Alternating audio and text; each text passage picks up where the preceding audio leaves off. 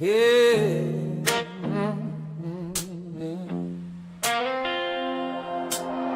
Same dirt diamond under Friday lights, same town showing up every night. Names change, years roll by, but this game never said goodbye. From hand-me-down gloves to brand new dreams, every era left something in these seams. You don't replace what built this ground, you stand on it and play it loud.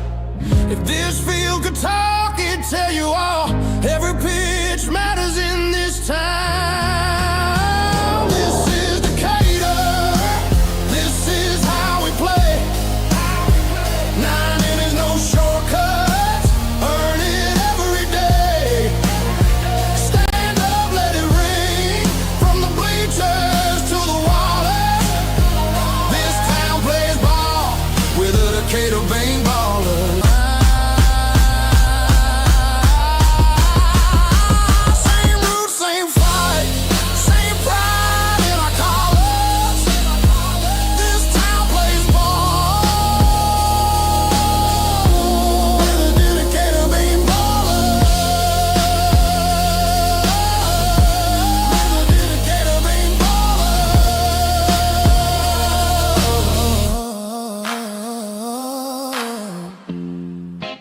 Beanball baller, beanball baller.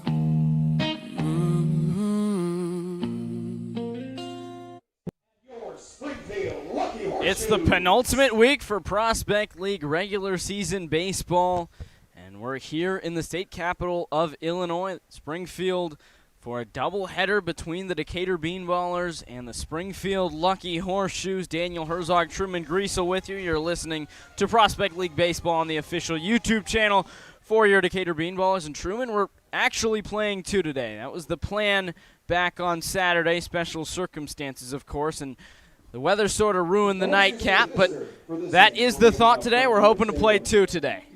Well, you've got 10 games left in the year if you're Decatur. You're trying to finish strong, and unfortunately 9 of those 10 are on the road, but you've got 2 against your rival here, and, well, if you can sweep the doubleheader, you'll win the season series. These are matchups 6 and 7, where if Springfield wins at least one of them, they'll win the season series, so there's still a lot to play for against your rival in year 1. So for Decatur, this is a makeup of several games that's been pushed back and pushed back further into the season.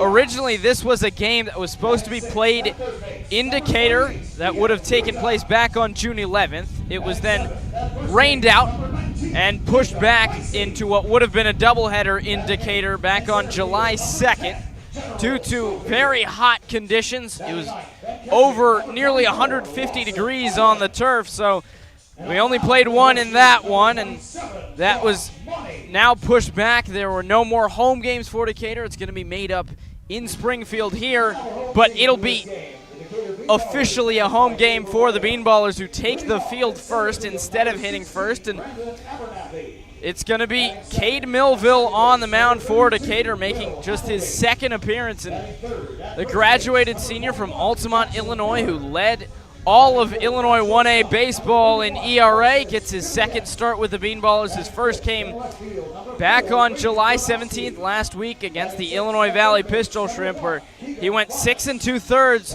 and gave up no runs until that 6th inning, 2 overall, 5 hits on the day, 1 walk, 6 strikeouts, and he was really in a groove until he hit that 7th inning. Beanballers went on to lose that one 8-5 as the bullpen gave up the final 6 runs for the Beanballers, and they couldn't hang on after they plated 2 in the first. But Millville is looking for a similar outing. We'll step aside. We'll be right back with baseball between the Springfield Lucky Horseshoes and the Beanballers. Game 1 of the doubleheader right after this.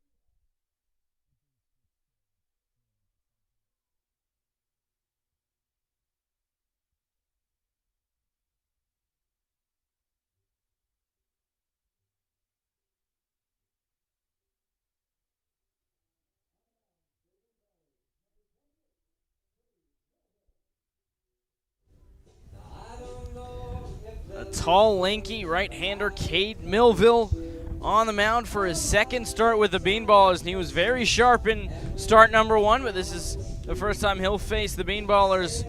Rivals the Springfield Lucky Horseshoes, and their lineup is as follows. Brendan Valentine leads off, and he'll play shortstop. Cannon Kirk right behind him in right field. Wandel Campagna bats third and plays second. Back in the lineup, the slugger Griffin Novacek in left field will hit cleanup. Tane Vias is the designated hitter today, hitting right behind Novacek in the 5 spot. Ian Woida right behind him hits 6th and plays third base. Jacob Bicey is the first baseman and will hit 7th. General Schofield right behind him hits 8th and plays center field. And Lawson Allwin, the backstop, rounds out the Springfield order. And now Valentine into the box to face Millville. The Beanballers looking for some revenge after the Lucky Horseshoes took the game back at Workman Family Field 11-4 back on Saturday, as the first pitch is inside ball 1, and we're underway. First pitch at 4:59 here in Springfield. Millville kicks and fires. It's in the dirt, blocked by Gage Reynolds for ball 2. The defense for the Beanballers: Reynolds the backstop, Jackson Miller, Will Applegate, Moises Febriet, and Keegan Farniss around the infield right to left. 2-0 pitch, downstairs, ball 3. And then meanwhile in the outfield for Decatur, Brady Grabowski in left, Brandon Abernathy in center, and the new Noah Delgado in right field. 3-0 pitch, in there for a strike at the knees on a fastball. 3 balls and 1 strike now, the count to Valentine. Meanwhile, the DH for Decatur today is Hampton Petska. Valentine pops this next pitch up in foul ground off to the right. Miller gives chase, but it's well into the stands for strike 2. Yeah, one of the reasons Millville was so effective and has the longest start of Decatur's inaugural season, he just pumped strikes. I mean, he only walked 1 batter in 6 2/3 innings. Graduate of Altamont, Illinois, Altamont High School, but he was very good in high school and hasn't even played an inning of college baseball. 3-2 pitch, grounded sharply to short. Febriet fields, toss across the diamond is in time to get Valentine at first for the first out, and a good job, as you mentioned, Truman doesn't walk a lot of guys, fighting back in the count and getting the out instead of giving up a free pass to lead things off. Yeah, it's a nice job from him. He attacks the zone. He's going to stay low in the zone. If he gets up, that's where he's going to get hurt, but he really attacks the low part of the zone. It's a nice fastball, mid-80s, then a wipeout slider mainly from Millville. Cannon Kirk digs in. First pitch he watches a breaking ball that tails outside for ball 1. It's a 1-0 count now to Kirk. Fastball pumped in on the inside corner for strike 1. And in that game back on Saturday between Decatur and Springfield, the Lucky Horseshoes had plated 5 runs before they even got their first out. 1-1 breaking ball downstairs, 2 balls and 1 strike. Millville delivers, swing and a miss. Kirk behind a fastball, and you mentioned Truman, he throws strikes, but he's also a really quick worker. He's back to the mound, and here's the 2-2. Kirk grounds it foul in the direction of his dugout. Yeah, he's really going to be the one to dictate the pace. We saw that against Illinois Valley. I felt like it threw him off a lot and allowed so many swings and misses over the top of that slider. He's been pounding the zone with fastballs thus far. Kirk chops one deep in the air.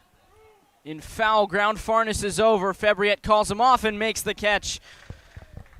It was a high pop fly in foul ground off to the left, and Febriet ranged over, made the catch in foul ground, and there's 2 away.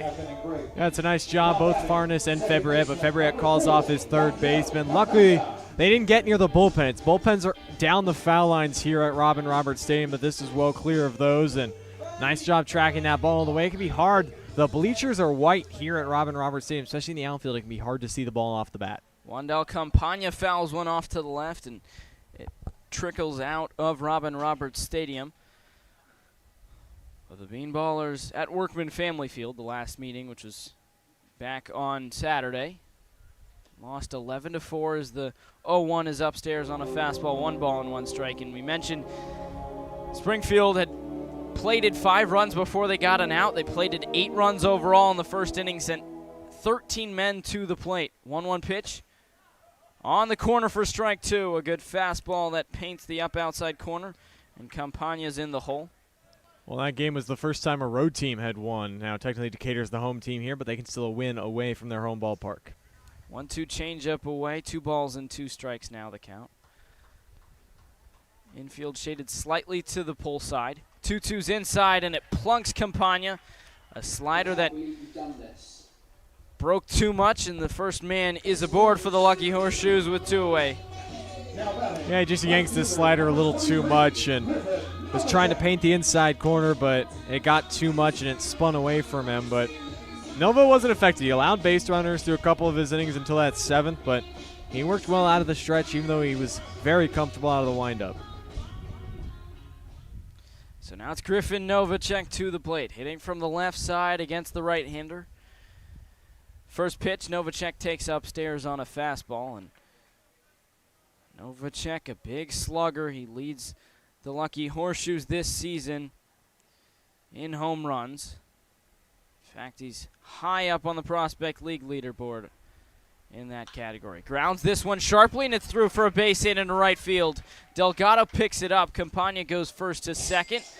A 95-mile-an-hour base hit in between the 3-4 hole. And the Lucky Horseshoes have 2 aboard with 2 out. Yeah, Novacek had struggled this summer against Decatur pitching. He came in 3 for 15 this summer.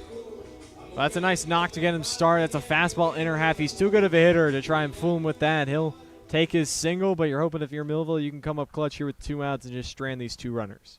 Now it's Tane Vias to the plate. First pitch, Millville throws, and it's blistered to center. Abernathy's back, but he's under it. It's a very deep center field here, and that ball hung up.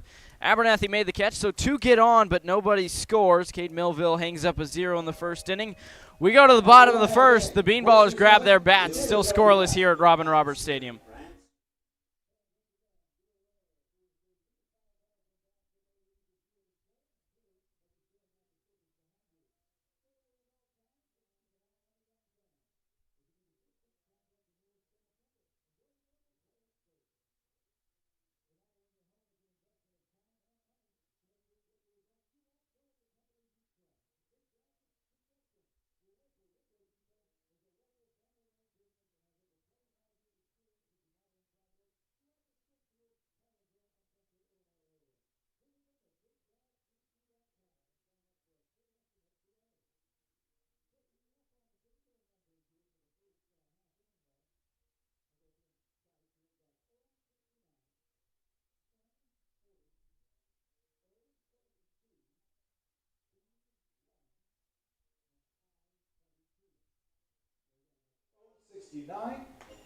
The right-hander Josh Monty on the mound for the Springfield Lucky Horseshoes.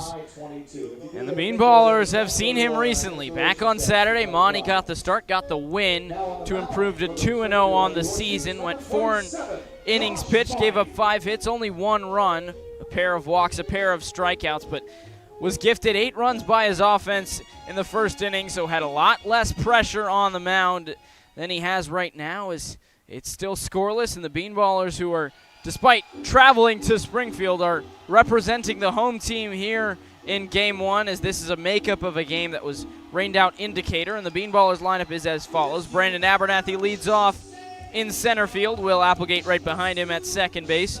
Jackson Miller hits third and plays first base, back in the order after a scare last week when he was hit on a backswing down in Thrillville. Right behind him, Moises Febriette, Brady Grabowski, Keegan Farnes, 4-5-6, and then Noah Delgado making his Beanballers debut in right field hits 7th. Gage Reynolds, the catcher, hits 8th. And the designated hitter today, Hampton Petska, will hit 9th. But now Abernathy to the plate. He's been a very dependable bat for the Beanballers, hitting .273. This is start number 40 for Abernathy on the season, which leads the team. First pitch from Monty. Abernathy takes a breaking ball away for ball 1. Well, it certainly helped with Monty on Saturday. He hadn't even thrown a pitch, and his team already gave him an 8-0 lead. Not the same today, so we'll see how he pitches in a close game. Next pitch to Abernathy, a strike at the top of the zone on a fastball at 85. And it's a mild one today in Springfield. Partly cloudy, 75 degrees, so certainly not scorching hot, as Beanballers have played several games in those conditions. As the 1-1's upstairs, 2 balls and 1 strike now, the count to Abernathy. Abernathy, who spent last season at Irvine Valley College, last spring that is, and committed to UC Stanislaus as he takes a pitch in the dirt. 3 balls and 1 strike.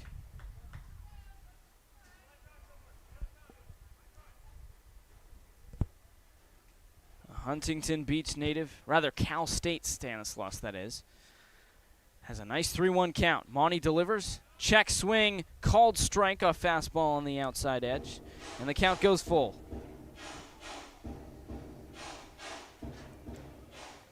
Monty only works from the stretch. Right on right, payoff pitch. Abernathy pops it up on the infield, right side. Bicey is under it, he calls it, and he makes the catch for out number 1. And now Will Applegate to the plate for the Beanballers with 1 out. Yeah, we saw both pitchers come back down 3 balls in to their leadoff hitter, but a nice job from Monty. He's really going to attack the outside corner to these right-handed hitters, and he has just improved his numbers a lot this summer. He's got a 1.93 ERA, just his second start in 14 innings, but he's already got 20 strikeouts and just 6 walks, so he pounds this strike zone. A nice mix, fastball, curveball. Now it's Will Applegate to the plate.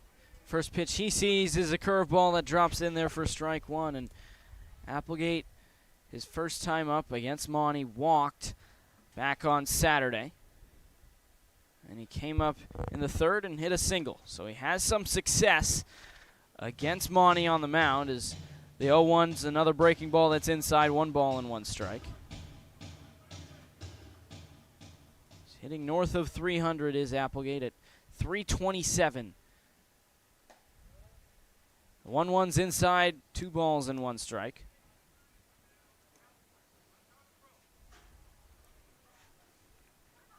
Back on Sunday, Applegate went 0 for 4, put the ball in play all 4 times.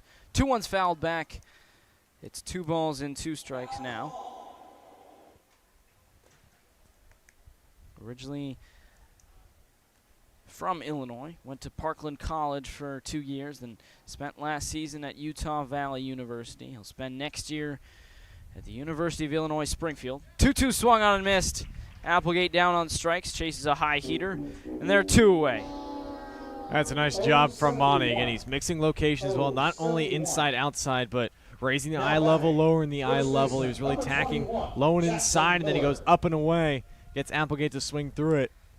Both these pitchers trying to settle in early here. It's just a 7-inning game, so they're trying to give their 2 teams a lot of length, but so far, 2 up, 2 down for Monty. So now it's Jackson Miller to the plate as he takes a breaking ball that drops in there for strike 1. Miller leads the Beanballers in batting average. He's hitting .330 on the season in his 30th game played now. The 0-1, Miller takes up and away ball 1. 1 ball and 1 strike now on the Beanballers first baseman. And he spent some time off towards the back end of last week. Took a back swing to the head when he was catching against the Thrillville Thrillbillies on Thursday. Took him out of that game and out of Friday, Saturday, Sunday. Chases a high fastball. He's down in the count 1-2. But back on Tuesday, had a 2-run home run against the Danville Dans. Beanballers got off to a big lead in that one, but ended up falling 21-11 to start the week off. 1-2 pitch. Miller fouls it back into the screen. Well, it's still crazy to say the Beanballers have not had a winning week yet in their inaugural season. Another week with just 2 wins, 4 losses. They come in losers of 3 in a row, but they're trying to end it right here. Possibly sweep this doubleheader against their rivals. Decatur has had a tying week. They went 3-3 between June 2nd and June 7th. 1-2 pitch, breaking ball just inside. It's 2 balls and 2 strikes now with 2 outs. That was a nice pitch, curveball in the inside corner, just a little too up from Monty. He thought he had it. So did his catcher Lawson Allwin. But Miller's given new life. Monty, a native of Springfield. 2-2 pitch. Miller bloops it into right field. Campagna goes out and calls it off in front of Kirk. Makes the catch for out number 3. So the Beanballers go 1-2-3. We go to the 2nd inning. We're still scoreless in the duel on I-72.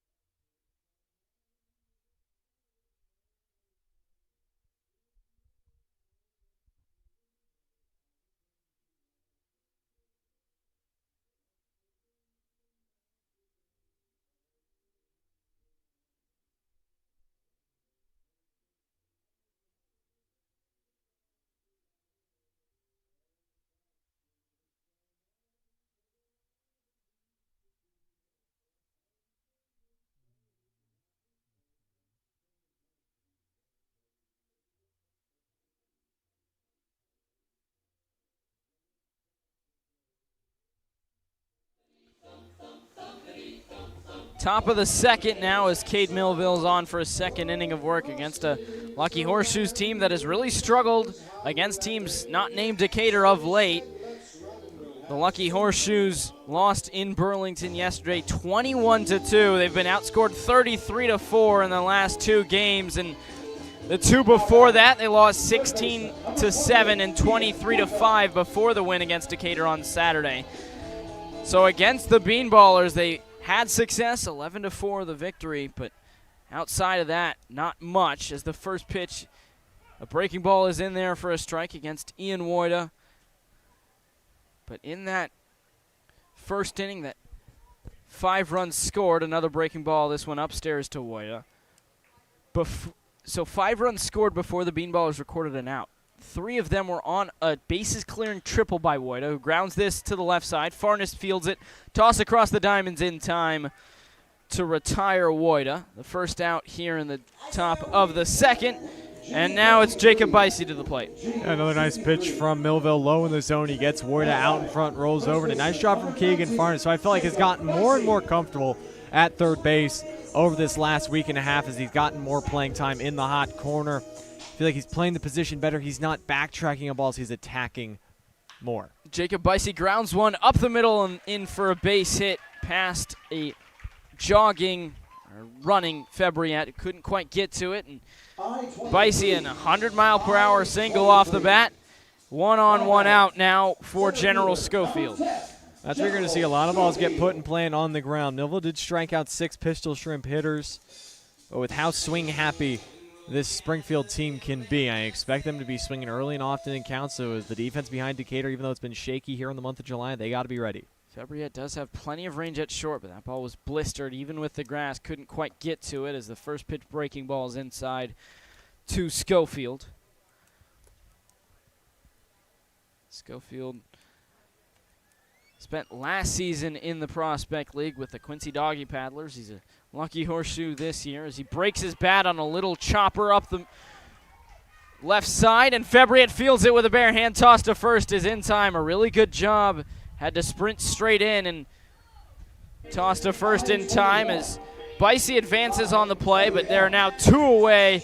In the bottom of the order, Lawson Allwin due up to the plate. And it's a swing from Schofield that I think he gets a little too worried about his bat being broken. He doesn't hustle out of the box.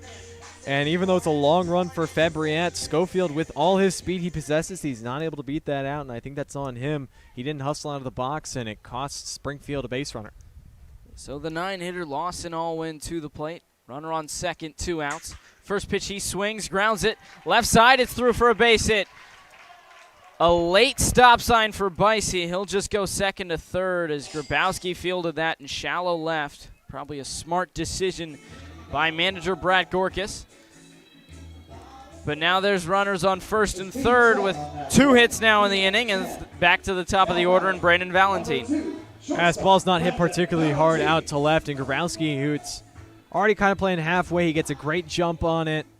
He was coming up throwing. I think Bicey would have been out by plenty, but another inning. Millville's got 2 men aboard. He's got just 1 out to get, though. Brandon Valentine back to the plate for a second time. Grounded out to short his first time up as he takes a breaking ball for strike 1.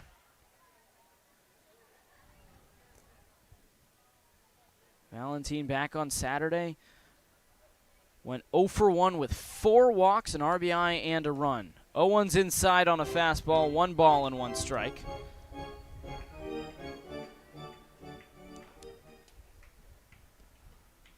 That was what did it for Decatur. 10 walks in that contest as the 1-1's in there for strike 2. No walks yet from Millville. He has hit a batter, but it's been mainly the hits that have put traffic on the bags. He stranded runners at first and second in the first, trying to strand them at the corners here in the second. 1-2 pitch, reached at, chopped back to the mound. Millville fields it, tosses to first in time. Had a little trouble, fielded it with his bare hand, dropped it, then picked it back up, but still got Valentine with plenty of time. Strands the runners at first and third. The Lucky Horseshoes don't score after getting 2 hits. We go to the bottom of the second. Beanballers and Lucky Horseshoes still scoreless here at Robin Roberts Stadium.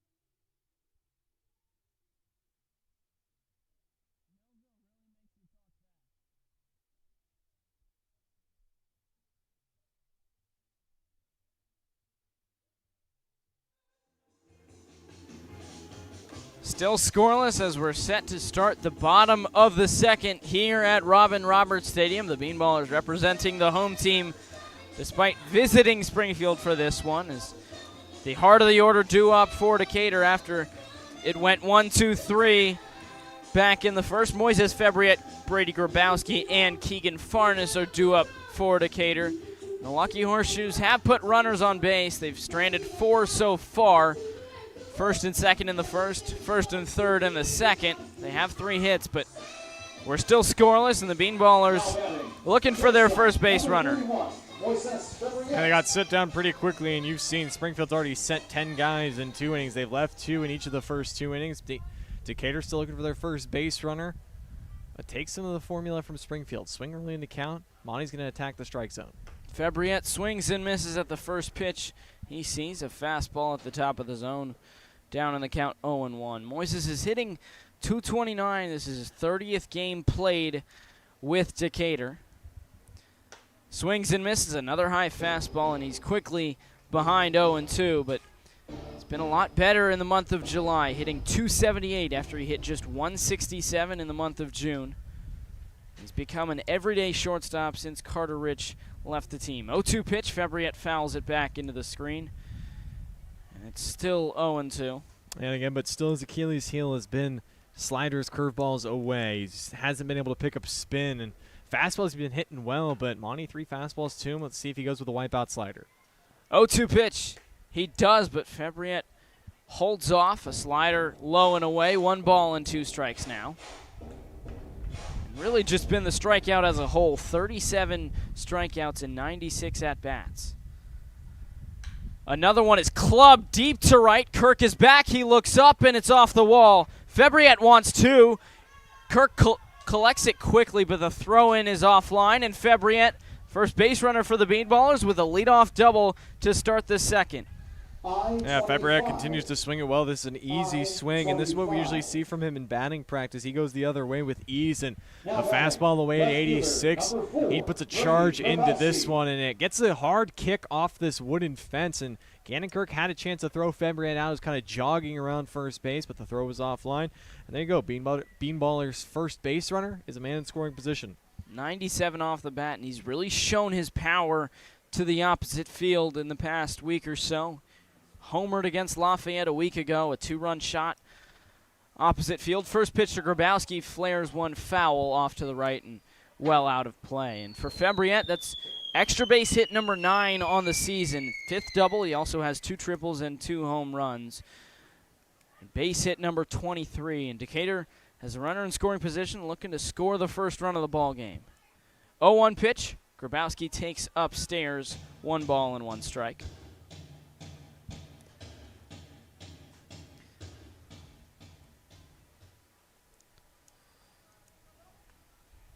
Grabowski's first hit with Decatur came here, a solo shot against the Lucky Horseshoes as he flares one that hooks foul. Sharply hit, 89 off the bat, but just to the foul side of the left field foul line. Yeah, it was an inside fastball, and those pitches you got to be out in front, but just gets a little too out in front. It was a nice swing, but the barrel just a little too out and just hooks foul. Wind blowing slightly from left field to right field, but shouldn't be too much of a factor here in at least game 1. So now Monty is ahead in the count 1-2. 1-2 pitch. Grabowski swings and misses. A slider that dips away, and he's down on strikes. The second strikeout for Monty. And now with 1 away, Keegan Farnes to the plate. Yeah, I just guessed wrong, did Grabowski. He was totally fooled. A great pitch from Monty. That's what they call a sword out of Grabowski. He just looked foolish swinging at that, and that's nice response from Monty. Doesn't let Febriet get to third. First pitch to Farnes is a fastball away. And Farnes comes in. He's been a lot better of late. He's hitting just .248 on the year. But back on Sunday as he grounds this one to Campagna. Febriet will advance, but Farnes will be out on a ground out. There's now 2 away. The Beanball is still looking to score the first run. It's now Febriet just 90 feet away, and it's time for the first plate appearance for Noah Delgado.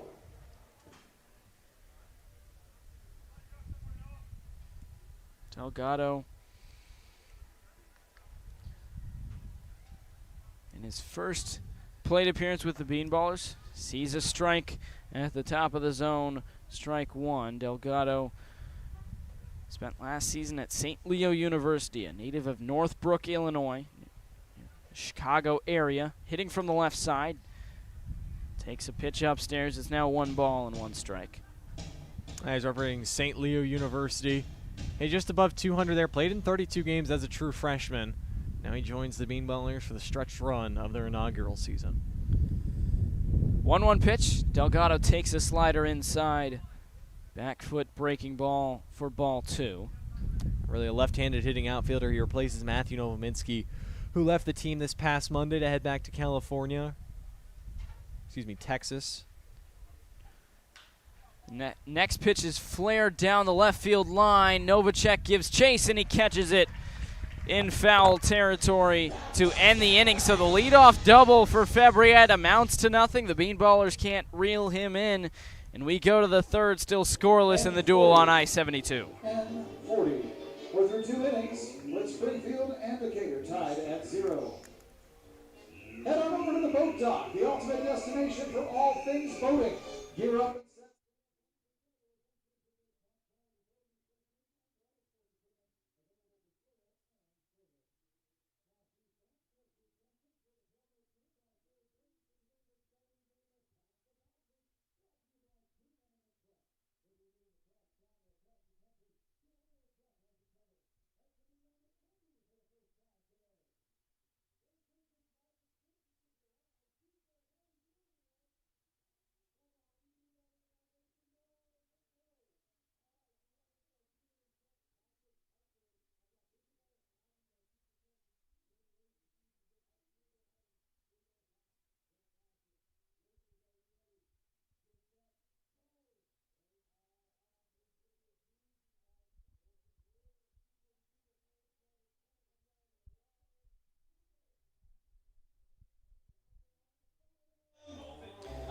Two, three, four due up here in the Lucky Horseshoes half of the third. Cannon Kirk, Wandale Campagna, and Griffin Novacek due up against Cade Millville, who's allowed 2 base runners in each of his first 2 innings, but he's worked around a couple of jams and stranded men in scoring position. Now he gets the heart of this Lucky Horseshoes lineup. We're still looking for our first run here in the Duel on I-72, Part 6 of the Beanballers' inaugural season. Yeah, both teams have had traffic on the base pass. Lucky Horseshoes have left 4 on the bags. The Beanballers only 1, but that was leadoff double by Fabriette. Got to third last inning. Decatur couldn't reel him in. We're still at zeros here in Springfield.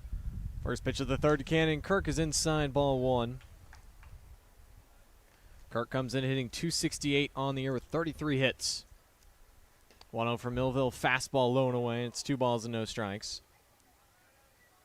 Millville had a .39 ERA at Altamont High School this past spring in his senior season. Fastball 83 catches the zone, 2-1. Actually led the entire state of high school athletes in Illinois. Big bendy slider is waved over the top of from Kirk, 2-2. That great pitch. It's seen a lot of fastballs, then throws a breaker in there.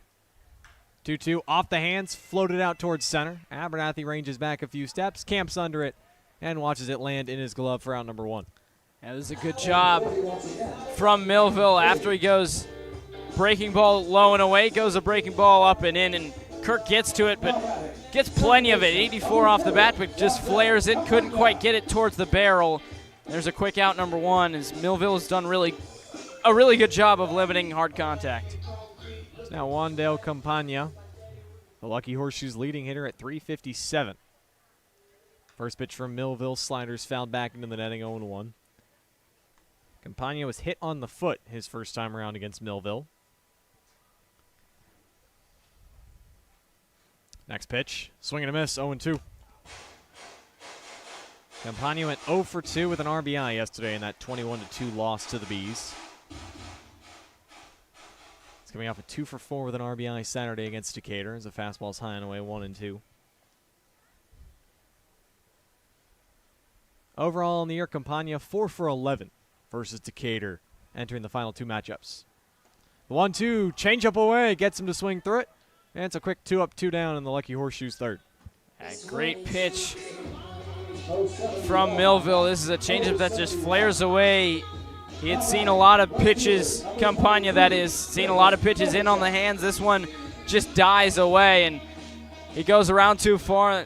We haven't really seen him pull out that changeup too much, but that was certainly his best so far. First strikeout of the day for Millville, and Griffin Novacek golfs one deep to right field, hooking towards the corner, and it's foul. Yes. Novacek singled on the back in the first time he faced Millville.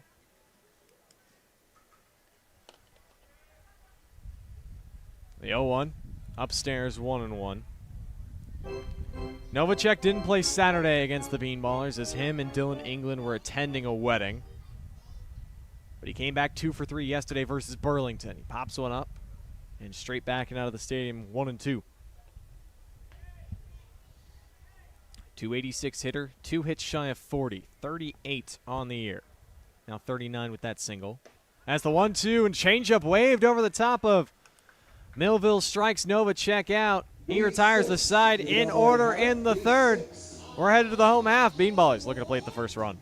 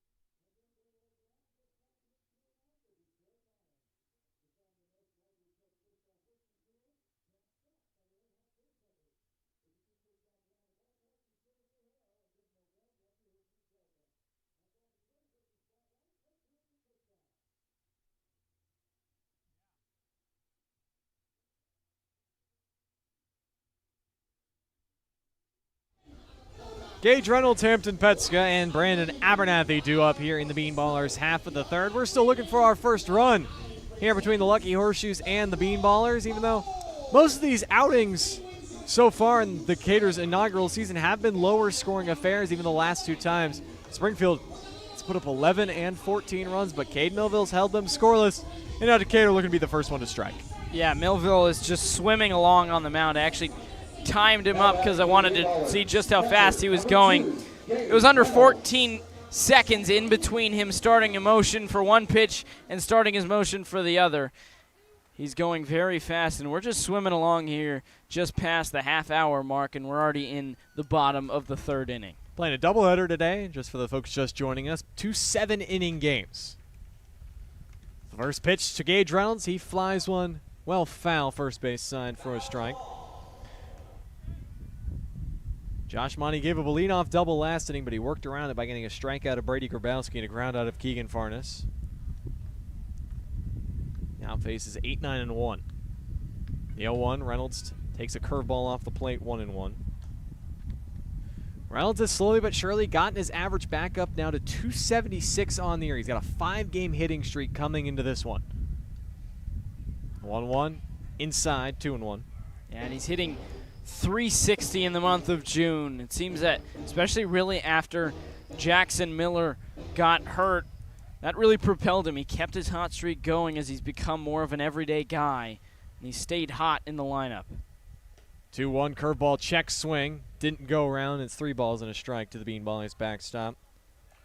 Really, it just started last week. It started against Danville last Tuesday. He went 2 for 4 with a double and 3 RBIs. And he was off and running from there. He's 7 for 15 with 6 runs batted in during this hitting streak.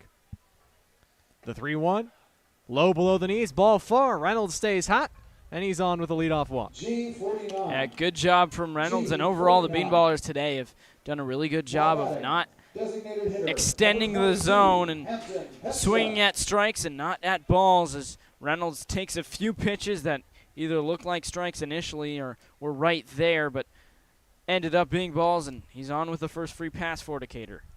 Hampton Petska takes the fastball at the knees for strike one. Petska rounds out Decatur's order in the designated hitter spot. Last time we saw him was last Thursday in the last Decatur win. He went 2 for 5 with a double and 2 RBIs against the Thrillbillies. Slider in the dirt, 1-1 from Monty. Monty in his 3rd year with Springfield, and his numbers have gotten better and better each year. He is a Springfield, Illinois native, playing for his hometown Lucky Horseshoes. Curveball spiked in the dirt, but a nice block from Alwyn. 2 balls and a strike. Yeah, we've seen that sometimes when it rains, it doesn't necessarily pour, but it rains pretty hard for some beanballers' bats. C.J. Scheffel had an RBI hit after his first RBI hit of the season. Petska had a hit later in the game after his first hit. 2-1 fastball outside corner, 2-2. And those 2 hits against the Thrillbillies were his first 2 of the summer, as he had been 0 for 20 up to that point. Count is 2-2. Monty delivers. Swing and a miss. Fastball upstairs. Petska swings through it. And it's the 3rd strikeout of the day for Josh Monty. Yeah, that was really the first instance of taking a few too many strikes, as by the time he takes the bat off his shoulders, Petska already has 2 strikes on him and can't quite get the high cheese, and there's out number 1. Now back to the top and Brandon Abernathy. Monty misses upstairs, ball 1. He was behind Abernathy 3-0 to start the game, but he battled back, got Abernathy to pop up to Bicey at first. The 1-0. Lined, clips the top of the netting. Daniel, I thought that was for sure headed right to us. Well, I was looking down to pencil in ball 1 on my scorecard, so I'm a little lucky that I didn't see it. I looked up at the last second, but I'm not sure if I would have been able to react in time. A 1-1 from Monty. Upstairs, 2 balls and a strike. Again, we have still yet to catch a foul ball. But it feels like today could be the day. We've got 14 innings of baseball to do it. I feel like at some point, right? I feel like this would have to be the stadium. The 2-1 in the dirt off the backhand of Alwyn. Gets away from him. The throw into the second. Not in time, and it squirts into right field as Gage Reynolds moves up on the wild pitch, but no further advancement. And now for the 2nd straight inning, Decatur's got a man in scoring position with less than 2 outs. Yeah, Alwyn blocks this one in front of him, but it's in front of him off to the left. He has to go through Abernathy to get to it. When he gets to it, he spins, then throws, and the throw takes Campagna well over back towards second base as he completely turns his momentum around and can't get Reynolds. So now a runner in scoring position, still only 1 out for Decatur. Hitters count 3-1. Fastball top of the zone. Abernathy was already a couple steps towards first. He'll head back to the right-hand batter's box. Count is again full. Abernathy leads the Beanballers with 41 hits on the season. He's also got 20 runs batted in, trying to add to it. Payoff pitch. Fly to the air to right. Kirk ranges back. Reynolds will tag. Kirk makes the grab. Reynolds took a few steps off second base, but he'll head back there. And Abernathy's retired for out number 2. Yeah, this is interesting. I certainly thought Reynolds would tag. This is in semi-deep right field. It seemed that Kirk didn't quite have the best read on it, fighting the sun. He ends up catching it and spinning it to get some momentum towards the infield.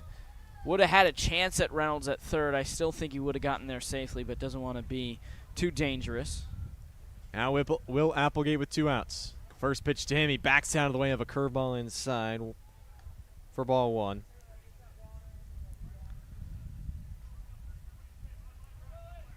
Applegate's hitting .344 his last 9 games. He's 10 for 29 during the stretch.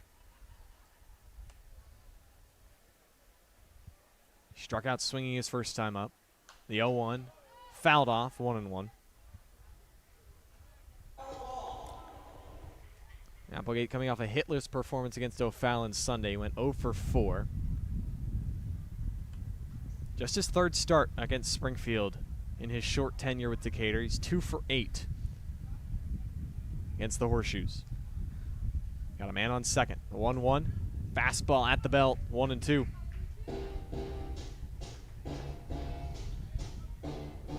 Gage Reynolds still on second after drawing a leadoff walk. 1 ball, 2 strikes to Will Applegate, 2 outs here in the bottom of the third. Still scoreless here in Springfield. Monty delivers. Curveball in the dirt, blocked by Alwyn. Count is now even. Yeah, the Beanballers, again, have had good plate discipline. They haven't extended the zone. They haven't expanded much, but they've struggled with pitches in the zone, especially on that fastball from Monty. Fabriette did see a fastball for his double, but other than that, it's been a lot of swing and miss, a lot of soft contact. Monty's done really well to limit the damage so far. That appears Lawson Alwyn shaken up after blocking that last pitch. Brad Gorkas out to check on his catcher, but he seems to be all right, and he should stay in this game. Shockingly, that wild pitch that allowed Reynolds to go to second was Josh Monty's first wild pitch of the year. He had not thrown an errant pitch up to this point, and it might cost him the game's first run. 2 balls, 2 strikes, 2 outs to Will Applegate. The pitch from Monty, curveball, freezes him, strike 3 called at the knees. A beauty of a pitch from Monty. He strikes out 2 in the inning, 4 strikeouts on the day, and we're still scoreless through 3 here on the Duel of I-72, episode 6 here on the official YouTube channel for your Decatur Beanballers.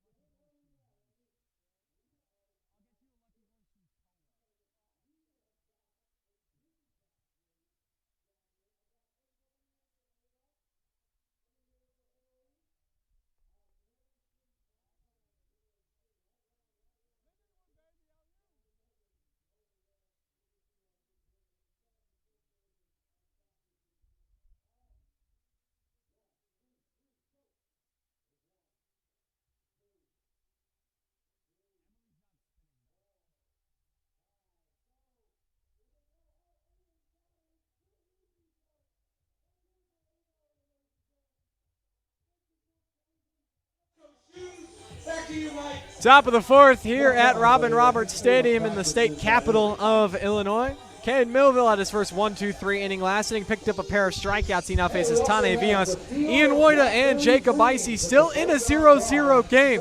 But the Springfield Bats have 3 hits to Decatur's 1. But we're still scoreless here on the Duel on I-72. Yeah, overall, both pitchers have done a really good job of throwing strikes and getting soft contact, getting outs. You talked about Lucky Horseshoes do have 2 more hits than Decatur, but overall, they've just both fought off runners on base. They both have to deal with runners in scoring position multiple times, and we're still scoreless, looking for our first run. Left-handed hitting Villas, the first pitch from Millville. Slider catches the bottom of the zone for strike 1. Villas hit it hard back in the first when he came up with runners at first and second, but he lined out to Brandon Abernathy in center. Next pitch from Millville's outside, 1-1.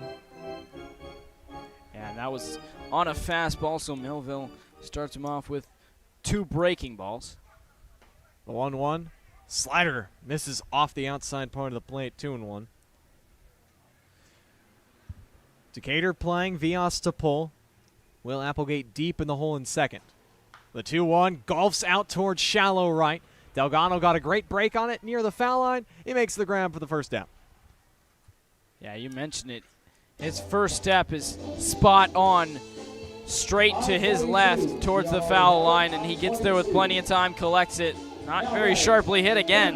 Millville has done a really good job of limiting sharp contact, and there's out number 1, and that's what he's really succeeded with. That's now the 4th straight inning that he's gotten the leadoff guy, and first 3 all led to zeros. Brings in Ian White, who's making start number 6 with the Horseshoes here this summer. He swings at the first pitch, grounds to the left side, and under the glove of Moises Fabriette and on into left. 4th hit of the day now for Springfield, and it brings in Jacob Icey.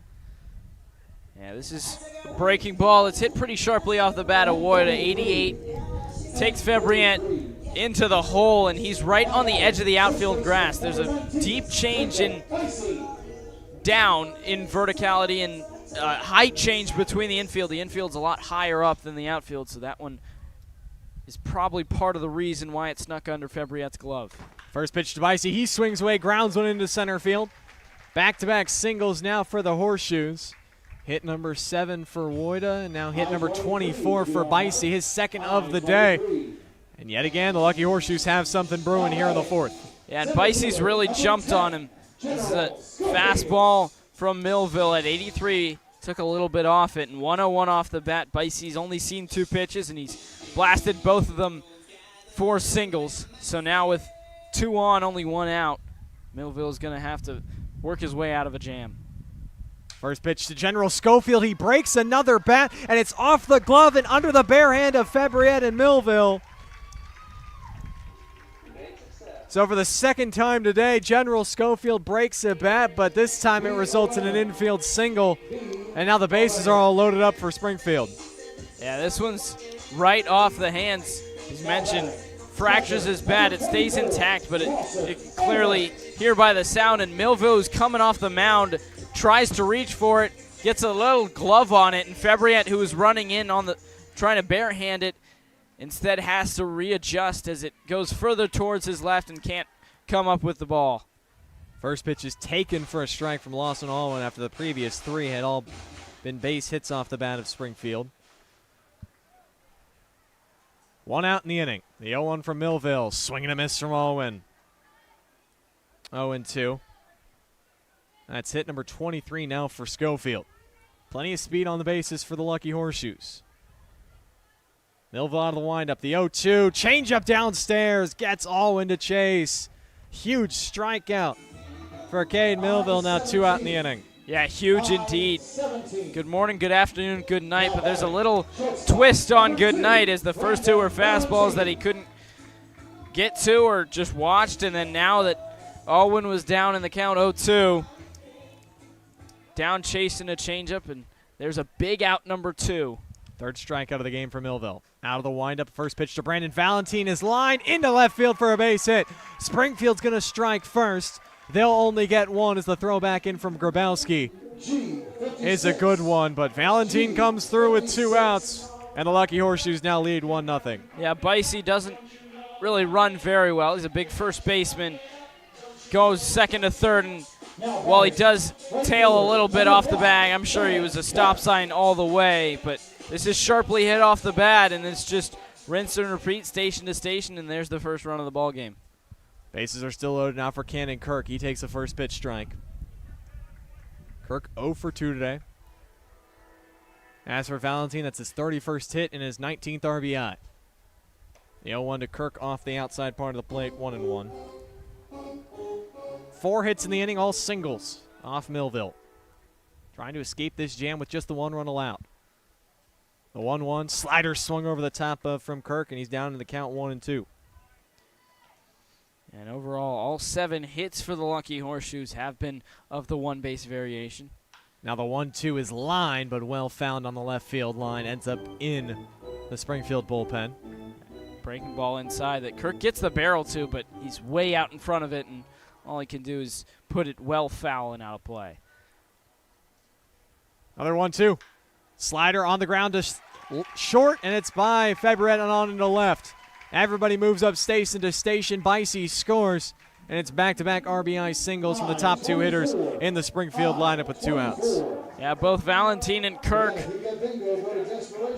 had gone 0 for 2 up to this point, but round 3 goes to both of them as they have run-scoring hits, and that's now 5 hits in the inning for the Lucky Horseshoes, and they've all been singles, and nobody has gone more than a base further on each of those singles, but it's now 2-0. First pitch to Campagna is in for a strike. That hit for Kirk was his 34th of the year. It also extends his hitting streak to 13 games now. The 0-1. Campagna swings, lifts one in the air, left center field. Grabowski on the run, settles under it, and he makes the grab to retire the side. But the Lucky Horseshoes strike first here in this game. 5 singles plate the first 2 runs of the ball game, and all the 2 big hits from Brandon Valentine and Cannon Kirk come with 2 outs. Right at the bottom of the 4th here in Springfield. It's 2-0 Lucky Horseshoes.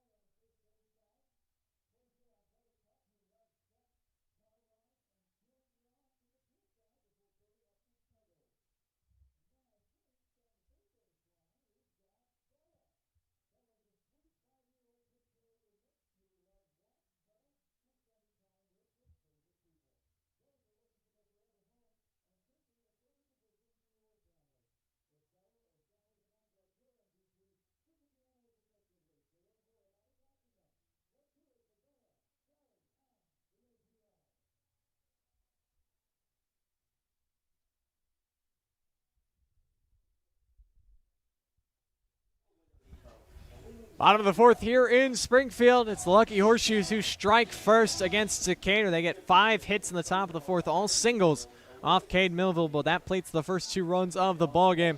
So now Decatur's in a 2-0 hole, but the heart of the order due up here against Josh Monty, Jackson Miller, Moses Fevriet, and Brady Grabowski. Yeah, the Beanballers have done a good job of at least getting someone on, getting the leadoff man on at that. The last 2 innings, and both times they either got on, it was a double for Fevriet, into scoring position or reached scoring position as Reynolds moved up to second on a wild pitch, but neither time the Beanballers were able to plate them, so now they're going to have to find a way to plate runs, and they have to play from behind after water finally found its level, and 5 hits yielded 2 runs for Springfield in the top of the inning. Mentioned how Millville attacks the strike zone. Teams are swinging against him, and Lucky Horseshoes now have 2 runs on 8 hits, no errors. Decatur just 1 hit, no runs or errors. Jackson Miller popped up to second his first time up back in the first. First pitch from Josh Monty is dribbled and gloved by Monty. He runs over to first, flips it to Bicey, and Miller's retired on 1 pitch. Yeah, this is a fastball, and Miller's hunting fastball. He swings at it and just chops it right into the ground, and if we're at Workman Family Field, that's certainly bouncing over Monty's head as we get big hops there, but here at Robin Roberts Stadium, the grass kind of kills it, and it is something that Monty can reach up and snag and easily get Miller to first. Now the guy who has the only Decatur hit, Moses Fevriet. He swings at the first pitch, fouls it back into the netting, strike 1. That hit for Fevriet was his 5th double of the year, and also his 5th hit against Springfield here this summer. The 0-1. Fastball up. He swings through it, 0-2.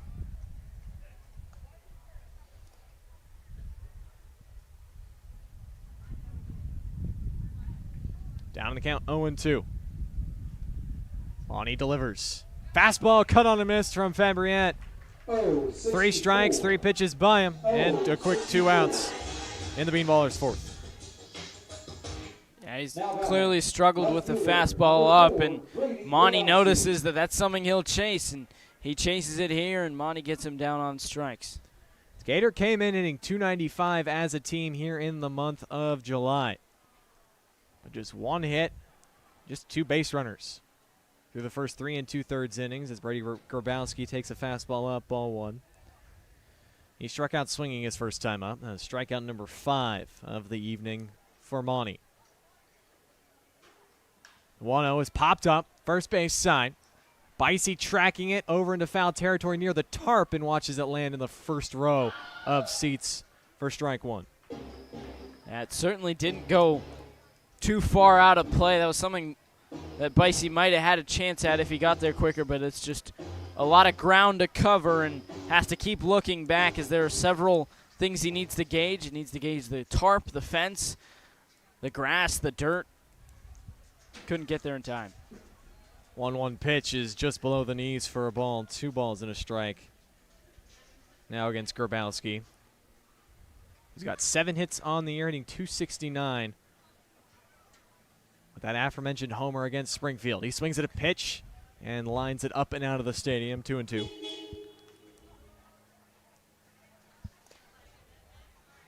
Decatur needing a response after Springfield plated 2 in the top half of this 4th inning. Monty 1 strike away, though, from a 3-up, 3-down inning. The right-hander delivers. Slot curveball just below the zone. Full count. Lost and all when the catcher thought it was strike 3. Much of the Lucky Horseshoes defense thought it was strike 3.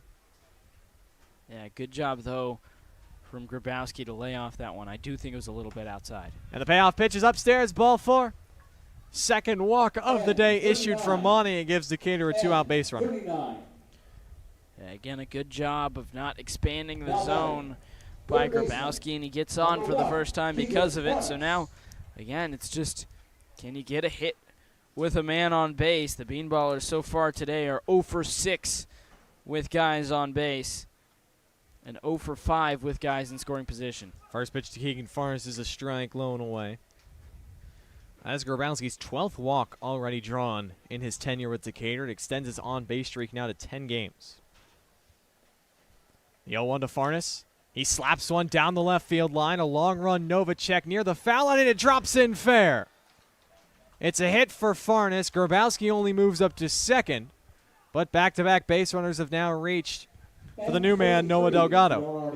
Yeah, this is a fastball up in the zone and into Farnes, and he does a good job going inside out, and this just fades away from Novacek, who had a long run, elected to play it on a hop, and collected it really quickly, so Grabowski got a good read not to go, and instead it's just first and second, but another man in scoring position for Decatur.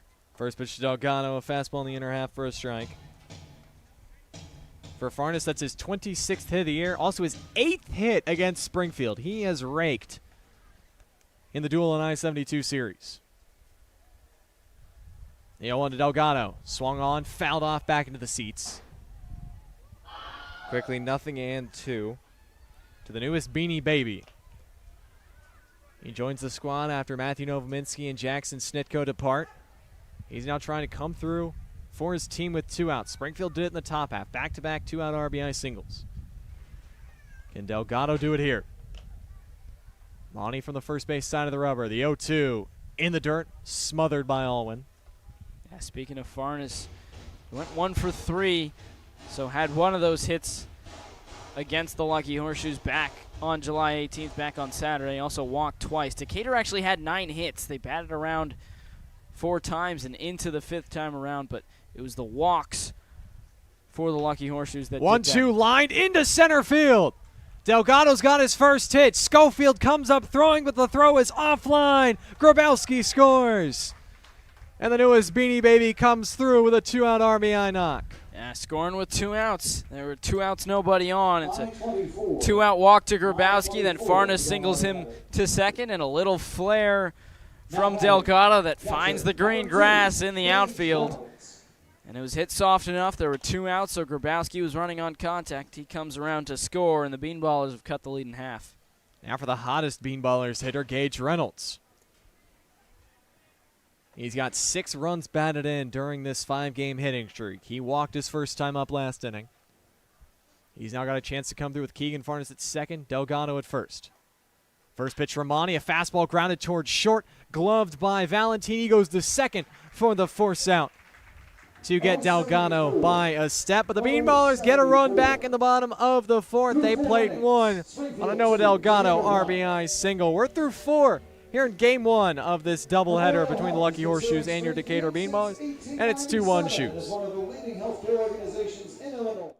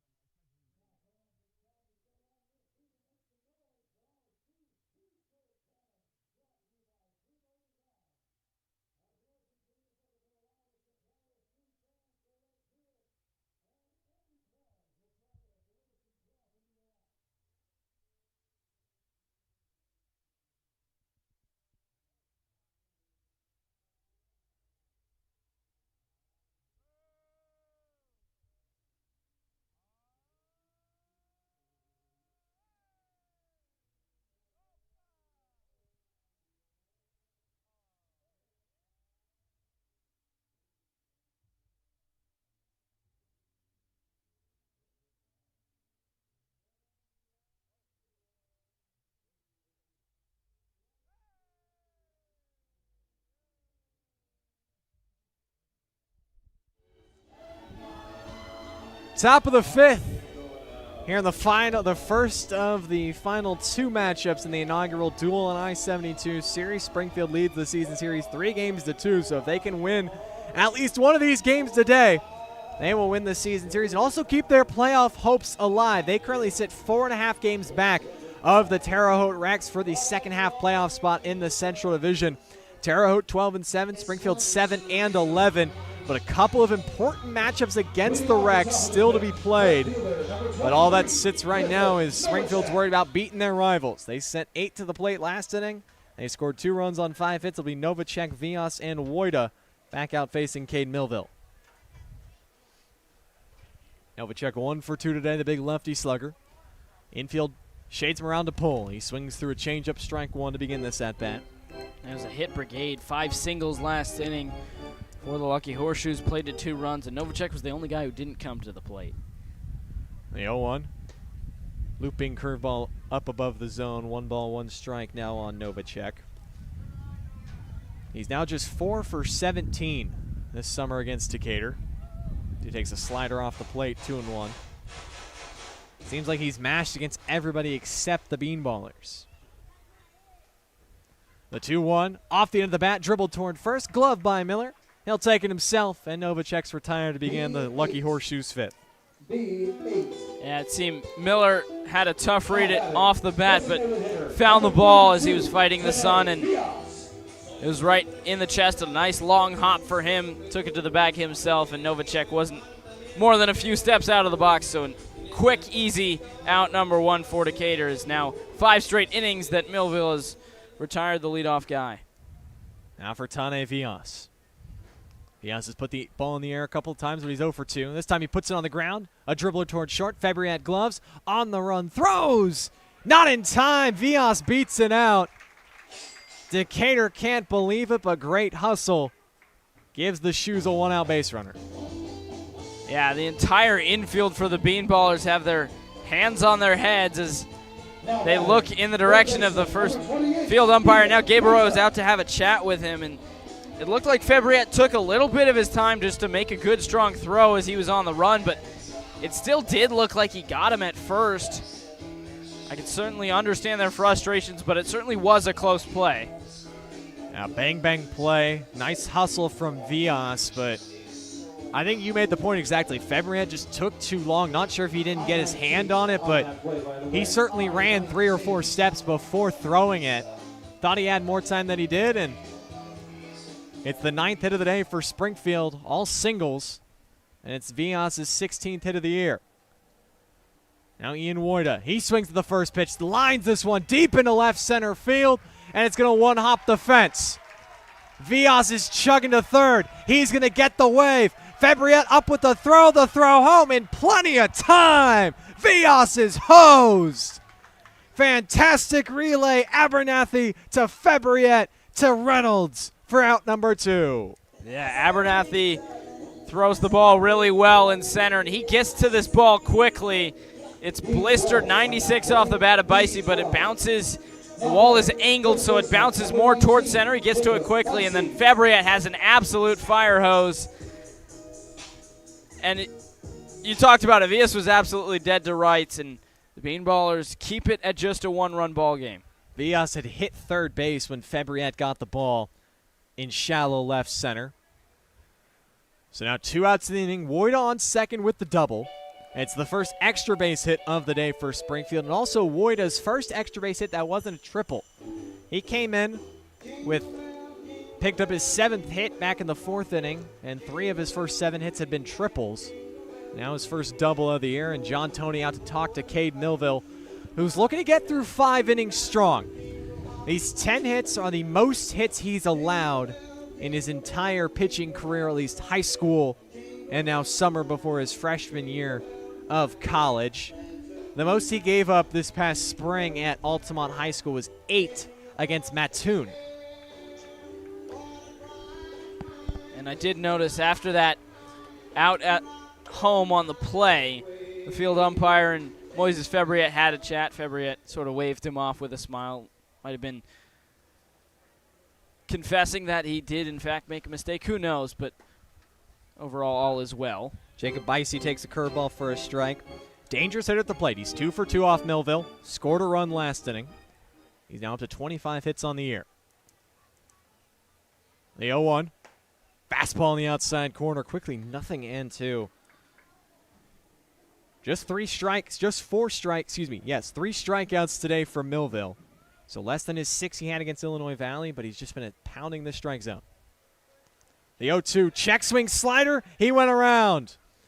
Reynolds will go out in front of the plate, throw it down to first to complete the strikeout, and it's 5 strong innings from Cade Millville. He gets some help from his defense to gun down a runner at the plate to keep the Horseshoes scoreless in the 5th. We're through 4.5 here at Robin Roberts Stadium. Beanballers are chasing a run.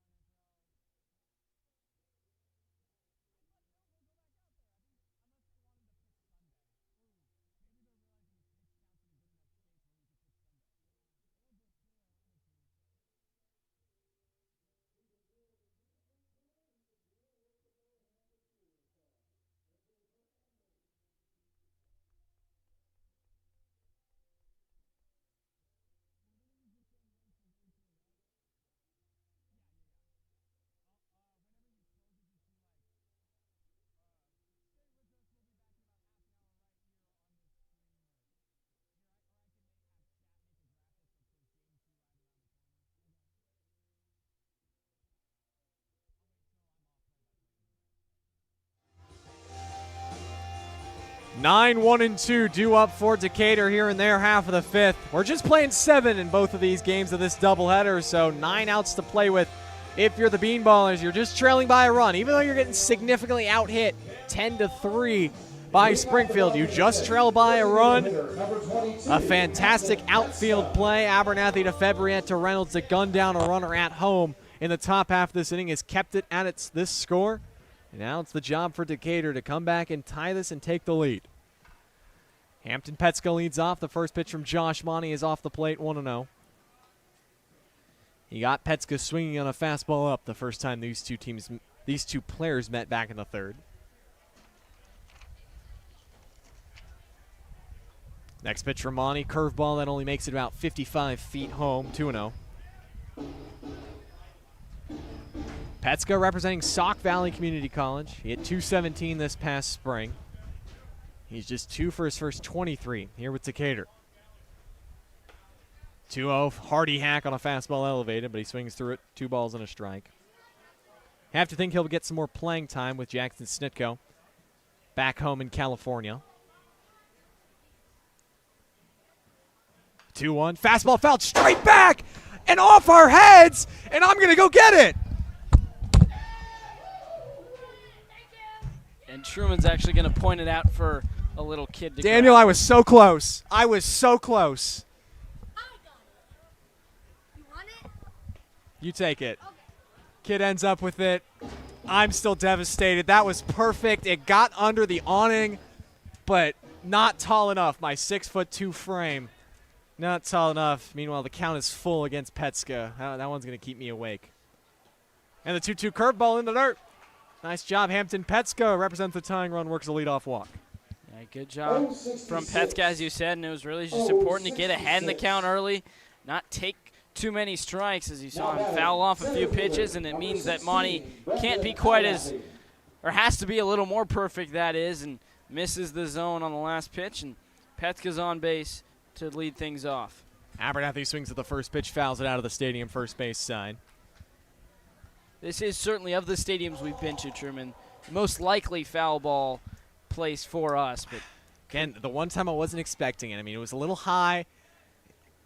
Could have jumped, but I also thought it was going to clang off these iron beams and possibly ricochet. Fastball up is swung through from Abernathy. He's in the hole, 0-2. He's 0 for 2 today. Hampton Petska on first, worked a leadoff walk. The 0-2 from Monty. Chop towards second. Glove by Campagna, flips to Valentine for 1, and that's all they'll get as he has a little trouble getting it out of his glove.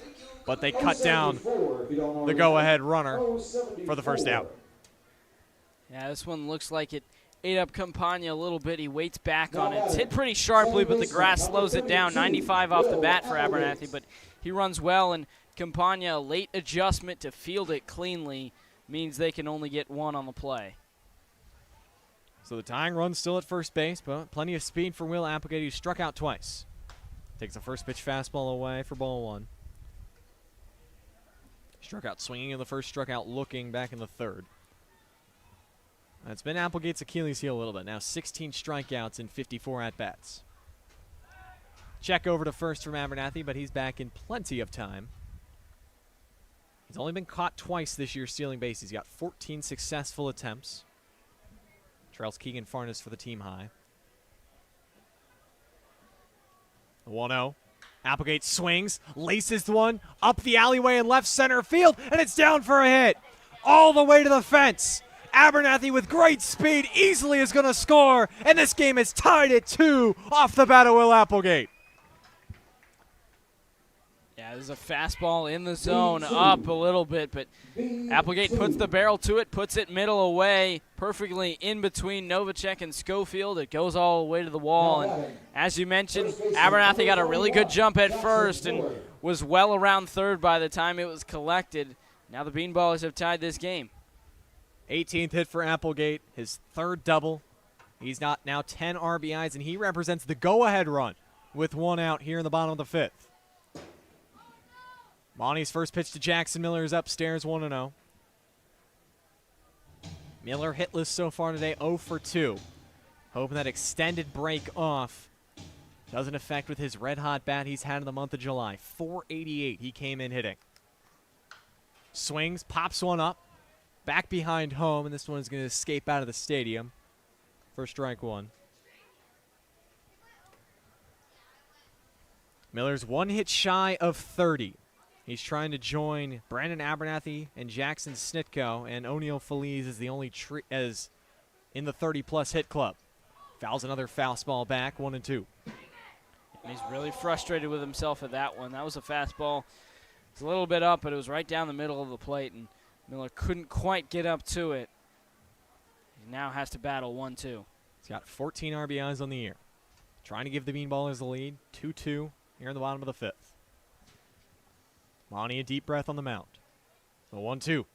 Upstairs laid off. 2 balls and 2 strikes. Will Applegate stands at second. He drove in Brandon Abernathy to tie this game at 2.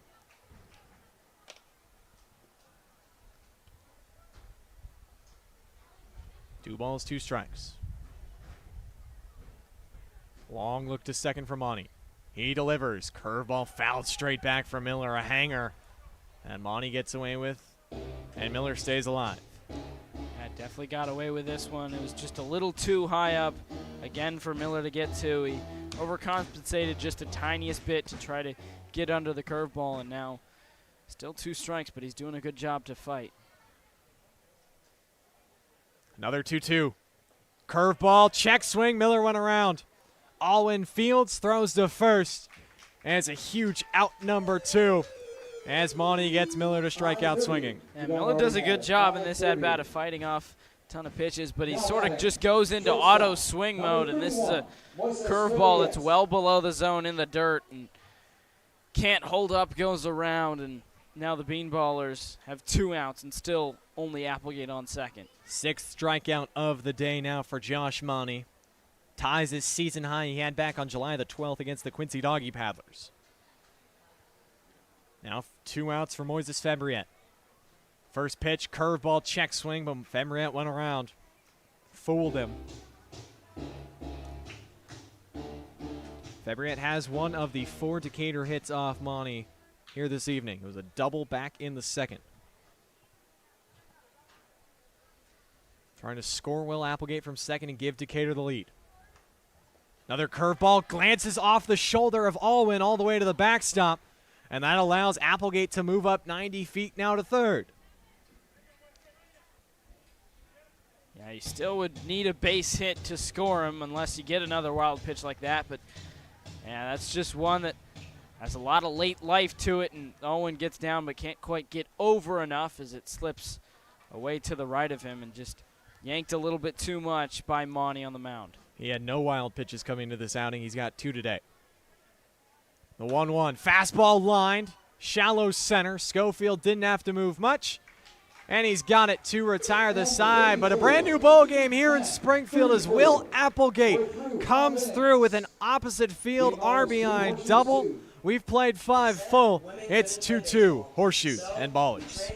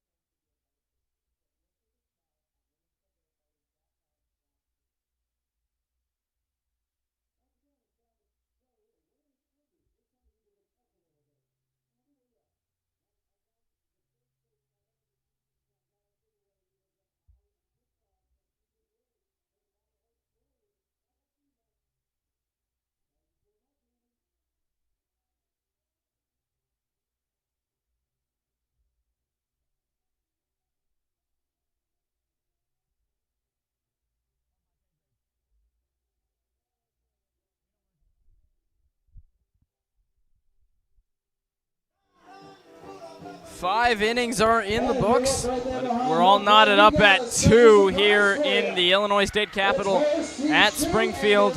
It's Christmas Day today in Springfield, despite the fact that we are in mid-July.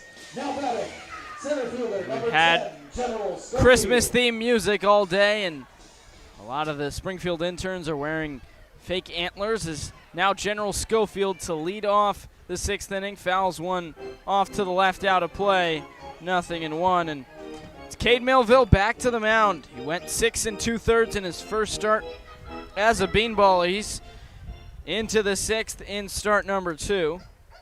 Schofield 0 for 1 today, or rather 1 for 2 as he swings and misses at a slider away. Quickly behind 0-2, but And he's broken 2 bats today, Daniel, so I think has he's been soft hoping contact. at the least he doesn't break a third in his third at-bat. Has a fresh set of lumber. 0-2 pitch. Fastball away just off the outside corner. It's now a 1-2 count to Schofield, who came in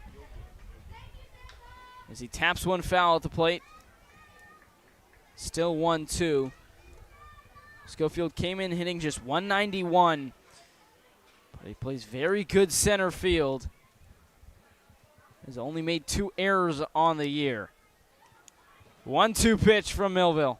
Schofield swings and misses. Millville gets the strikeout of Schofield. He struck out back-to-back hitters to end the 5th, and now to start the 6th. There's one away. Lawson Allwin to the plate to round out the order for the 3rd time. And that just blows the heater by him. Just the 5th punch out now of the day for Millville. And the reason he's been able to go so deep in games, he's just been so efficient. First pitch to Allwin is inside for ball 1 on a breaking ball. And there's been a lot of breaking balls so far this inning. He's really gotten eaten up by the fastball. It drops in a breaking ball for strike 1. And Springfield has 10 hits, Decatur just 4, but we're all knotted up at 2. 1-1 pitch. Tapped at the plate, back to the mound. Millville gets off well. Toss to first is in time to get Allwin by a step. A close play, but a good job to get off the mound by Millville and get the play in time. It's now top of the order with 2 away, and Brandon Valentin to the plate. Yeah, Millville was a guy that was a two-way player at Altamont High School, and you can see it. He's not a normal guy on the mound. He fields his position very well. He's got great instincts, great reactional time. And that's just a nice, easy play, and that's what you wanted to see. Response after your team ties it up is to send the Horseshoes down quietly. Valentin's 1 for 3, an RBI single his last time up after a pair of groundouts. Fouls one right back into the screen.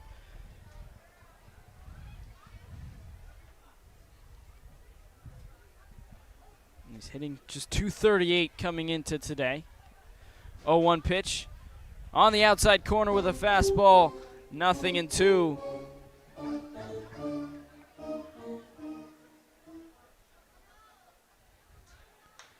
Half swing, flare the other way. And ranging over to make the catch on the foul line is Delgado. So the Lucky Horseshoes go 1, 2, 3. We go to the bottom of the 6th inning. Still knotted up at 2.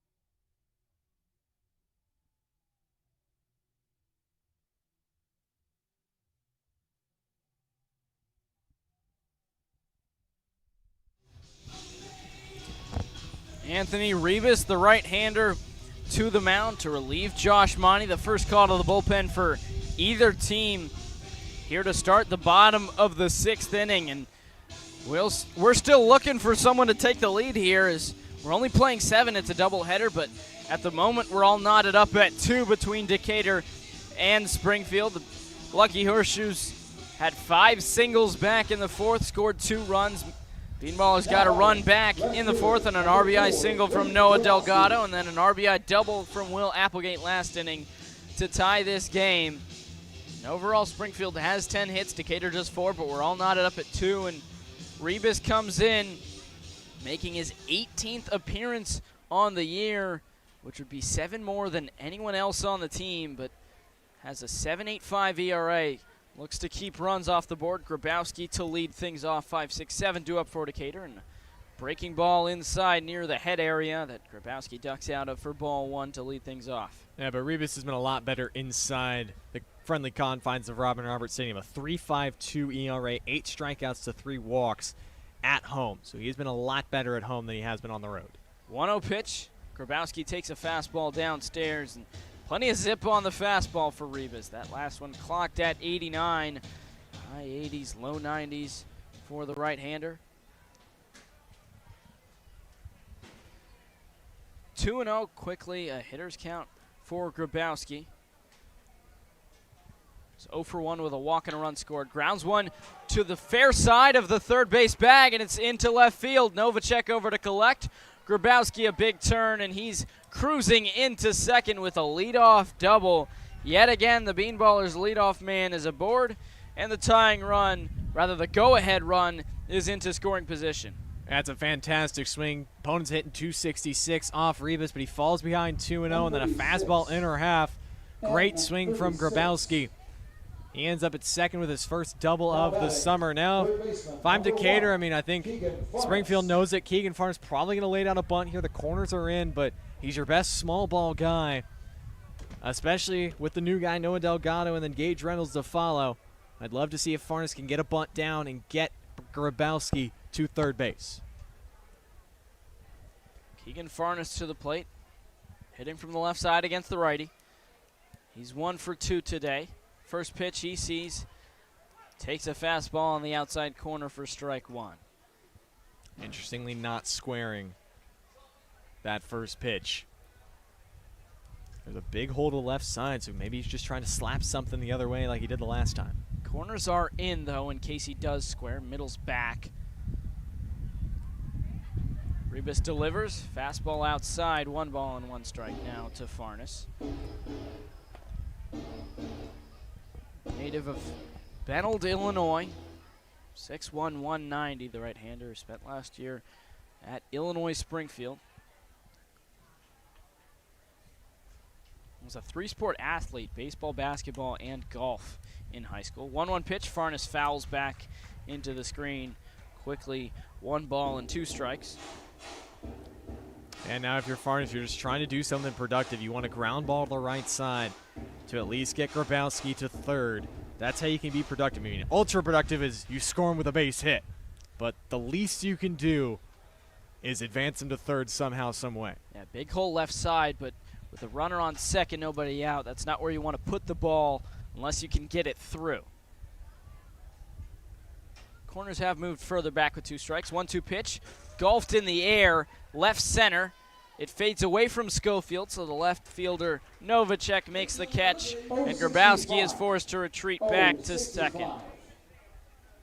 I'm not really sure what the play on was there, but I would have loved to see Farnes lay down a bunt. He's done it successfully twice this year. Instead, he flies out lazily to left. No advancement from Grabowski, and it's just a poor at-bat. But, hey, now it's another chance for Noah Delgado. He had the first RBI single back in the 4th, and now he's got a chance to give the Ballers the lead in his first game as a Baller. 1 lefty makes way for another. Delgado to the plate, 1 for 2 overall with that aforementioned single. First pitch he sees, fastball away for ball 1. And Rebus is committed to the University of Indianapolis. Only had 2 appearances as he recovered from UCL reconstruction this past spring. Rather, the spring before that. Did not appear in any games this past spring, but the 1-0 is in there for strike one. And he's been around the Prospect League. Alton in 24, 2023 he was a member of the Quincy Doggy Paddlers. 1-1 pitch. Misses away, 2 balls and 1 strike. Yeah, again, Rivas falling behind a hitter. Now 2-1. He threw a shutout inning yesterday against Burlington, but the outing before he gave up 5 runs. He's hoping not to give up the lead here.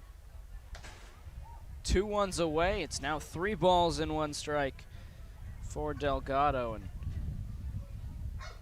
again, we're only playing 7, so if the Beanballers can score in this inning, the Lucky Horseshoes would have to match that or exceed it in the top half of next inning to keep this one going. 3-1 count. Misses away on a fastball, ball 4. Delgado draws a walk. He's reached each of the last 2 times, and the Beanballers now have runners on first and second. Gage Reynolds to the plate with only 1 out. Yeah, just missing arm side is Rebus to these left-hand hitters. That makes me think that his arm's just a little slow in his mechanics. Needs to finish more over the top, and he'll hit that corner. Because right now, the arm's a little slow. I mean, that ball is running away from him, and that's why the walk. 4 straight misses away to Delgado.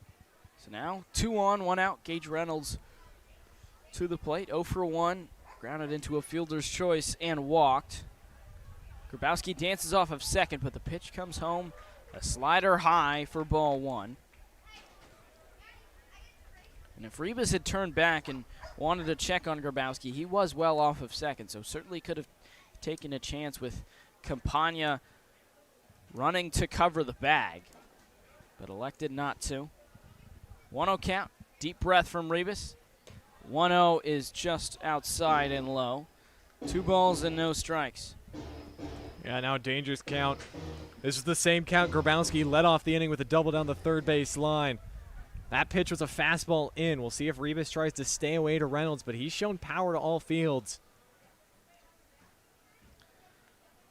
So now a 2-0 count to Reynolds.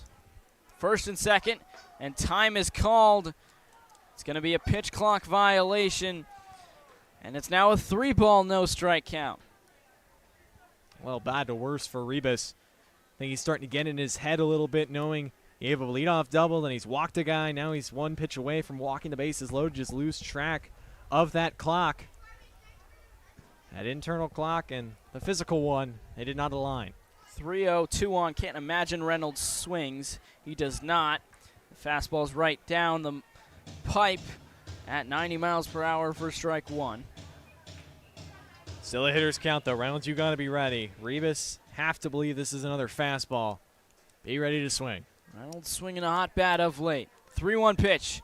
Flares it up the middle. It's fading fast. Cannon Kirk over, and he'll feed it on a hop.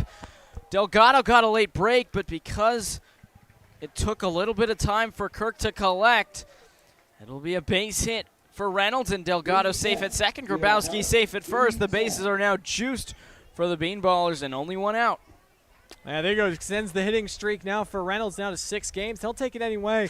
That was a 90-mile-an-hour fastball up, and he's just a little late. It's off the hands, but these outfielders playing pretty deep here at Robin Robertson. It's just a long run, and this ball just dies, and neither Schofield nor Kirk can get to it. So now they're all loaded up with 1 out, and it's a chance for Hampton Petska to have his first signature moment in a Beanballers uniform. Yeah, Petska again. His last appearance came last Thursday in Thrillville. Had an RBI single for his first hit with Decatur after going 0 for 20 to start the year. Then a double also. Came around to score a run in that one, but he's hitless today. Is 0 for 1 with a walk, but that little flare off the bat of Reynolds. In terms of location, Campagna at second was probably closest to where it landed, but would have had to go straight out to catch it. Is this the Tommy Herd that played in the major leagues? Who would know? Someone in there. We're with Decatur. Okay. So now Hampton Petska, bases juiced. The 9-hitter to the plate, only 1 out. First pitch, swing and a miss. Fastball blown by Petska.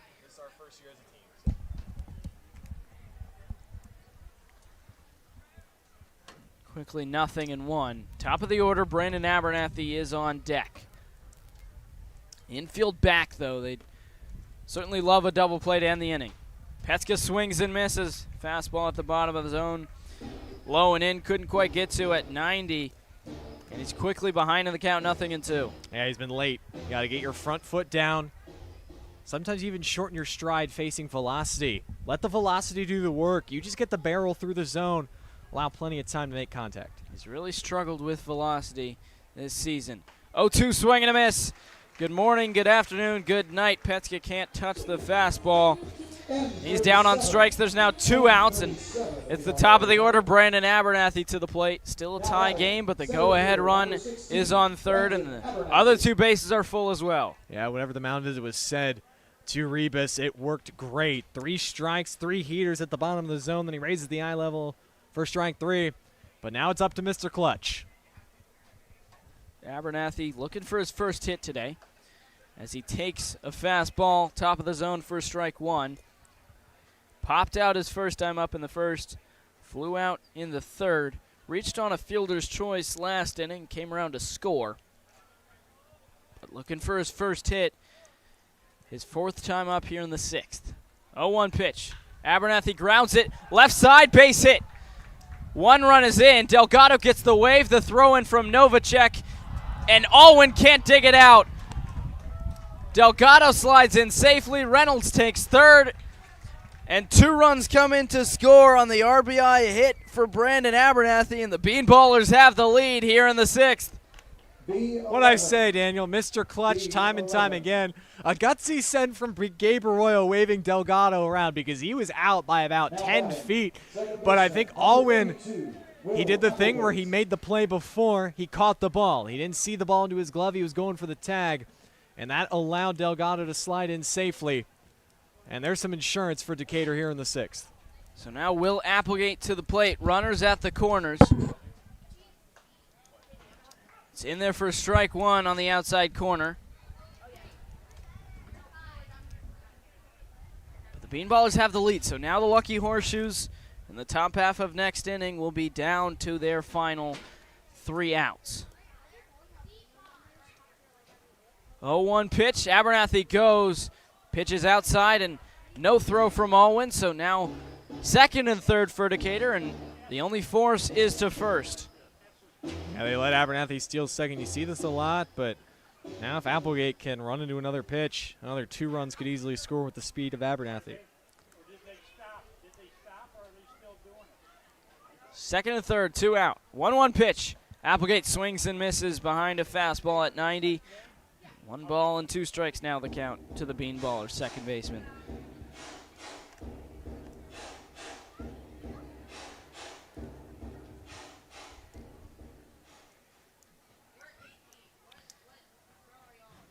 One ball, 2 strikes, 2 outs. Rebus a deep breath. 1-2 pitch. Applegate fouls it off to the left and snares it out of play and out of Robin Roberts Stadium.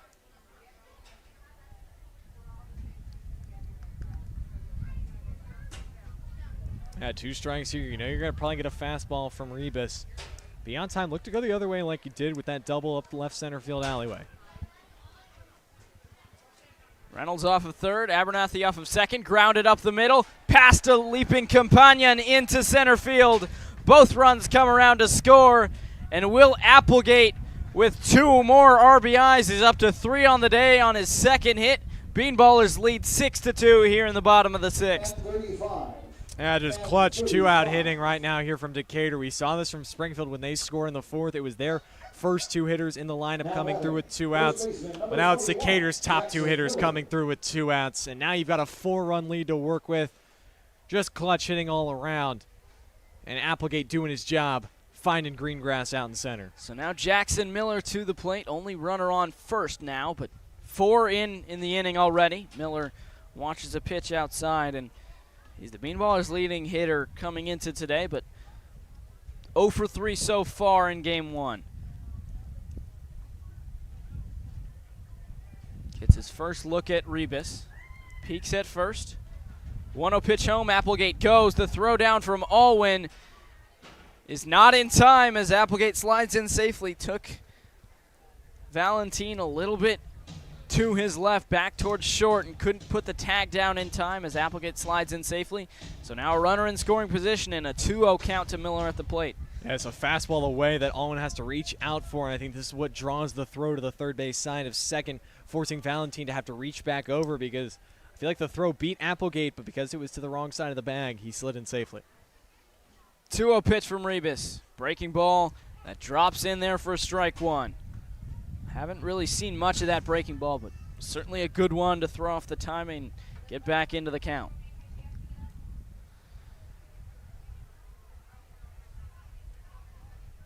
Four runs already in this inning for Decatur, as many as we had from both teams combined before this. 2-1's fouled back on a fastball up. It's 2 balls and 2 strikes now to Miller. Hey, you're open those first 3 at-bats, Miller. Shaking off the rust of not playing for a few days, but now a little tardy on the heater. Rebus has raised the eye level in this inning when he's looking for strike 3. That's how he got Pet's going to strike out. So I think if you're Miller, see the fastball up, but if it's at the top of the zone, you turn and burn. 2-2 pitch. Fouled off again. Another pitch, top of the zone, a little taken off it, only at 84. But still a 2-2 count as Miller fights it off again.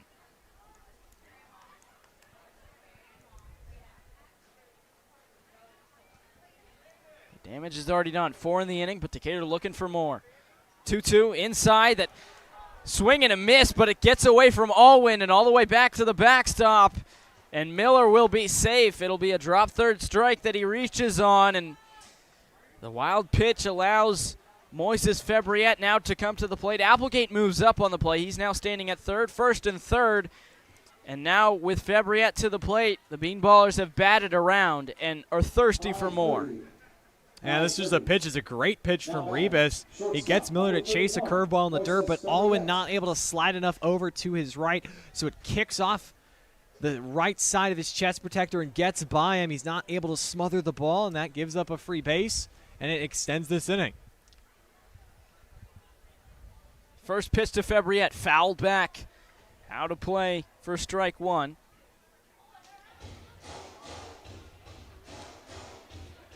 Febriette doubled his first time up, was the first hit for Decatur to lead off the second. Since then, he struck out in the fourth, flew out in the fifth, up to the plate for the third straight inning here in the sixth.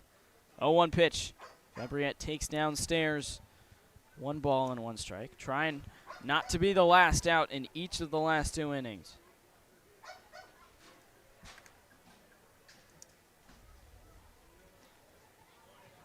Rebus from the stretch. Miller on first, Applegate on third. Decatur already leads 6-2. 1-1 pitch. Febriette swings and misses. Low fastball that he's behind. And now he's behind in the count. 1 ball and 2 strikes.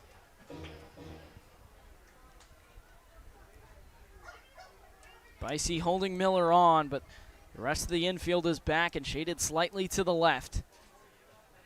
Miller gets well off the bag, dances back. 1-2 front door breaking ball, can't get the call on. It's now 2 balls and 2 strikes. Yeah, big league take from Febriette because I think this pitch fools him. It just misses 2 inside. He extends life for another pitch. Seems like the more this inning has gone on, Rebus has found confidence in his off speed. Runners at the corners. 2-2 pitch. Febriette golfs it down the right field line, and it hooks well foul and way out of play. We'll do it again. A fastball near the top of the zone at 90. But fastballs up and away. Febriette sometimes can get to and hit them a long way, hit them hard. If he gets a little more on time with it, be careful. Still a 2-2 count. 2 on, 2 out. 4 in already. 2-2 pitch. Febriette reaches at a slider, put the other way, and it's going to be a tough play. Valentine can't get it in time. Applegate comes in to score, an RBI single for Moises Febriette. And the Beanballers now lead 7-2, having plated 5 runs here in the 6th. That's a nice job from Fabriette, legging it out. Not a pretty swing at all. It's off the end of the bat. He rolls over, but this grass here at Robin Roberts, especially in the infield, slows balls down, and so that's a tough play for Valentine. And for a guy like Fabriette who runs well, looks like a gazelle running the bases, he easily beats it out and extends the inning. So now Beanballers have batted around +1 as Brady Grabowski led off this inning with a double, comes to the plate now and takes ball 1 downstairs on a fastball. And again, he started the inning with a double down the left field line. He came around to score the go-ahead run, and since then, Decatur's put up 4 more. They have now put up 4 runs on 5 hits in this inning. Decatur's still down in the hit column 10-9, but doesn't matter. The run column is what matters. It's 7-2 Decatur as Grabowski tips one into the glove of Allwyn for strike 1. It's now a 1-1 count. It was a 2-0 count for him to lead off the inning. A double just to the right of the third base bag in fair territory. Came around to score. Beanballers have added 4 since. They have 2 more on. 1-1 pitch. Grabowski swings and misses at a fastball low and away. And it's now 1-2. Yeah, just heat from Rivas, who continues to touch low 90s, upper 80s. Grabowski just a little late on it. Now 1-2. He's got to protect here. Shorten up your swing a little bit. Find a way to extend the inning. 1-2 count. Runners off their bags. 1-2 pitch. Chopped foul down the third base line. There is a right-hander up and throwing in the Lucky Horseshoes bullpen, but we'll see if they even need to get to him. It's Trey Blanchette. Meanwhile, Luke Bonstetter was warming up in the Beanballers bullpen. We'll see if he gets the 7th. 1-2 pitch. Tipped into the glove of Allwyn on a slider. Grabowski's down on strikes. But the damage is done. 5 hits, 5 runs for Decatur. We go to the 7th inning. The Beanballers now have a 5-run lead, 7-2, looking for the final 3 outs.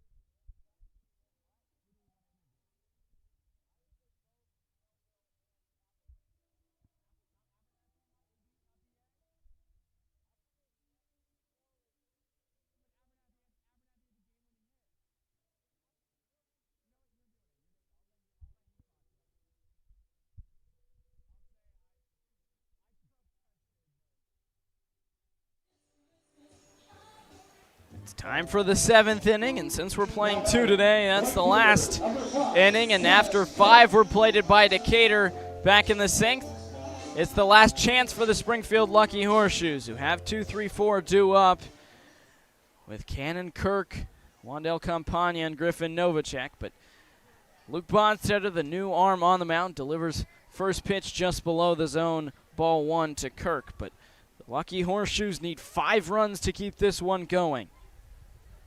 Yeah, Bonstetter's been shaking an 8.31 ERA coming into this one, trying to shake off an appearance he had Sunday against the Hoots when he gave up 6 runs on 5 hits. But this is his 3rd appearance out of the bullpen, and he's been good coming out of the bullpen. 1-1 pitch now. Kirk grounds it up the middle. Fabriette ranges over, spins, toss to first on a hop, and it gets by Miller. Kirk is going to advance. Reynolds over to collect. Had a chance, but couldn't grab it cleanly. So Kirk into second. And there is the first error of the ball game for either squad. And Fabriette threw it away. It's going to be a single, and then Kirk advances to second on the air, but a runner now in scoring position. And Daniel, I'll take that one. I did lean over to you before this inning started, and I said, if Decatur wins it without committing an error, it'll be the first time in the month of July they have finished a game, win or loss, without committing an error, but they continue with their down defense in the month of July. Still looking. The last time they had a game with 0 errors, June 30th. First pitch to Campagna is fouled back, out of play, out of the stadium. So the error is charged to Truman Griessel. That's his second error, I believe, on the season, and not to Moises Fabriette, despite what it seemed like. 0-1 pitch, Campagna takes off the elbow guard. It's a hit by pitch, the second of the day for Beanballers pitching, and the first two guys have reached on Bonstetter. Hey, you're glad that it's a 5-run lead that you have to work with your Bonstetter, but I mean, he struggled these last few outings here in the month of July, but when you look at Bonstetter's numbers, opponents hitting .292 off him. He's also walked 17 in his 21 2/3 innings. You'd hope he'd get back to how he was July 2nd when he had 4 shutout innings against these Horseshoes. First pitch, Novacek grounds up the middle. Fabriette flips to Applegate for one. Toss to first is not in time. Novacek legs it out. Beanballers get the middleman, but a good job to get an out. A very good pitch from Bonstetter, as all Novacek could do is drive it into the ground. That was a nice job, Fabriette. He has to charge this ball, and then as he's pretty much running away, he underhand flips it to Applegate. And then Applegate, a slight bobble on the exchange, but I thought he still had a chance to get Novacek, but Novacek ran hard, didn't give up a double play. First pitch in there for strike one on the outside corner to Tane Villas. Was 1 for 3, singled his last time up in the 5th, but he's not the tying run. The guy on deck is not the tying run. The tying run is in the hole for the Lucky Horseshoes. Swings and misses. It's now 0-2, and due to the force out, they are down to their final 2 outs. The infield is back. A double play would end this one. 0-2 pitch. Villas swings and misses. Good morning, good afternoon, good night. Down on strikes on just 3 pitches. And now the Lucky Horseshoes are down to their final out. I like the confidence from Bonstetter, but more than that, the great location. Down and away from the lefty, Villas, who was trying to pull this ball all 3 times. He came up empty all 3 times. Would have needed an or to make contact, but that's the confidence you like out of Bonstetter. Now he's just 1 out away. Again, just throw it in the strike zone, see what happens. Ian Wooded to the plate, swings and misses at the first pitch he sees. As after allowing the first 2 guys to reach, Bonstetter's really settled in well. Only needs 1 more out. 0-1's inside, it's ball 1, and the entire infield, other than Miller, who's holding Novacek on, is to the left of the second base bag. Applegate, Fabriette, and Farnes. 1-1 pitch. Lofted off to the right. Well foul. Out of play and out of the stadium. So now the Lucky Horseshoes are down to their final strike. Beanballers looking to kill a 3-game skid. Looking to give the Lucky Horseshoes a 3-game skid. Also put a dent in their playoff hopes of their rivals. 1-2 from Bonstetter. Upstairs, ball 2. Also tie the season series up and have this next game be a winner-take-all pretty much for the season series. 2-2 pitch. Reached at, grounded to Fabriette. He fields, and he can't flip to second. And he bobbles it, can't go anywhere. He'll have to just put it in his back pocket. So a run does come in to score. It's now first and second. And the second error of the inning on Fabriette. It's now a 7-3 ball game. First baseman, number 19. Yeah, pretty much Fabriette does everything but make the throw. It didn't necessarily have time to flip it to second for the force out, but I feel like he still had time and he just couldn't come up with the ball. He may ask for, hey, can I get a little rosin on my hand because the ball was a little slippery, and it gives life to Springfield. First and second, Jacob Bicey to the plate, swings and fouls the first pitch he sees back into the screen. So now the tying run moves into on deck in the form of General Schofield, so it's a very big tying run.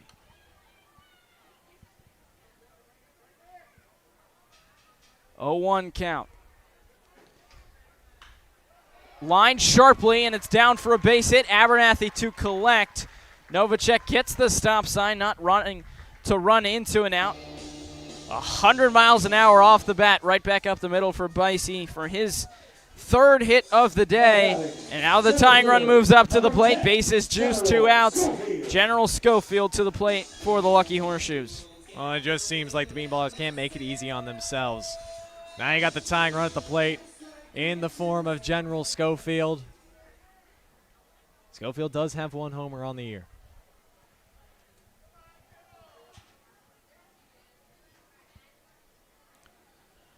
Bonstetter now from the windup.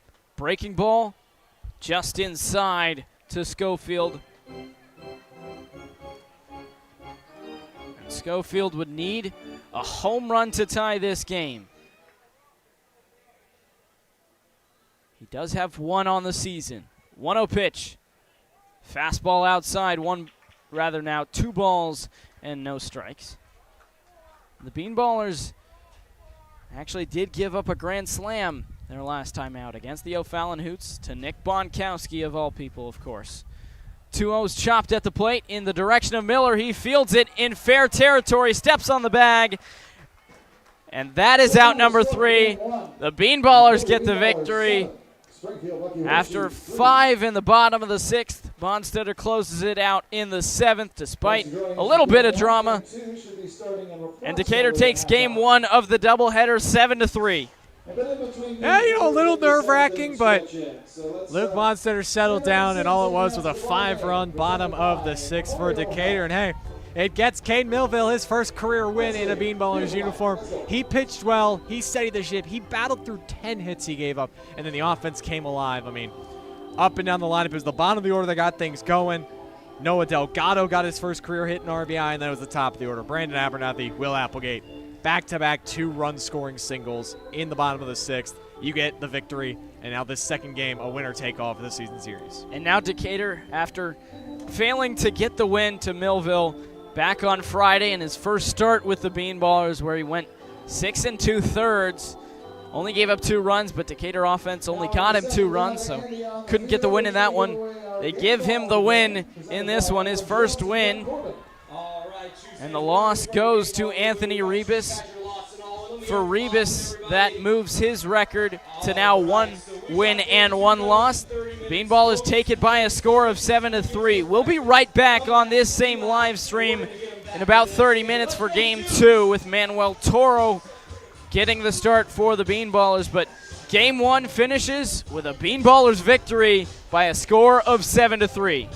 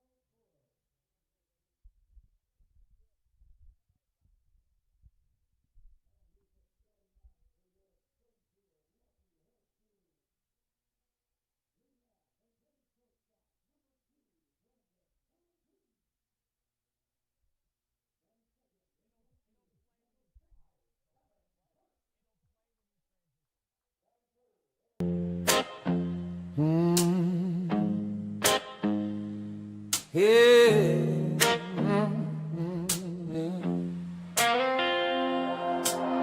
The same dirt diamond on the Friday lights, same town showing up every night. Names change, years roll by, but this game never said goodbye. From hand-me-down gloves to brand new dreams, every era left something in these seams. You don't replace what built this ground, you stand on it and play it loud. If this field could talk, it'd tell you all. Every pitch matters in this town. This is Decatur, this is how we play.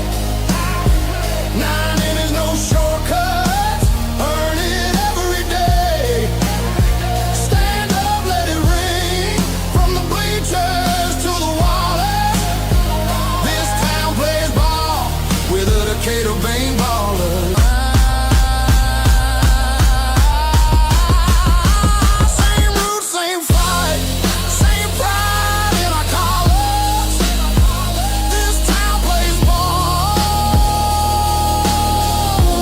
with a Decatur vein baller. With a Decatur vein baller.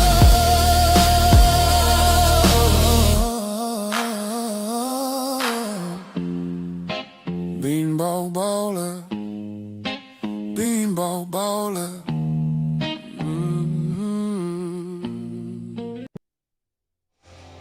We are back here for Game 2 and the final game of the Duel on I-72 series here in 2026. Truman, Griessel, Daniel, Herzog, we're still here with you. Your Decatur Beanballers got it done in Game 1, 7-3, and now not only look to sweep the doubleheader, but also to take the season series. This is the 7th and final matchup between both sides. Decatur improved to 16-29 in the second half, in overall in the year, and 7-14 in the second half. Springfield fell to 18-26 and 7-12 in this second half. But Daniel, it was timely pitching and timely hitting, and Decatur's looking for the same recipe to get it done here in Game 2. Yeah, you got another really good outing from Cade Millville. You're hoping to get 1 or 2 more starts from him as you finish off the season. But the offense, who was quiet while he was on the mound, after he went through 6, the offense really picked it up after 2 runs,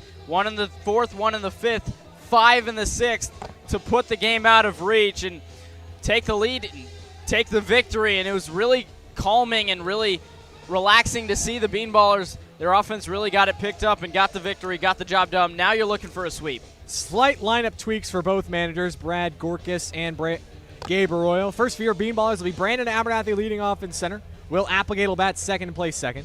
Jackson Miller bats third and plays first again. Moises Febriet will bat cleanup and play short. O'Neal Feliz, who didn't play in Game 1, now bats fifth and will catch. Noah Delgado had a great first game as a Beanballer, bats sixth and is in right. Keegan Farnes bats seventh at third. Chase Weiss, newly into the lineup, bats eighth and will DH, and then batting ninth in left. Jackson Newton and the Lucky Horseshoes will throw out on the mound Richie Snyder. He's 0-2 on the year, the right-hander, an 8.69 ERA, making his 7th start of the year, 19 2/3 innings. But Daniel, the real big number, 24 walks in those 19 2/3 innings as he prepares to face the Beanballers for the second time this season. Yeah, walks are typically, if you're in the Prospect League, they're an Achilles heel for a lot of players, but that doesn't mean that's necessarily an excuse if you're handing out free passes, especially against a team like the Beanballers, who don't strike out a ton. They did a really good job of putting the ball in play, especially on the first arm out of the bullpen, which was back in Game 1, the first arm out of the bullpen. Anthony Rebus, Decatur put 5 hits up on him in that 6th inning, tagged him for 5 runs after just putting up 4 hits and 2 runs on the starter in Game 1, which was Josh Mauney. They're looking to do the same thing here in Game 2 to put the ball in play, a lot of hits, and hope they can eat into the bullpen a lot sooner than the 6th inning. Here we go. Richie Snyder toes the rubber, works out of the stretch, does the right-hander from right here in Springfield, Illinois. Brandon Abernathy, the first one to greet him. And the first pitch of Game 2 is downstairs for a ball, and we are underway 7:35 p.m. Central Time here in the state capital of Illinois. Again, that's Abernathy, Applegate, Miller, Febriet, Feliz, Delgado, Farnes, Weiss, Newton, with Manuel Toro slated to make his 10th start on the bump. Snyder's 1-0. Fastball at the knees, 1-1. The defense behind him in the outfield, Griffin Novacek in left, General Schofield in center, Cannon Kirk in right. Then across the infield, Ian Woida at third, Brandon Valentin at short, Ethan Burkhart at second base, and Tane Villas at first, with his backstop being Marco Lopez. Snyder's 1-1. Abernathy has to duck out of the way of a pitch that gets all the way to the backstop. 2-1. Last time out for Snyder was back on July the 16th. He went 4 innings against the Burlington Bees, gave up 6 runs on 6 hits, struck out 6, but he walked 5. Opponents hitting .269 against him here. Abernathy was 1 for 4 in game 1 of this doubleheader. 2 runs scored, but the clutch go-ahead 2-run single in the 5-run 6th. 2-1 fastballs down near the shoe tops, 3-1.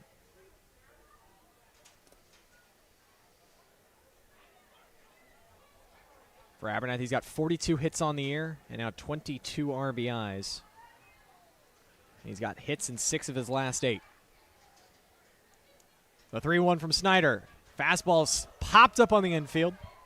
Woida ranges in at third, just onto the infield grass, and he comes down with it for the first out here in game 2. Yeah, it's a really good job as Snyder doesn't give in despite a 3-1 count. He throws a competitive pitch, fastball towards the top of the zone, and Abernathy can't quite get to it. Just pops it up on the infield, and there's out number 1 as he was just a ball away from giving up a free pass. You mentioned the walk issues he has. Good job to get out number 1. Left-handed hitting Will Applegate steps in. First time facing Snyder here in game 2. First pitch, fastball on the outside corner, 0-1. There's an old saying, it's not how you start, it's how you finish. And Applegate certainly finished well in game 1 of this doubleheader. He struck out his first 2 times, but then he came up with an RBI double in the 5th to tie it, and then a 2-run single in the 6th to pad the Beanballers' lead. Overall, 2 for 4, 3 runs batted in. 0-1 slider catches the outside corner. 0-2 now on Applegate. He's 1 hit shy of 20. Trying to be the 9th Beanballers hitter at some point this season to hit the 20-hit mark. Snyder's 0-2. Fastball up. Yeah, did a really good job adjusting after striking out twice the first 2 times against Monty. Puts one in the gap for an RBI double and then a 2-run single to break the game open in the 6th as part of that 5-run frame for the Beanballers. Open stance from Applegate. The 1-2. Off speed. Cracked in the air deep center, but Schofield got a great jump on it, and the General comes down with it. 2 up, 2 down. This is an off speed that's low in the zone, probably below the knees and away to Applegate, but he does a really good job of sticking his bat out there, reaching out, and gets part of it. A good poke, 88 off the bat, but Schofield, that ball is just going to hang up for him every time. He covers good ground and got a really good jump, as you mentioned. Now 2 away quickly. Jackson Miller, 2 out, nobody on. He had an 0 for 4 performance in game 1. One of the rare times here in the month of July that he has been held hitless. First pitch from Snyder's a fastball way inside, 1-0. Miller's still hitting .444 though in the month of July. 20 hits in 45 at-bats. But he's still looking for that 30th hit. He's trying to be the 4th member of the 30-hit club. Snyder's 1-0. Lifted in the air, left field. Let's see him get blown way foul. And all it is strike 1. Yeah, you mentioned Miller. He's swinging a really hot bat, but for the Beanballers, he's just hoping he can go back to his ways, that the bat he was swinging before last Thursday when he got hit on a backswing, injured. This game 1 was actually his first appearance since then. The 1-1 pitch from Snyder, lifted in the air again to left. Novacek ranges back a few steps, battles the sun, settles under it, and makes the grab for out number 3. 3 balls put in the air and 3 pop-ups wrangled by the Springfield defense. Decatur goes quietly in their half of the first. Now they turn it over to Manuel Toro for the 10th time this summer.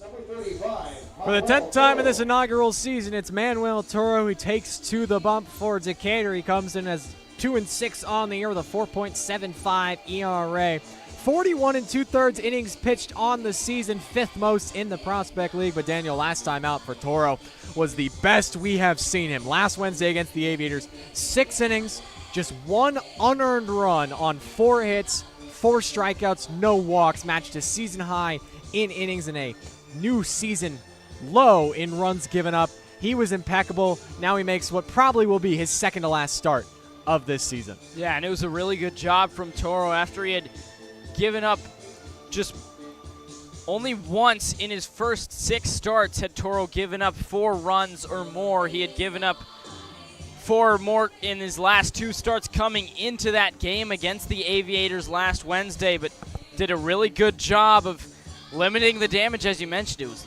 low hits, just 4 hits in 6 innings and 1 unearned run, and he did just a really good job of getting outs. He's a guy who throws a lot of strikes. Sometimes it means he gets bounced around a little bit, but he did a really good job of limiting base runners, as he always does, where he's not a big walk guy, but 0 walks in that 6-inning outing for Toro, and it resulted in a win for him, just his 2nd of the year, part of which because he doesn't really get a lot of run support, but did a really good job last Wednesday. Brandon Valentine, the first one to greet him, and the first pitch of Toro's night is below the zone for ball 1. The lineup for Brad Gorkas in game 2 is Brandon Valentine at short, Cannon Kirk batting 2nd and right, Griffin Novacek batting 3rd in left. The first 3 to greet him with Tane Villas batting cleanup and at first. 1-0 pitch, catches the outside corner 1-1. Ian Whittle will bat 5th and be in the hot corner. Ethan Burkhart did not play in game 1, bats 6th at 2nd. Jacob Picey bats 7th as the DH. General Schofield bats 8th in center. And then Marco Lopez bats 9th and will catch. 1-1 pitch. Below the knees again. 2 balls and a strike now on Valentino. Went 1 for 4 with an RBI in the game 1 loss. 7-3, Springfield fell.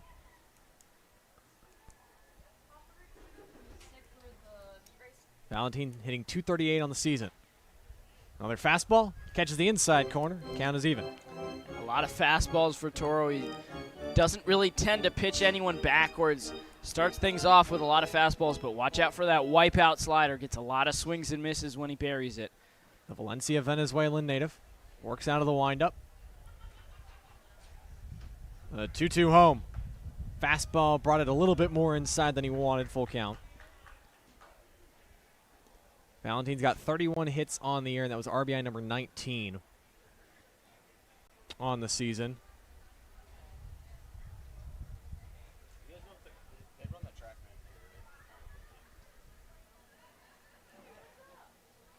Full count delivery now from Toro. Upstairs to Valentine, and the leadoff man is aboard for Springfield to begin the game 2. Yeah, we talked about it coming in. Toro doesn't really struggle with the walks. He's a guy who throws a lot of strikes. It's just he starts off behind 1-0, starts off behind 2-1 in that at-bat and can't quite come back in the zone. Is just a few too many pitches. They don't miss by much, but they miss the zone nonetheless, and Valentine leads off with a walk. Just the 12th walk issued by Toro on the year. First pitch to Cannon Kirk is a slider upstairs, 1-0.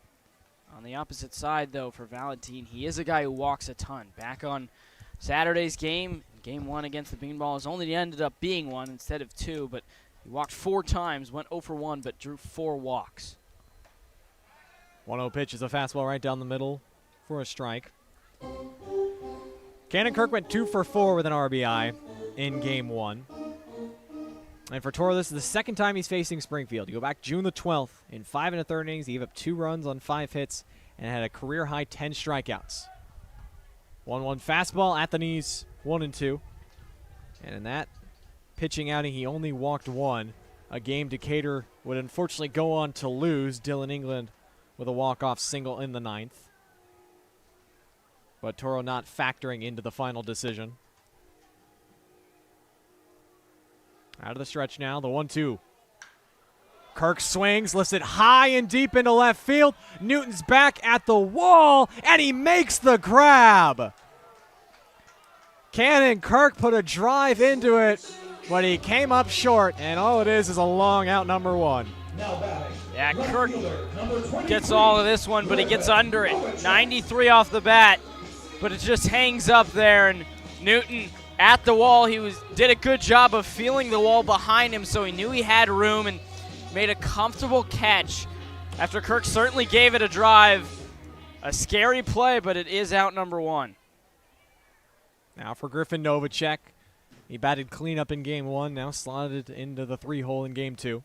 First pitch to him is off the end of the bat, lifted to left. Another chance for Jackson Newton. Much easier play this time for the Beanballers left fielder, and he makes the grab for out number two.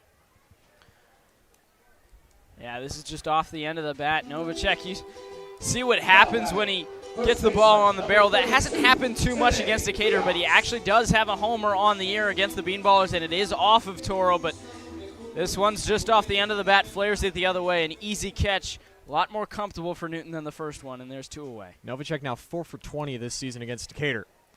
2 outs and a man still at first for Tane Villas. He takes a fastball in the outer half for a strike.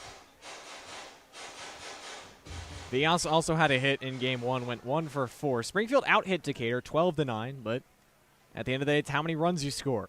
Decatur scored 7, Springfield only scored 3. The 0-1 pitch, Valentin to second. Villas rips it, but it's foul outside of the right field line. And it's quickly 0-2. Yeah, this is a fastball in on Villas, and he's looking fastball the whole way, completely turns on it. 97 off the bat, just puts it a little too far foul, a little too out in front, and now he has to fight 0-2. Villas has 16 hits on the year. He's down the count 0-2. Big left-handed bat, open stance. Infield shaded around to play him to pull. The 0-2 breaking ball freezes him. Strike 3 called. First strikeout of the night for Manuel Toro. A leadoff walk to Brandon Valentin. Doesn't do anything for Springfield. Each team's about to turn at the bat rack, but we're scoreless headed to the second.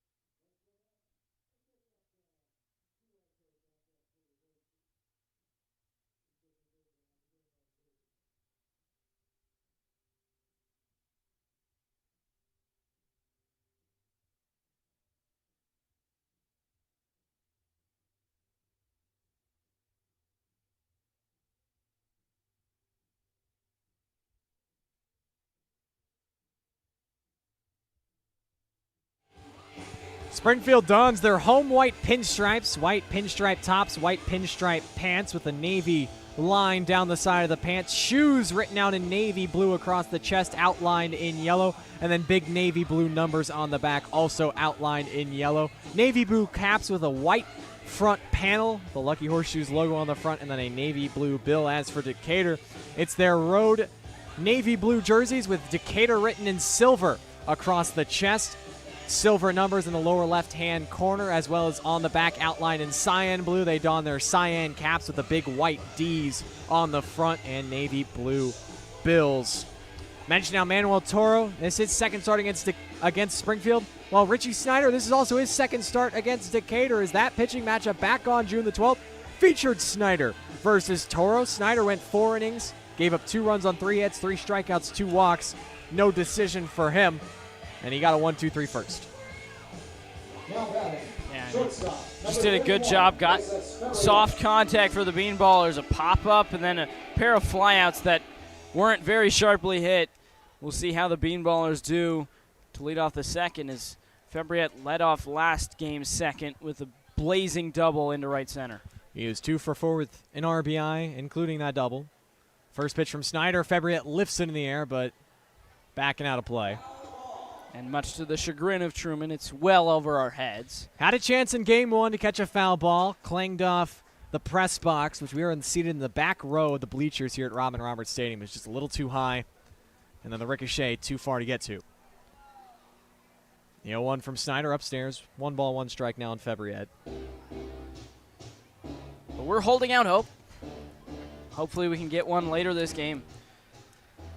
Teams are hitting 269 off Snyder this season. He's given up 21 hits in his 19 2/3 innings. 1-1 pitch, lined into right. Chance for Cannon. Kirk comes on, makes the grab. It's a hard out, number 1 off the bat of Fabriette. Yeah, this is a fastball up and away, which is really starting to be Fabriette's bread and butter as he's made an adjustment at the plate, but hits it on the screws. 86 off the bat, but it hangs up there right at Kirk, and out number 1 for the Shoes. Brings in now O'Neal Feliz. Got game 1 off. Now makes the start at catcher for game 2 in place of Gage Reynolds. Comes in hitting .298 on the season. First pitch from Snyder. In tight, 1-0. He's elected to go no batting gloves today. See if that works for him. He does have 31 hits and 104 at-bats. He's one of 3 guys with 30-plus hits on the year for Decatur. He's including 9 doubles, which leads the team. 1-0 breaking balls up above the belt, 2-0. Feliz this summer, 1 for 8 with 4 walks against Springfield pitching, including when we were here a couple weeks ago in a 14-3 drubbing at the hands of the Horseshoes. Feliz went 0 for 0 with 3 walks drawn. 2-0 pitch late on a breaking ball, 2-1.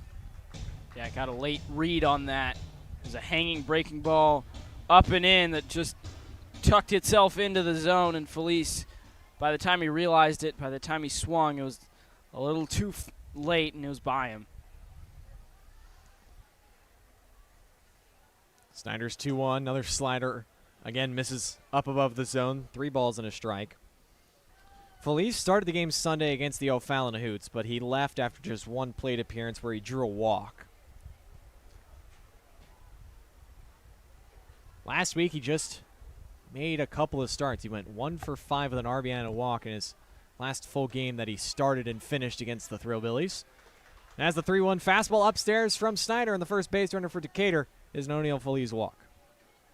Yeah, that's really something he's done well with all season, is drawing walks. He's drawn, that's now the 21st walk, 21st base on balls, and the Beanballers have their first base run of the game. Brings in the left-handed hitting Noah Delgado, who joined Decatur this afternoon. Went 1 for 2 with an RBI and a walk in game 1 in his Beanie Baby debut. And now he gets the start yet again here in game 2. Left-handed hitter, open stance, with a man at first and 1 out. First pitch is in tight, ball 1. Snyder representing St. Leo University. And he's out of Northbrook, Illinois.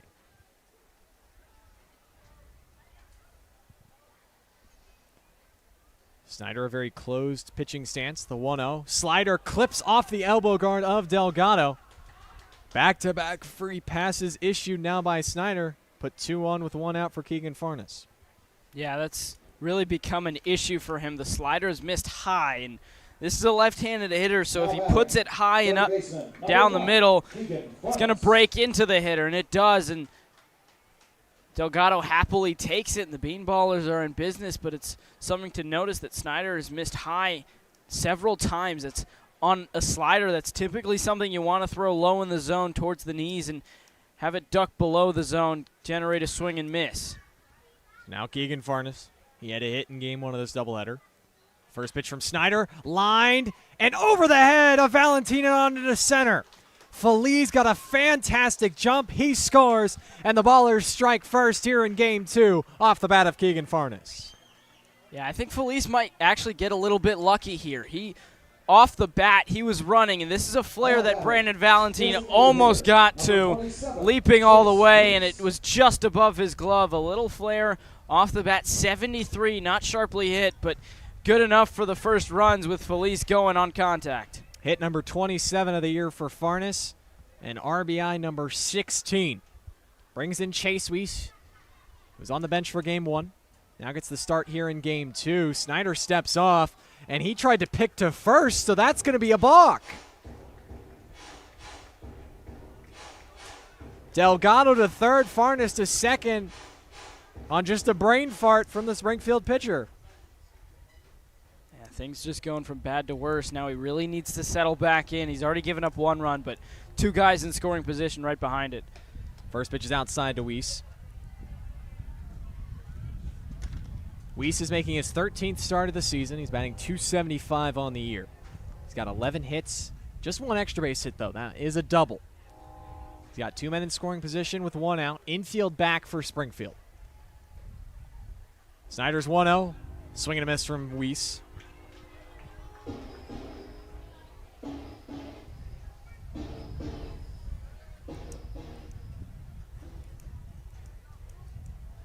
Snyder trying to escape a jam here in the second. We're only playing 7 today, so runs are at a critical margin. Paints the outside corner with a fastball, 1-2. Weiss is hitless this summer against Springfield. He's 0 for 10 against his former team. Has 2 RBIs and 2 walks, though. The 1-2. Fastball laced into center. On comes Schofield, and he sticks out his glove to make the grab. Delgado's going to tag and easily score. And so Weiss comes through against his former squad yet again. Now 2-0 Decatur. Yeah, it looks like this ball that's just hit on the screws by Weiss. 101 off the bat. Had a little late action on it because Schofield in center is originally moving towards his left and then needs to reach back towards his right at the last second to snare it out of the air. It wasn't too high off the bat at any point, but because of the late adjustment, he can't come up with it naturally, and Delgado does a really good job reading that and going. Once he catches it, the Beanballers now have played to 2 in this inning. Order rounded out by Jackson Newton. Keegan Farner still on second. He thought about going to third. He said he elects to stay back as Newton takes ball 1. Both free passes Snyder issued. A walk to Feliz and then a hit by pitch to Delgado. Come around to score. Jackson Newton just 3 hits in his first 20 at-bats with Decatur. It's a 150 batting average. The 1-0. Fastball cut on and missed, 1-1. Yeah, and just overall, the fastball, it seems like, is what Beanballers have really struggled with today. In game 1, took them a while to catch up to the fastball of Monty, and then Rebus had a little more velocity out of the pen. It was a lot more the breaking ball and free passes that caught to him. The 1-1 inside off the glove of Lopez. Farnes to third on the wild pitch. And now the third Decatur run just 90 feet away with 2 outs. That being said, it's fastballs in the zone that the Beanballers have struggled with. They haven't struggled with fastballs out of the zone. They've had really good plate discipline, not expanding the zone. As this fastball's yanked, and it gets by Marco Lopez, and Farnes gets another 90 feet. There have been several wild pitches for the Shoes today. Pitch from Snyder, fouled back off the bat of Newton. Count is even. Newton 4 RBIs on the year. He had an RBI in his last start, which came in that loss Sunday to the Hoots. He had a hit and a walk. Unfortunately, it was a losing effort. 2-2 pitch. Breaking ball just below the zone.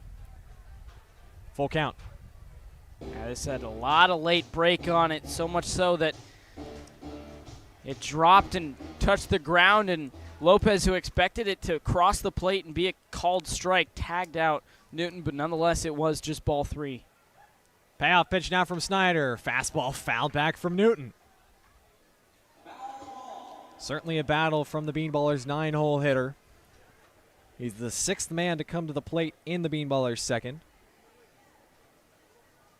Infield straight up against the Edwards, Illinois native. Another payoff pitch. Fastball upstairs, ball 4. Nice plate appearance from Jackson Newton. He extends the inning. And it's the second walk drawn by a Beanballer here in the second. Yeah, really good plate appearance, rather, for Newton to just work a long count, foul off several pitches, and then a big league take. This is a fastball just above the zone that he takes for ball 4, a long at bat, and we're back to the top of the order after Decatur went just 1-2-3 in the first. Check over at first on Newton, but he is back in time. Runners at the corners, 2 outs. 2 runs home, a Keegan Farnes RBI single, and a Chase Weiss sac fly. Brandon Abernathy begun this game, popping out to Woida at third. Another check on Newton. Newton has one successful stolen base so far in just his 7 previous starts up to this point. First pitch to Abernathy. He fouls it straight back, and it's out of the stadium for strike 1.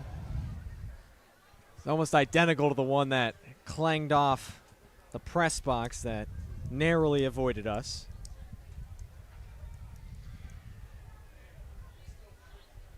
Snyder's next pitch, breaking ball above the belt. 1 ball, 1 strike now on Abernathy. Yeah, again, it's been that breaking ball that he struggled with. The fastball, Beanballers, with all the zip it has, have been behind it, but the breaking ball he's really missed up a lot of times. Hasn't found the zone with it yet. It's been a long, taxing inning for Snyder.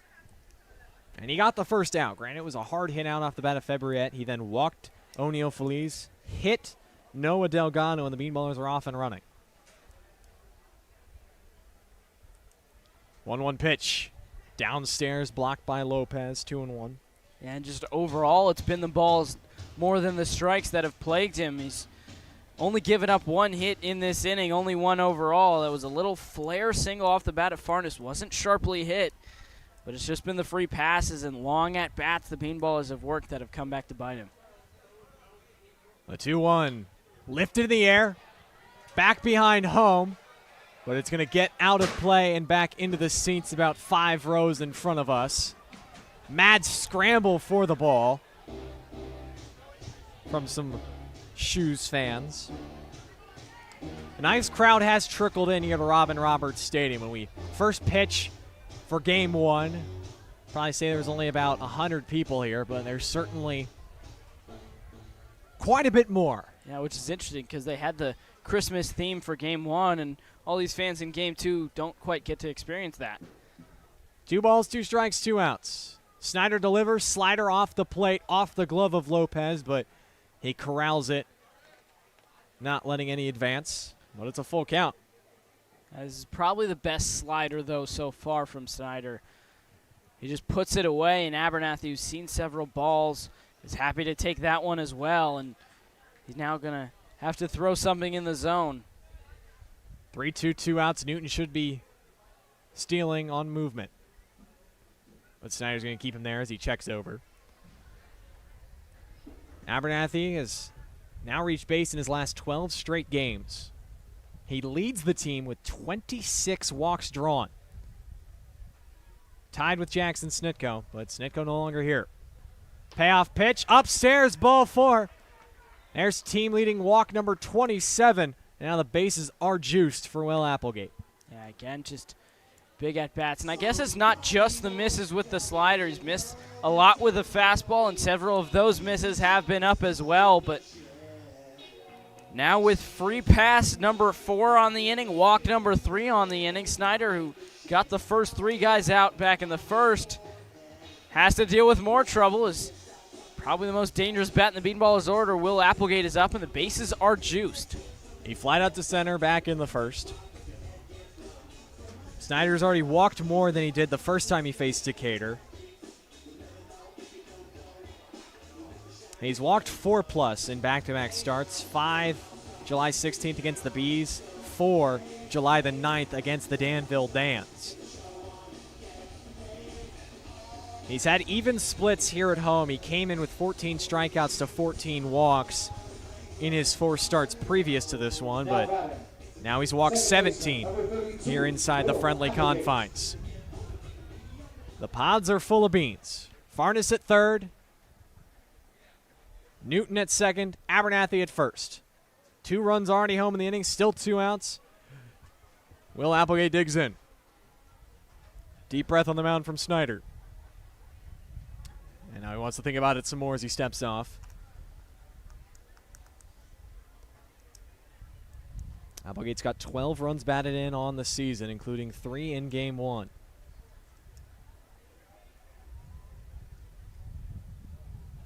First offering, slider up, 1-0. Yeah, see, there it is. A lot of those sliders have missed up. He hasn't been able to locate it, and that's why the Beanballers are just able to hunt fastballs and They haven't done a great job of the fastballs in the zone, but he's also missed plenty with those as well. Fastball inside, backs Applegate off the plate. And it's now a hitter's count on the beanballer's second baseman. 2 balls, no strikes.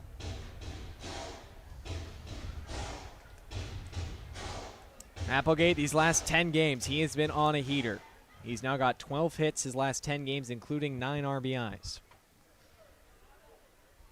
Trying to put a crooked number up here in the second. The 2-0. Low, 3-0. 9th hitter of the inning, and Jackson Miller stands on deck.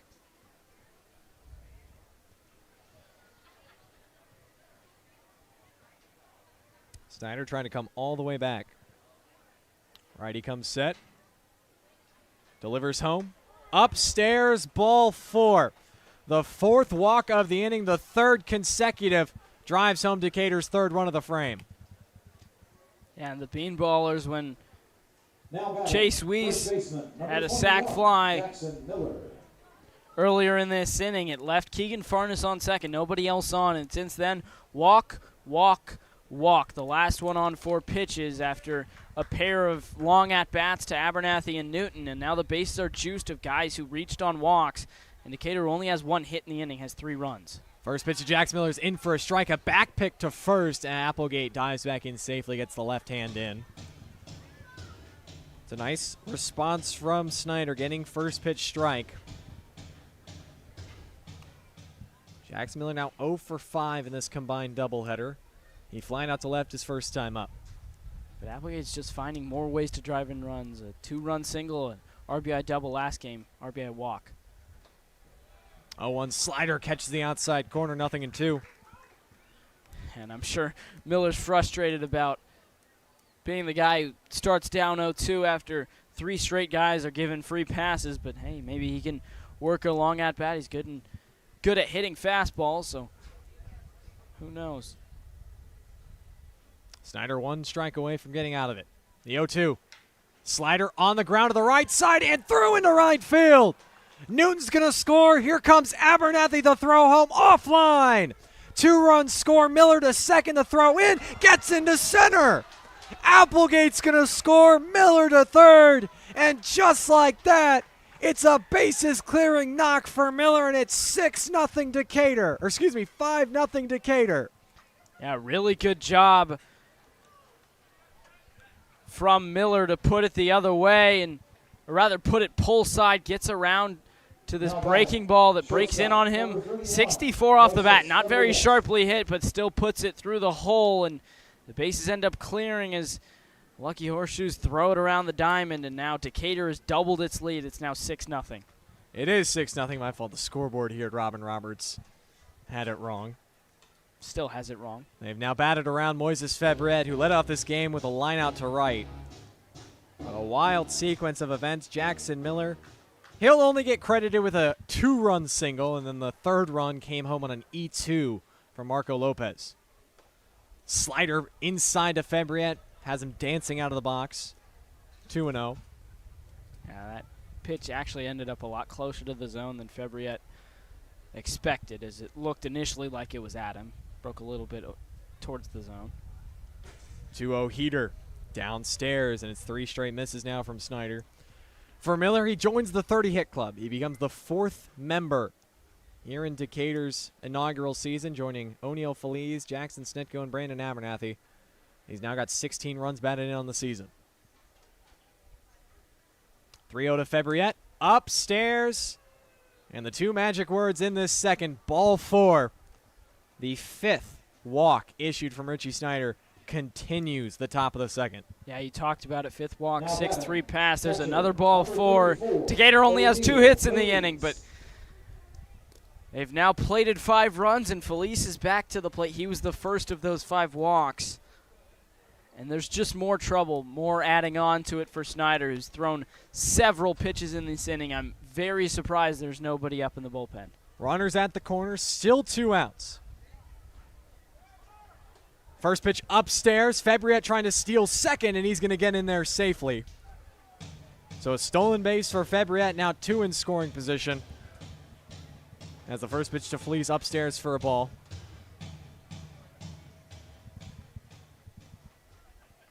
5 straight hitters have reached with 2 outs for Decatur. 4 of those via base on balls. Next pitch to Feliz. Down tight. Yet another at-bat. That starts 2-0 in favor of the Decatur hitter. Feliz drew his 21st walk to get this rally going, as now finally some guys jog down to the left field bullpen. Another miss from Snyder. Slider up. 3-0. Certainly has not been the game that Richie Snyder wanted. He set down the Beanballers in order to begin the first, and the Ballers struck. Mostly self-inflicted wounds as a fastball catches the bottom of the zone, 3-1. And it gets a joyous clap out of the Springfield home faithful. 6-0 Decatur. 2 more in scoring position.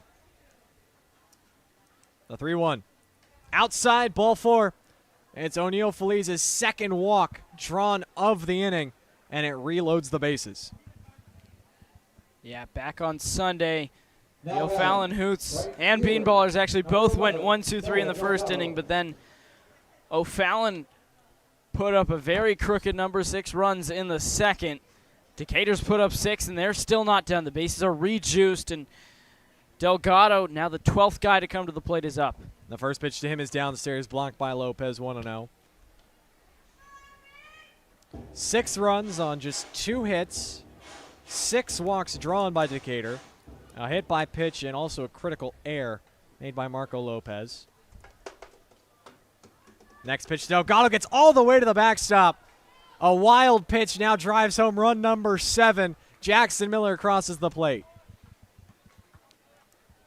Yeah, in the first inning, it was a lot of fastballs. Couldn't really locate the slider, but in this inning, a lot of both because he's thrown a lot of pitches and couldn't really locate either of them. So he's really struggled, and it's really just a fastball-slider combo, and the Beanballers have taken a big chunk out of this game now, 7 runs. It's going to be a long way back for the Lucky Horseshoes. Taking all the way on 2-0 is Delgado. He takes a strike at the knees. He got hit by a pitch, and he came around to score on the Chase Weiss sacrifice fly. Now he has a chance to extend this inning. The 2-1, fastball on the outside corner. Delgado wanted to go around, but he couldn't pull the trigger in time, and the count is even, 2 balls and 2 strikes. And now we have a break in the action as there is a cat on the field. The cat has ranged in down the right field line, is currently behind home, trying to get front row seats to this massive Beanballers inning.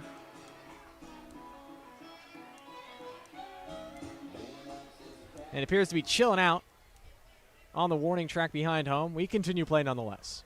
The 2-2 to the backstop. Kicks up into the netting, and another run scores. Fabriette crosses the plate. Make it 8-0 now Decatur.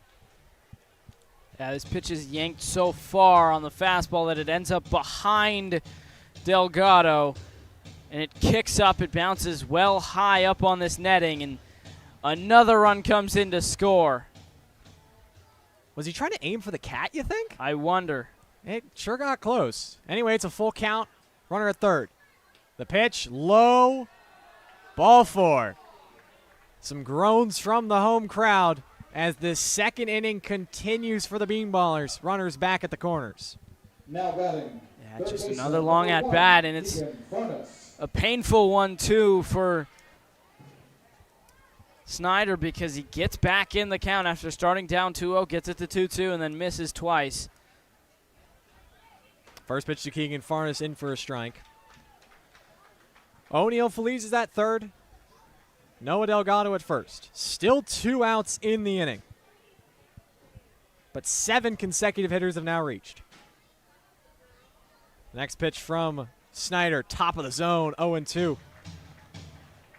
He had 0-2 against Jackson Miller before Miller grounded a single through the right side.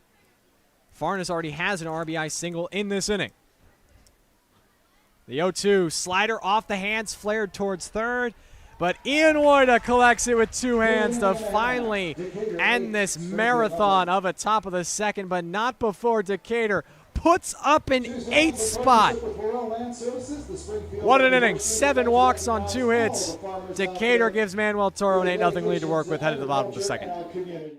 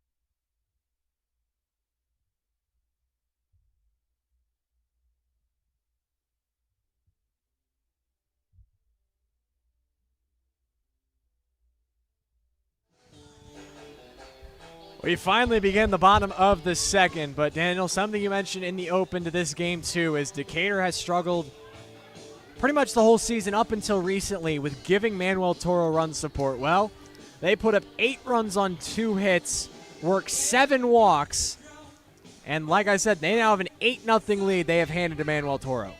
Yeah, and the story for Decatur during that losing skid was that they weren't getting a lot of run support for any pitcher, but Toro's a guy who had dealt with that all year, and then towards the end they finally started getting him run support and he started struggling a little bit more, and then it was finally the perfect combination of run support plus a good outing from Toro a week ago on Wednesday in the Beanballers' victory over the Aviators. We'll see if that's the same thing, as Decatur has gotten Toro 8 runs and Toro has been sharp so far through an inning. They face 4 in the top of the first, 5, 6, 7, beginning with Ian Woida. First pitch from Toro, in for a strike. This is the second most runs Decatur has given Manuel Toro. They gave him 10 against the Terre Haute Rex back on July the 9th. As another slider drops in on the inside corner to Woida, quickly 0-2.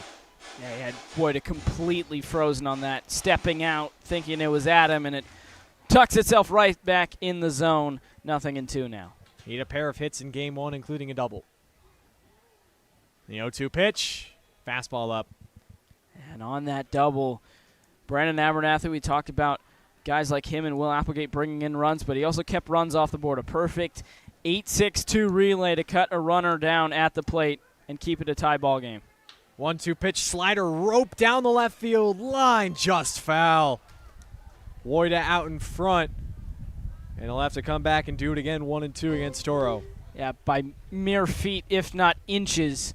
This one just flips itself foul. It's fair for about 90% of the flight, but it lands foul, and Woida still has to fight 1-2 now. Woida is a Lincoln, Nebraska native representing Kansas City, Kansas Community College, where he played there with his brother these past couple of seasons before his brother Jace transferred to Mizzou this past spring in the SEC to be a Tiger. Hit .287 with 13 bombs, did Jace Woida. Tore out of the wind. His 1-2 pitch. Fastball driven deep down the left field line, hooking towards the corner. Foul. It had home run distance, but it wasn't straight enough, and it's a long foul ball. And it certainly had home run speed on it. 99 off the bat. This is blistered by Woida, but just the tiniest bit foul. You mentioned how extra base hits before game 1, all of which were triples. Had a double in game 1, looking for that home run. 1-2 slider gets him to swing, gets off of Feliz. Feliz running to it. Woida didn't realize it at first. The throw down, not in time. And it's a strikeout, but Woida reaches on the wild pitch as Feliz a little lackadaisical getting to the ball. Yeah, Feliz is limping. Pitch might have gotten a piece of him, but Nonetheless, Wojda didn't realize it at first. His dugout actually had to alert him that it got by Felice, and Felice certainly didn't seem to be in much of a hurry to get to the ball. Might have been in a little bit of pain, but either way, it's a ball that he certainly had a head start to get to, as Wojda wasn't quick out of the box, but nonetheless, it ends up with a base runner. Second strikeout for Toro, but leadoff man aboard. First pitch fastball away to Ethan Burkhart, 1-0. Burkhart didn't play in game one. He comes in hitting .350 on the season, the second best hitter for Springfield. He's got 41 hits. 1-0 from Toro, off the end of the bat, dribbled back behind the plate, foul. 1-1. Yeah, it was one of those wipeout sliders that looks like a strike initially and completely ducks out of the zone that Wojda looks silly on, goes around a little too far and just hangs his head, but then it gets well by Felice and all the way to the backstop. 1-1 pitch is a fastball outside that ends up in the left-hand batter's box. 2-1 out of Burkhart. Comes in 3 for 9 this season against Decatur pitching. He does have a home run, though. He came off the bench Saturday in that 11-3 win for Springfield after Trey Blanchette left the game. Has another fastball. This time is inside, and it's quickly 3-1.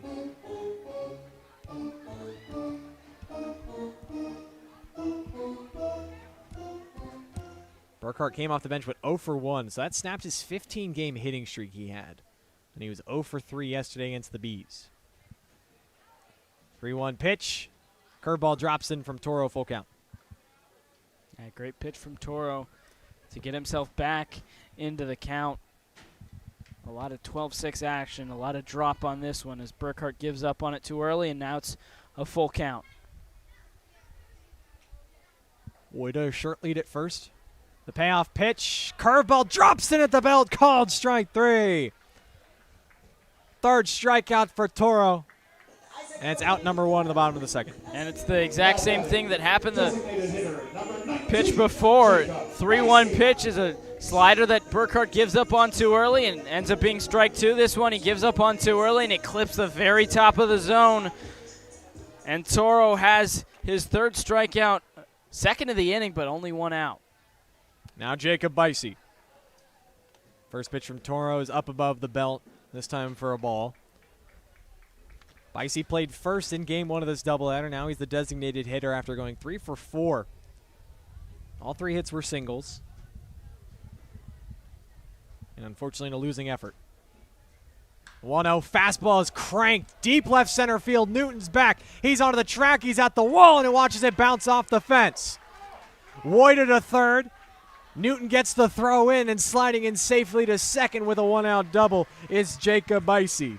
Yeah, Bicey blisters this pitch. It's a fastball up in the zone, and he gets all of it. 101 off the bat. And he's probably just wondering, how did that not go? It probably didn't have enough flight on it.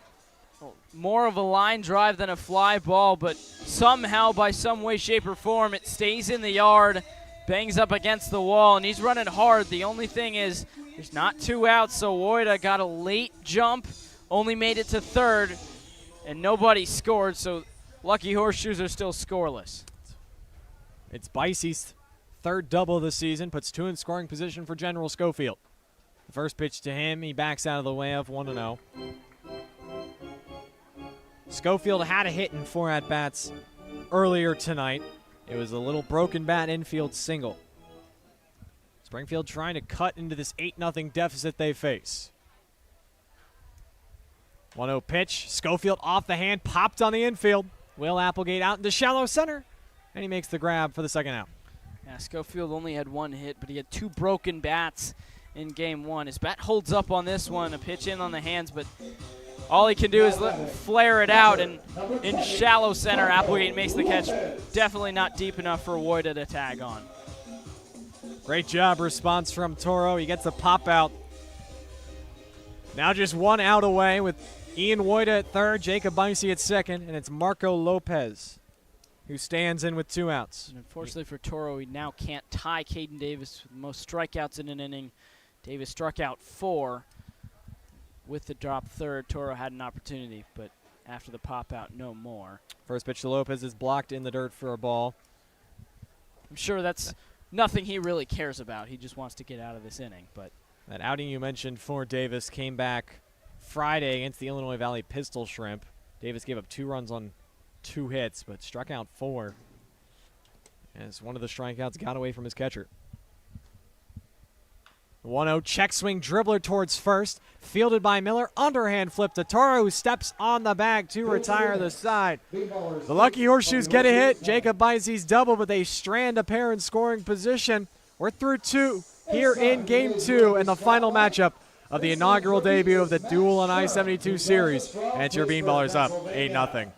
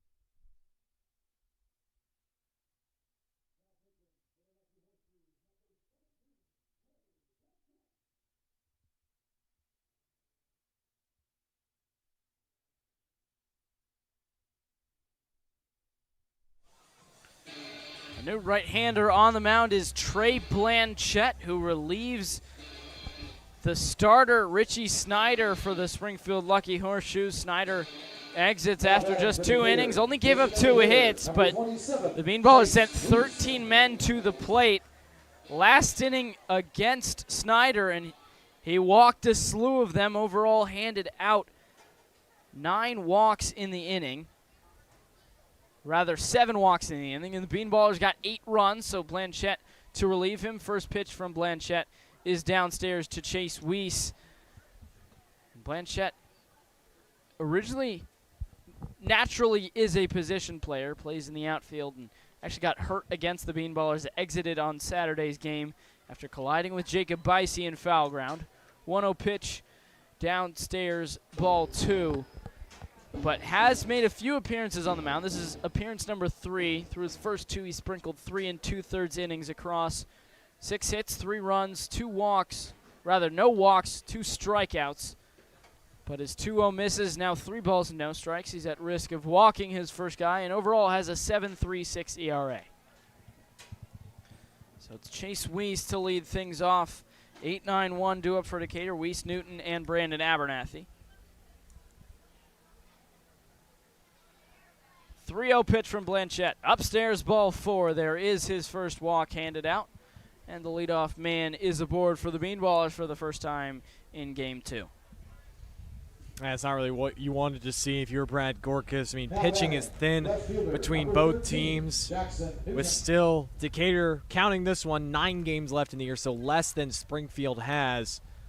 But you would like to see just Blanchette come in, throw strikes, and again, Decatur only has 2 hits. They haven't proved that they're going to bash it here in Game 2.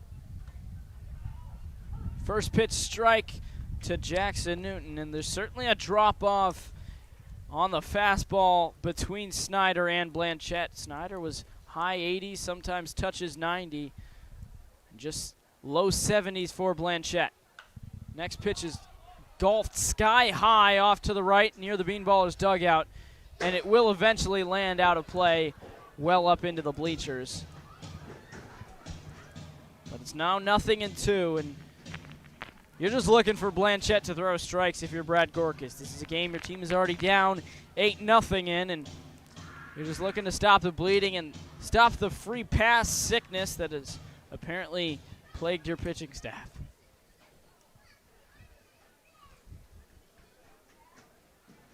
0-2 count to Newton. Runner goes. The 0-2 is hit sky high on the infield off to the left. Weiss will need to retreat. Valentin over, makes the catch. The throw to first is high, and Villas reaches up to catch it. Weiss would have been back safely nonetheless, but it is the first out. And as Weiss certainly had second base stolen, we'll have to retreat back to first. A nice response from Blanchette. 3 pitches, 3 strikes to Newton. Then his last one, a nice little slider curveball. 65 miles an hour, almost a sweeper-like, and he just gets Newton way out on his front foot. Drops the hands. That's the one thing you want to avoid is that dropping the hands, pops it up on the infield. Beanballers only have 2 hits. They've drawn 8 walks, though. First pitch to Brandon Abernathy is that slider that's in the dirt at 65. Abernathy himself doesn't have a hit, but he has drawn a walk. Popped out his first time in the first, but came up in the second. Walked, scored a run. 1-0 pitch, runner goes again, and this one's taken. The throw down from Lopez is not in time as Weiss slides in safely. And for Weiss, that is stolen bag number 4 on 6 attempts. And thankfully this time there was no runner at second base. You think back to July the 4th when he so confidently stole second base, but the bases were loaded. That's certainly one for the memories and one for the Weiss era.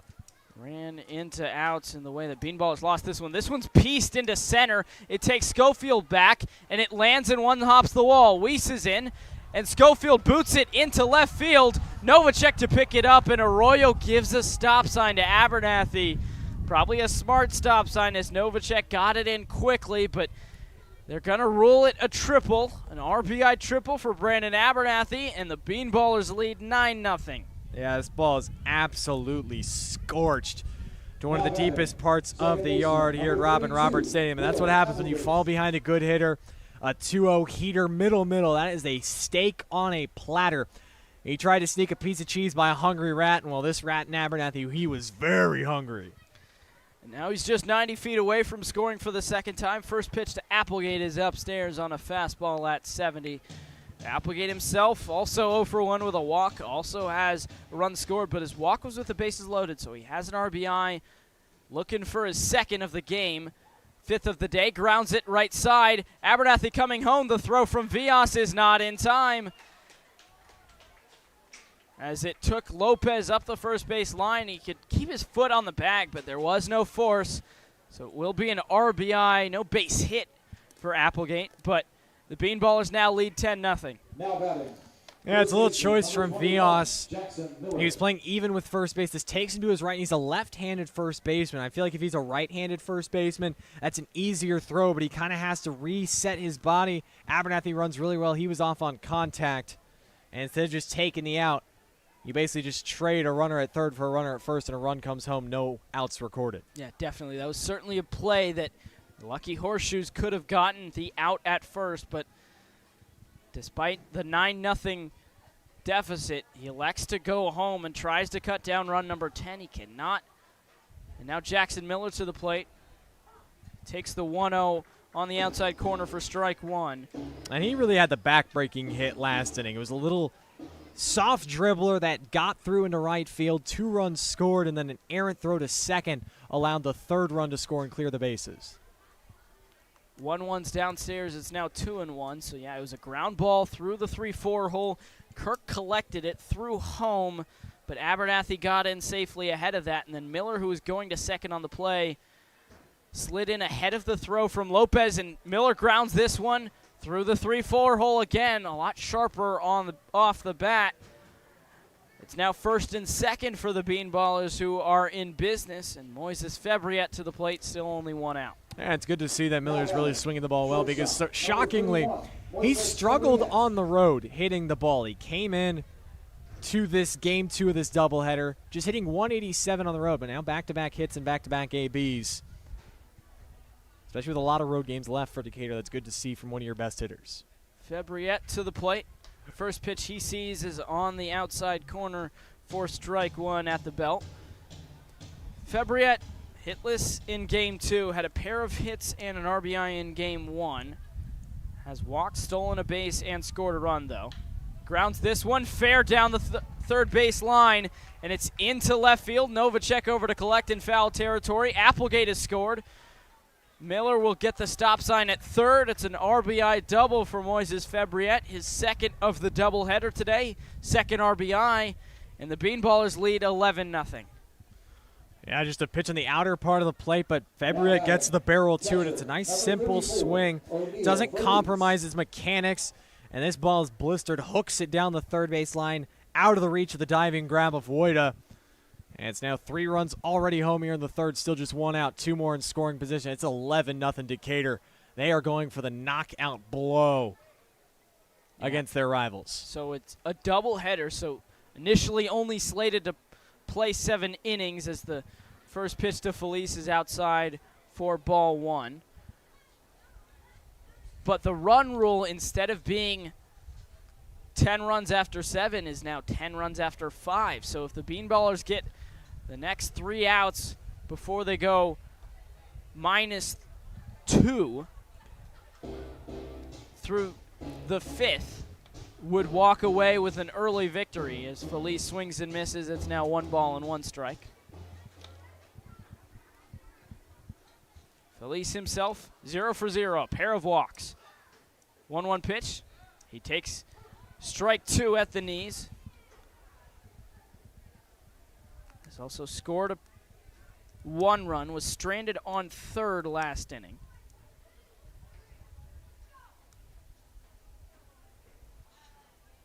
2-2 pitch. Felice reaches at, lines it through for a base hit left side. Miller scores. Fabriette gets a stop sign. Novacek throws it in. Probably would have had a chance to get him at the plate anyway. But it's an RBI single for O'Neal Felice, and the Beanballers lead 12-0. They say hitting's contagious, Daniel, and while they got the 8 runs on 2 hits last inning, they've now got 4 hits here in this inning, and everyone, 1 through 9, they are seeing the ball really well, and even if they aren't getting base hits, they are drawing walks.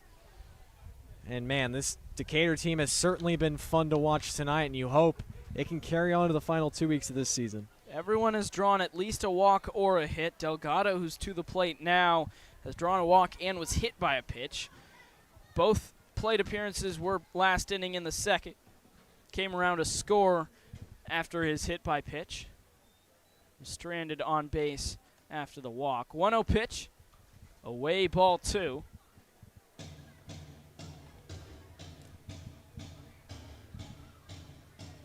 the fans, several fans now headed for the exits as this one has gotten out of hand. Beanballers with 12 runs in the last 2 innings. And they've only gotten 4 outs so far. It's now a 3-0 count as the 2-0 misses upstairs. Felice is on first. Fabriette, who's had an RBI doubles on third. Felice had an RBI single this inning. 2-0 pitch. Inside ball 3.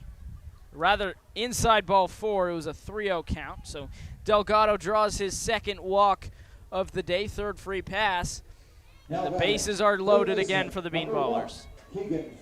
And just 4 straight misses outside the zone from Blanchette. And that's what can happen as a pitcher when you throw it over the plate and you're throwing strikes, but they're getting hit. Now you get in your head, now you start missing a lot. The Beanballers keep finding all the holes. 3-0 pitch, or rather first pitch to Farnes fouled off. And Farnes had an RBI single back in the second to open the scoring. And then came around, popped out to end the inning, and Beanballers have now batted around here in the third.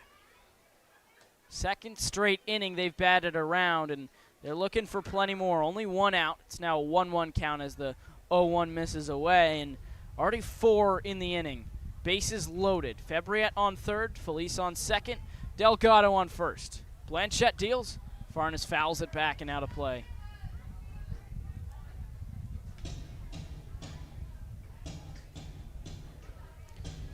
That's certainly nice to see from Decatur, especially they snapped their 3-game losing skid with the victory in Game 1.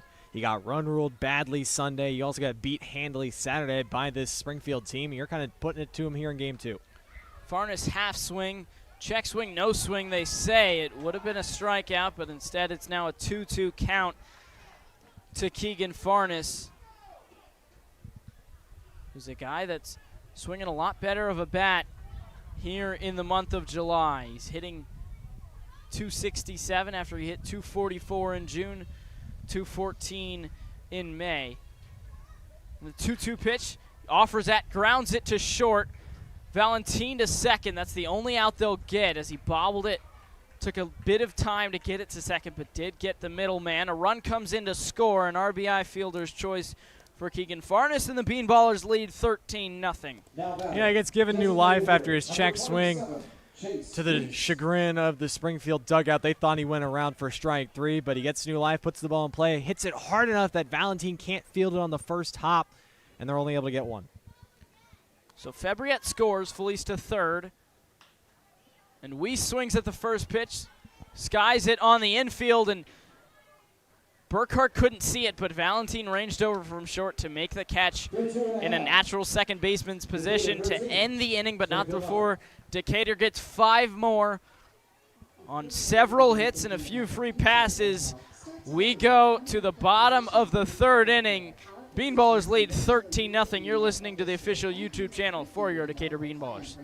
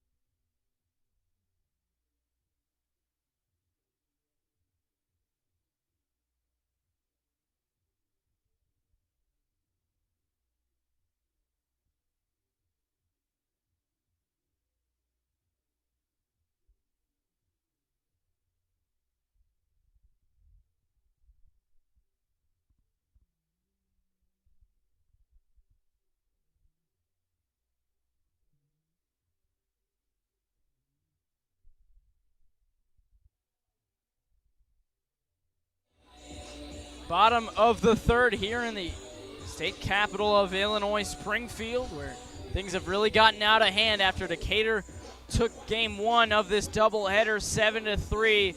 The Beanballers lead 13-0 as we're set to start the bottom of the 3rd. Manuel Toro out to the mound for his 3rd inning of work. Daniel Herzog, Truman, Griessel back with you. You're listening to the official YouTube channel for your Decatur Beanballers. And Truman, Decatur, after both teams went scoreless in the first, 8 in the second, 5 in the third, they've really blown this one open, and it's now a very small crowd as several fans have already left this one. Oh, certainly, and this is, you know, it's nice to see. For all the ups and downs that have come in Decatur's inaugural season, while it seems like they are out of the playoff race, they showed up today to play against their rival, got a gritty win in Game 1, and now a shellacking in Game 2.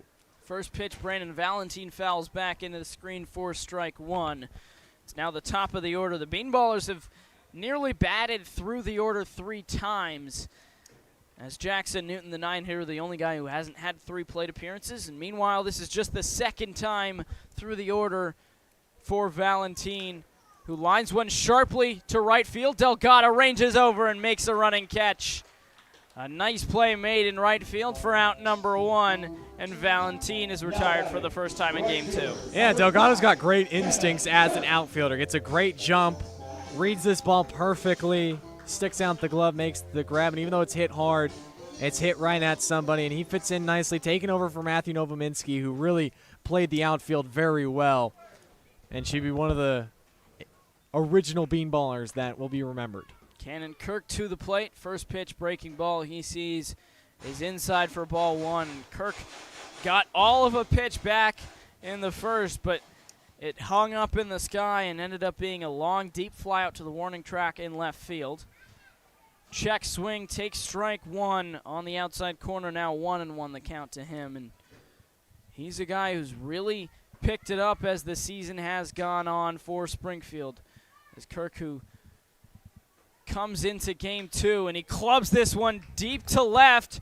Newton's back, he's on the track, and he makes the catch on the warning track again. So yet again, Cannon Kirk gives one a ride. But yet again, it's tracked down in left field, and they're now 2 away for Griffin Novacek. Yeah, the wind's not blowing, and it seemed like the times before we'd been here to Robin Roberts Stadium, this had been a launch pad for guys, but Cannon Kirk's hit it hard twice, and both times he's needed about 10 more feet to get it over the wall. And all it is a long fly out.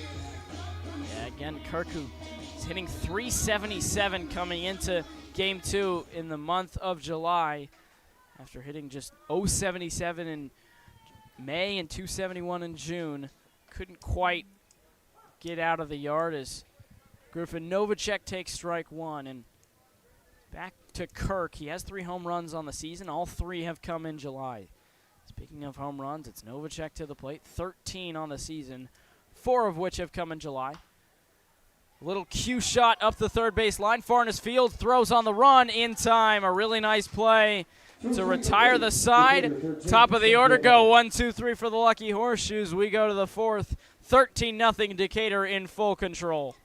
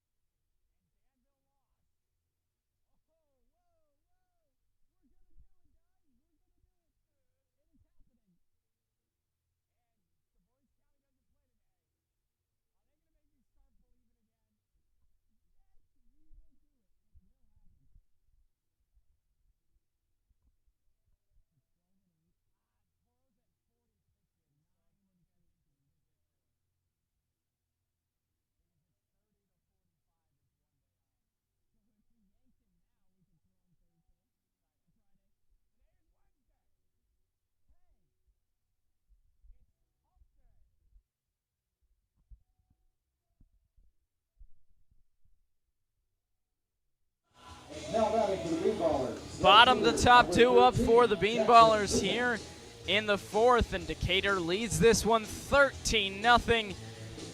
While Decatur has 7 runs and a slew of free passes, the Lucky Horseshoes only have 1 hit, no runs. Rather, 7 hits for Decatur. They have 13 runs, as I just mentioned. And Jackson Newton to the plate, 9-1-2. Newton, Abernathy, and Applegate due up for Decatur here in the fourth. First pitch from Blanchette, who's on for his 2nd inning of work in there for strike one to Newton. Newton drew a walk in the 2nd. Came around to score, popped up back in the 3rd. He reaches at this one, grounds it foul down the first base line. 0-2. Yeah, Newton's certainly got the intangibles to be a great hitter. Just sometimes it's the ugly swings like that 0-1. Even if you get fooled, swing through it. He kind of gets out in front, almost hooks this one in play. You'd like to see him stay in his legs more. 0-2 pitch. Newton watches a pitch away. Fastball at 76, and it's now a 1-2 count. Got a train going by here in Springfield. It feels like Decatur. It feels like Decatur, Feels like Decatur. You know, the Beanballers were the home team in game one, technically. 1-2 pitch. Newton clubs it sky high in shallow right field, tosses his bat in disgust, and Ethan Burkhart makes the catch, ranges over from second base, and collects it right in front of Cannon Kirk for out number 1. Yeah, again, just another swing.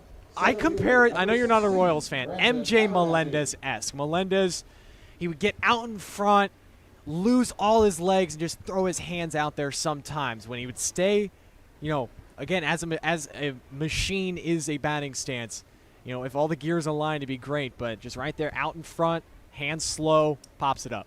Abernathy to the plate, takes strike one at the knees. And Abernathy today 1 for 2, rather in the back half, in the nightcap of this doubleheader, 1 for 2 with a walk, an RBI triple, and 2 runs scored. And he takes ball one inside. It's now 1-1. But Decatur batted around +4 in the second, batted around +1 in the third. So 13 to the plate in the second, 10 to the plate in the third. 1-1 count. Swing and a miss for Abernathy.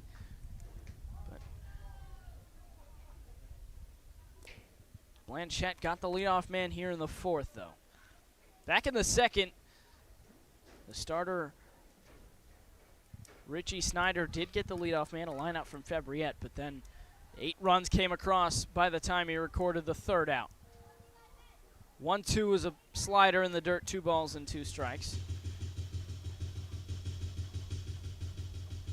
And Abernathy's just been steady Eddie. This is start number 41 for him. Overall, he's now appeared in 43 games. 2-2's grounded sharply, but right at Woyd at third. Toss across the diamond in time to get Abernathy by a step. A close play, but a nice job by Woyd to make the play, and they're 2 away to start the top of the fourth. And if anything, if you're Decatur, you're just trying not to purposely get as fast as you can through this game. You still want to score more runs, have good at-bats, but it seems like you've got this game in control again. Though crazier things have happened, so I'll find some wood, knock on some wood. I found some behind us. Will Applegate grounds one up the middle, gets to Valentine. Toss to first is in time. The Beanballers go 1-2-3. Blanchette pitches a 1-2-3 inning in his second inning of work. A quick top of the fourth after a marathon of top of the second and thirds. We go to the bottom of the fourth, still 13-0 Decatur on the official YouTube channel for your Decatur Beanballers.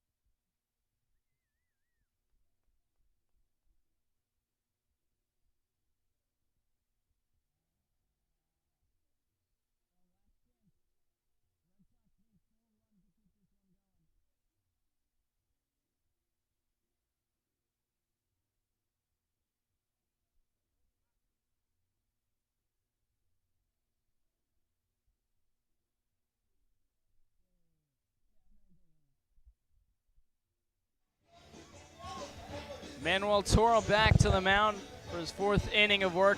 He has a 13-0 lead to deal with, and Toro's through the first 3 innings on just 40 pitches. As he warms up for the fourth, we'll take you around the Prospect League, check in on some other action. Over in Ohio, the Champion City Half-Tracks win 3-2 over the Lafayette Aviators in a game that was resumed from yesterday. Meanwhile, the Clinton Lumber Kings 11-5 over the Illinois Valley Pistol Shrimp. The Danville Dans fall to the Kokomo Creek Chubs 8-2. The Terre Haute Rex trail the Jackson Rockabillys down in Tennessee 8-5. Tanae Vias into the box to lead things off here in the fourth. The lefty hitting against the right-hander. Toro takes ball one outside, and it's 4-5-6 due up. Vias, Ian Woida, and Ethan Burkhart, who have all struck out. Toro's 3 punch-out victims here are all due up in the fourth. 1-0 hit sharply down the first base line, and it's fair past ranging over Miller and into the corner. Delgado to collect, and Vias is content with a double. Scorched 98 off the bat just down the foul line. And the leadoff man is aboard to start the fourth. Yeah, hardest hit ball definitely by far, but this is a pitch middle in. And that's where Vias is at his best. Rips this one, and honestly, Jackson Miller didn't have any time to react because that ball was already by him into the right field corner. But leadoff double, you're up 13. If anything, you can allow 3 runs. 3 runs keeps it at a 10-run ball game, keeps the run rule in effect. But you're just trying to throw strikes, get outs. And now it's Ian Warder to the plate. And Truman, have you noticed what is going down in Thrillville? It is just perplexing. Been focused up here in Springfield. So yeah, the Beanballers go down Thursday to play the Thrillbillies. They beat them 15-9. The next day, the Thrillbillies absolutely thrash the Lucky Horseshoes. The next day, the Beanballers lose to the Lucky Horseshoes. The Thrillbillies yesterday ended the Cape Catfish's win streak. The longest win streak in Prospect League history is snapped. And tonight they're losing to the Alton River Dragons 10-3. This one's flared out to left. Abernathy from center ranges over and makes the catch. And the throw comes in, keeping Vias at second. But it's just crazy, you know? I got to say, I love the Prospect League. Anybody can win on any given night. That's the beauty of it. That is the beauty of it. You know, win streaks are made to come to an end, but it's just crazy that of all teams, the Thrillville Thrillbillies are the team that it comes to an end to, and now they're losing to the Alton River Dragons, a team Decatur will see them one more time next Friday. A team that is just 2-16 in this second half. One of those wins rather, to the Thrillbillies, and they're at risk of losing again to them after Alton has only 4 losses on the whole season. It's now a 1-0 count to Ethan Burkhart, who's 0 for 1 with a strikeout looking. Takes a pitch inside on a slider, now 2-0.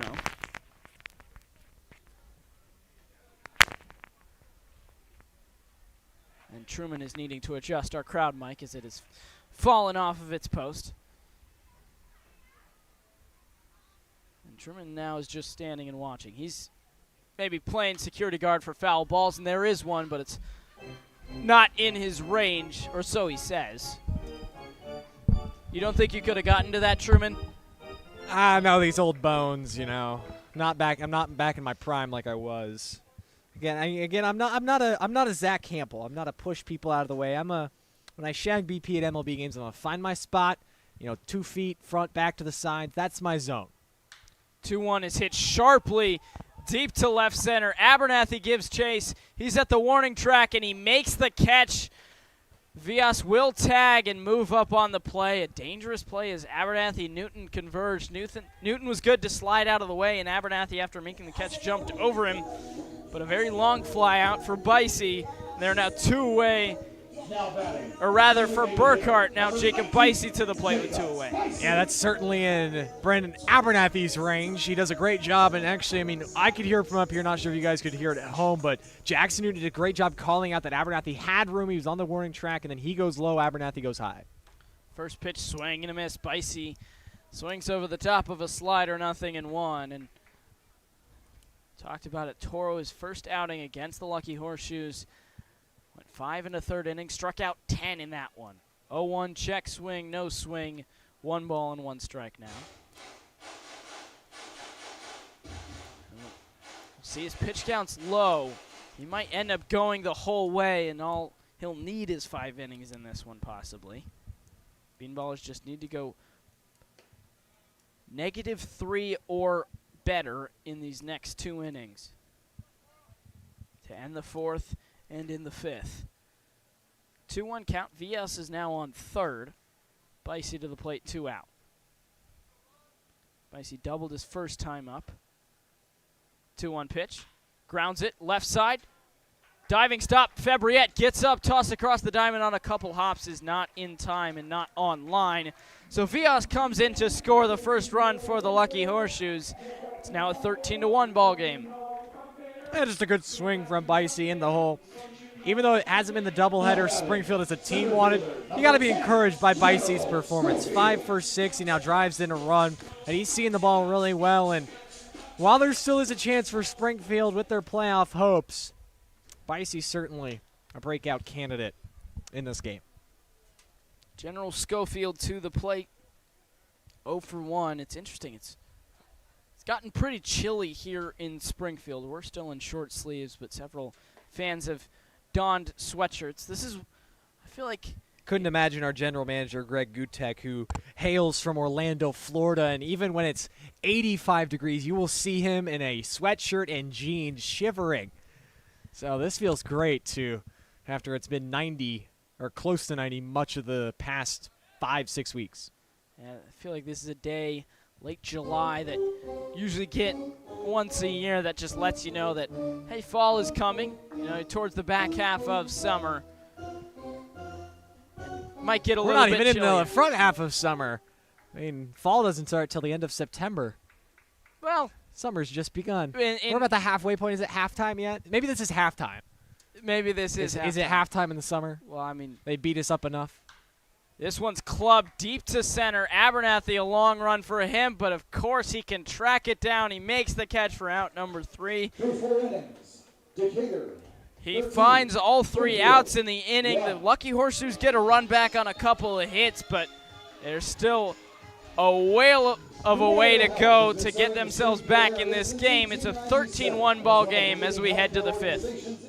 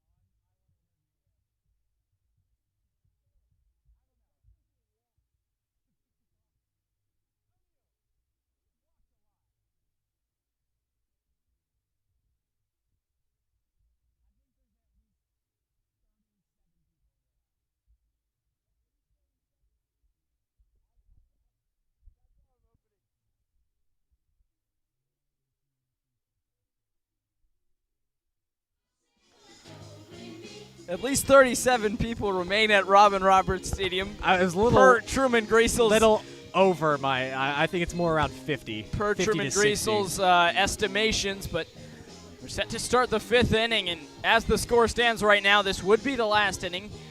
Lucky Horseshoes will need to go +3 in this frame to keep things going.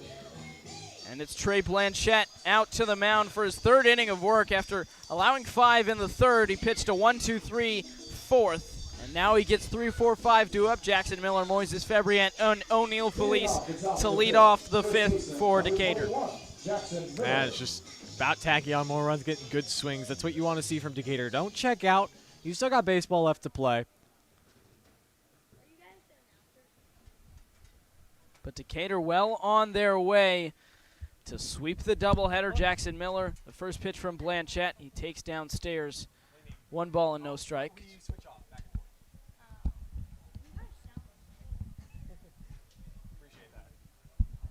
1-0 count to Miller.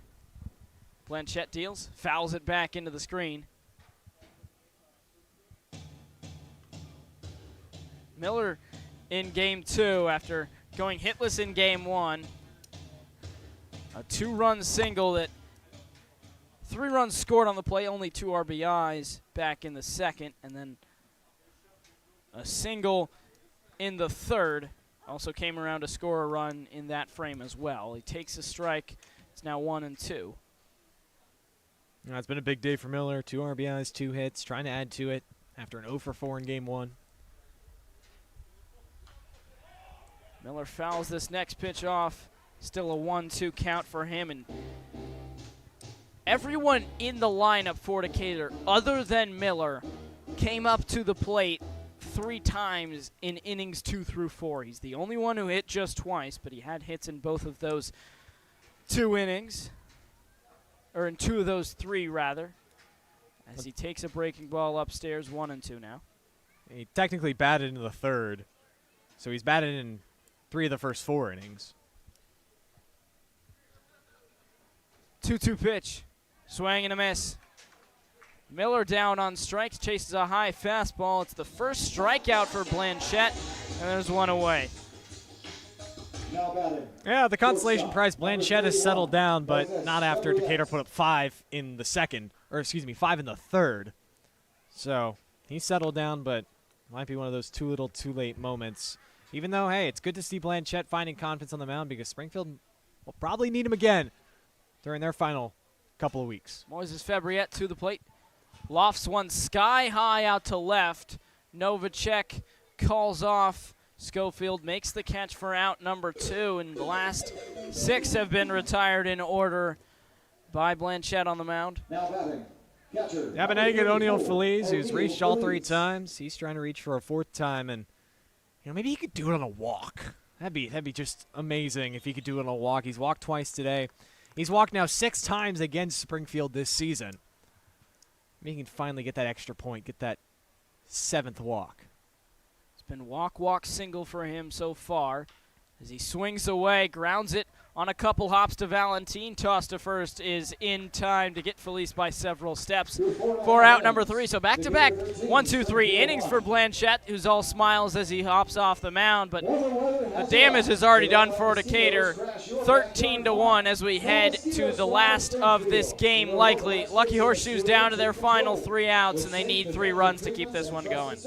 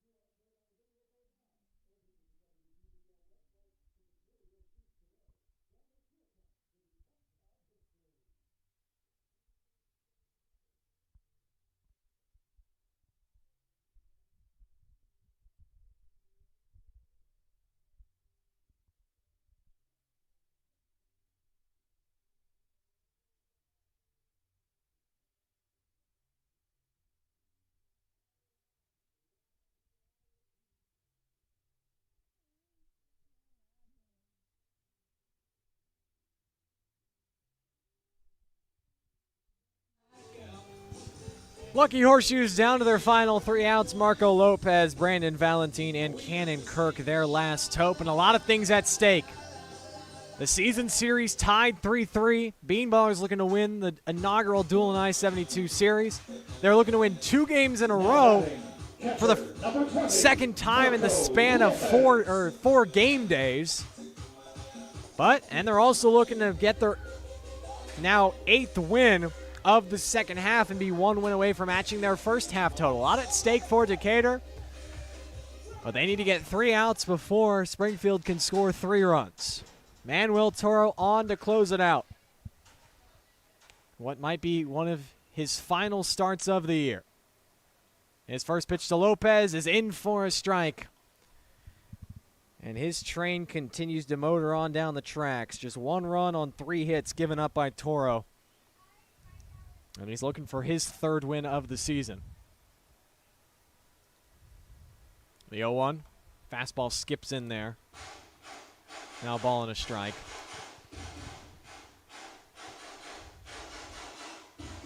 If Toro can get his 3rd win, he would match Parker Phillips for the most wins by a Decatur pitcher here this summer. Phillips was 3-2 before he retired the Decatur jersey.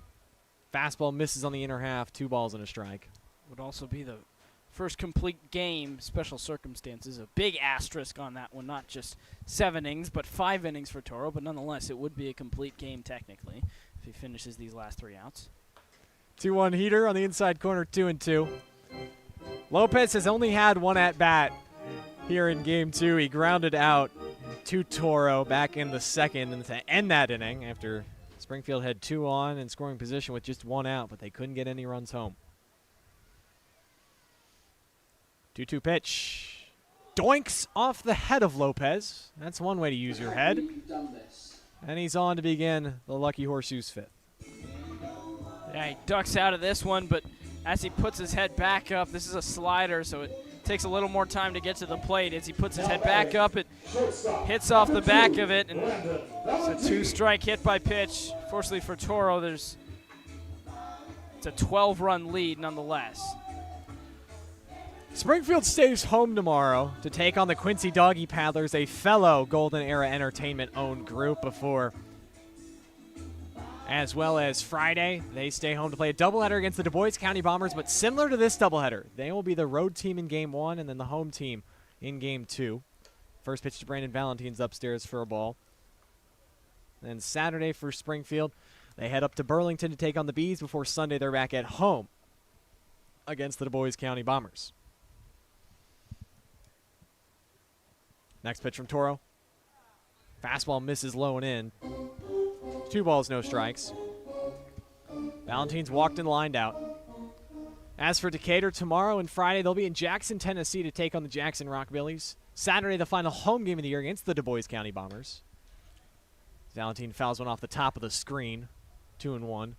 And then Sunday, they'll be up in Clinton, Iowa to take on the Lumber Kings. With that big game Saturday, any fans listening, you haven't been to a game or you've been to 15, come out Saturday, final home game in the inaugural Beanballer season. 2-1 from Toro's high and away. And he's fallen behind Valentine 3 balls and a strike with Cannon Kirk on deck. Truman, you said your parents will be there? Yes? My parents will indeed be there to the final home game of this 2026 season. I believe my parents will as well. 3-1 pitch. Ducks out of the way does Valentine, but nonetheless it's ball 4. Back-to-back free passes issued from Toro. And the Lucky Horseshoes might have something brewing here in their half of the fifth. He's just lost his locations a little bit in this inning. Fastball, he's missing arm side and also missing up as well, which results in pitches up near the head area for right-handed batters, which he's faced both from the right side so far. So he's just got to collect himself as Felice out to have a chat with his pitcher. And, you know, no harm, no foul, but you do need to maybe be a little careful, as now Kirk at the plate is a guy who's hit the ball hard twice, and he's also capable of keeping this one going if he puts one out of the yard. And Cannon Kirk, to his credit, has hit the ball probably a combined 700 feet, but he's 0 for 2. 2 flyouts to the wall in left. And to his credit, if he could finally get it over the wall, well, the night would not be done yet for Springfield. But for Decatur, he's hoping that he grounds into the first triple play of the season.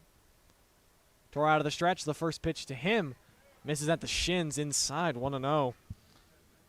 Couple of close misses we've seen from Toro, but not getting that call. Yeah, Beanballer's yet to turn a triple play this season. Would be the first in program history as well, or rather organization history. Fastball up, 2 balls and no strikes.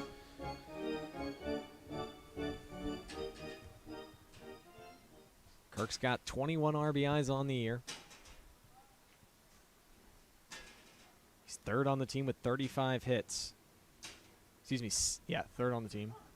So he takes a strike.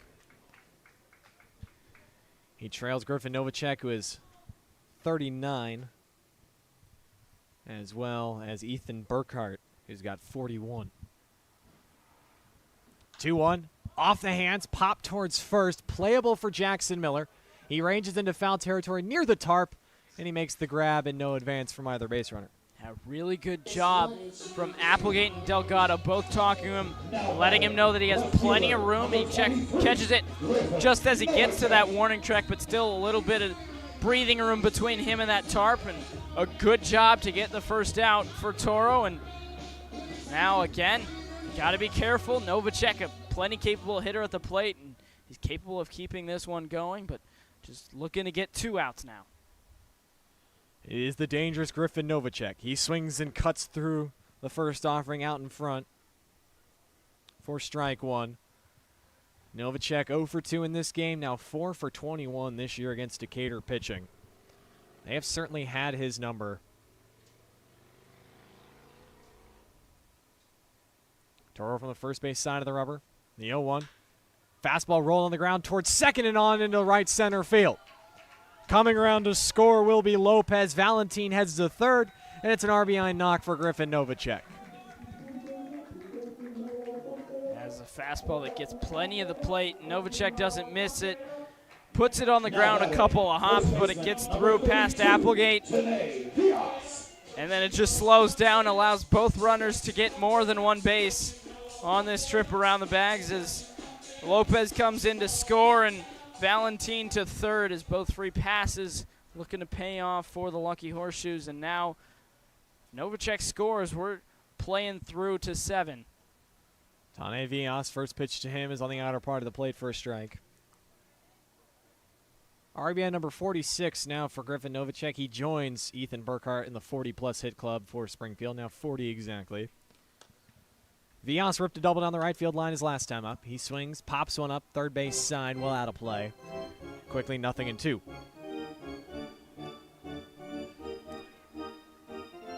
Villas has yet to ground into a double play this year. Springfield has just rolled into 2 ground ball double plays. They have hit into the least amount total in the Prospect League. Decatur the most. The 0-2 in the dirt, blocked by Feliz. Infield shaded around to play Villas to pull. Farnes way off third in the hole on the left side. Moises Fabriette about 2 steps to the left of second base. And then Will Applegate playing pretty much what would be double play depth as a second baseman. Jackson Miller holds Novacek on. Brandon Valentin, a big lead over at third. The 1-2 offering. Upstairs.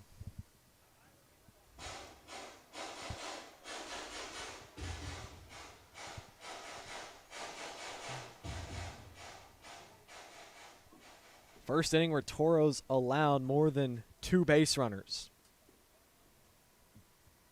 Trying to get out of the jam, end this game.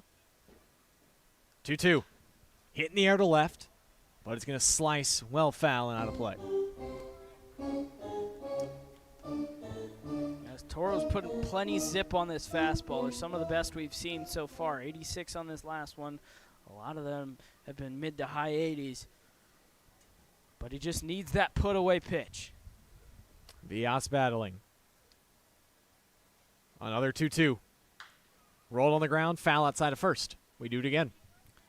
And if Villas was a righty, he'd probably be a little more inclined to throw that wipeout slider, but instead of something in the dirt to a righty, it would be something into the legs of a lefty. 7th pitch of the at-bat upcoming. Runners at the corners, 1 out, 13-2 Decatur. Pitch from Toro. Hit in the air. A swing and a drive. Deep right field. Back at the wall. It's gone. For now, we keep playing. Tane Villas. That home run is brought to you by Fly SPI. His 3rd homer of the year. It's now 13-5. All season long. And we're going to play 7, Truman. This one's absolutely blasted. It's up in the zone as several of Toro's pitches have been, but Villas has seen several pitches, so he gets around to this one and blasts it out to right. And it's now 98 off the bat. 85 coming in, 98 going out, but again, now we're going to keep playing. So we will at least play the 6th inning. Has 4 home, but the base is now cleared. First pitch to Ian Woida, breaking ball, drops in for a strike. Woida 0 for 2 today, but he did reach on a drop third strike his first time up. Takes a changeup low, 1-1. And again, Toro's still looking for that second out. The only out is that pop foul ball from Kirk. The 1-1 misses inside to Woida, 2-1. Caden Davis down in the Decatur bullpen.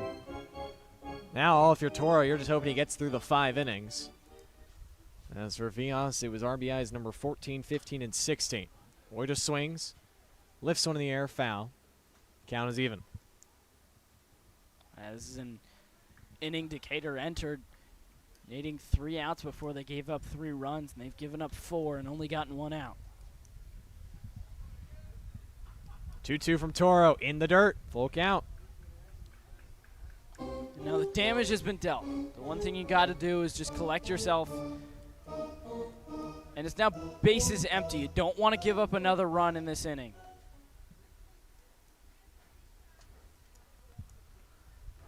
Payoff pitch. Lift in the air and backing out of play. Vias now has 3 hits in the doubleheader. He's got 5 on the year against Decatur. 4 of the 5 have now gone for extra bases. 3 doubles and the most recent homer. Payoff pitch to Woida. Downstairs ball for great AB. And Ian Woida's on with 1 out. And Toro gave sort of a hand sign to his dugout saying he's good, but I'm surprised that it is now Tony out of the dugout. And I'm a little surprised this is the first mound visit he's gotten this inning. Guess up until that Vias bomb, we were expecting this to be it, but just needs to recollect himself as he's now put another runner on base after clearing him. So in this inning, it was a hit by pitch walk, a pop out to first, RBI single, 3-run homer, and now a walk.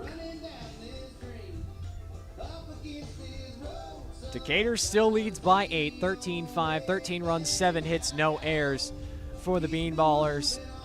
5 runs, 5 hits, 1 error for Springfield. And after Tony, Gabe Royal follows him right back out, and that's going to do it for Manuel Toro. He gave it his all in his 10th start. He was trying to close it out in 5.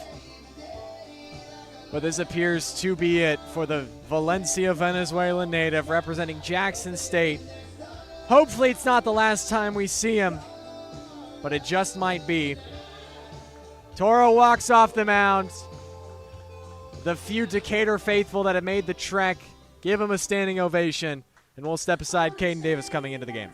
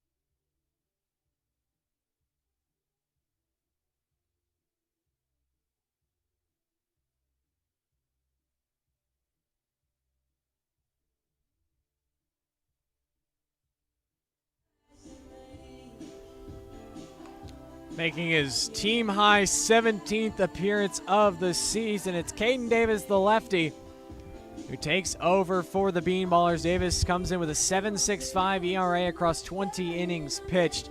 19 strikeouts to 21 walks, opponents hitting .276 against him. But now he gets Ethan Burkhart with a runner at first, 1 out here in the 5th. 13-5 Decatur. Thought they were going to end this game early. But we're going to play on. Second baseman, number 15. Yeah, the Beanballers, you know, again, you still have an 8-run cushion. This should be completely out of reach, but you got to be careful. Think back to a game back on July 14th, last Tuesday against the Danville Dans, where Decatur led going into the 7th and lost after the 7th after Danville put up 12 runs in the inning. The Lucky Horseshoes have put up 4 so far in this, and 12 runs would tie it and not end it, of course, but got to be careful to not let things get out of hand. First pitch to Burkhart, fastball in for a strike. Second time Davis is pitching against Lucky Horseshoes this summer. Back on July the 2nd, 2/3 of an inning, struck out 1. Burkhart fouls one straight back into the stadium. He also walked 1 in that outing. He's given up a run in 4 straight appearances. He gave up 3 runs on 2 hits in an inning Sunday against O'Fallon, also walked 2. That's been his struggle. The free passes, 21 of them. Yeah, but this is a really good start to start out ahead 0-2. There are times where you see him walk the first guy. Sometimes you even see him walk him on 4 pitches. So to start out 0-2 and now 1-2, it's good for Davis to get ahead in the count. Burkhart is 0 for 2 today. Leading hitter for Springfield in terms of quantity of hits.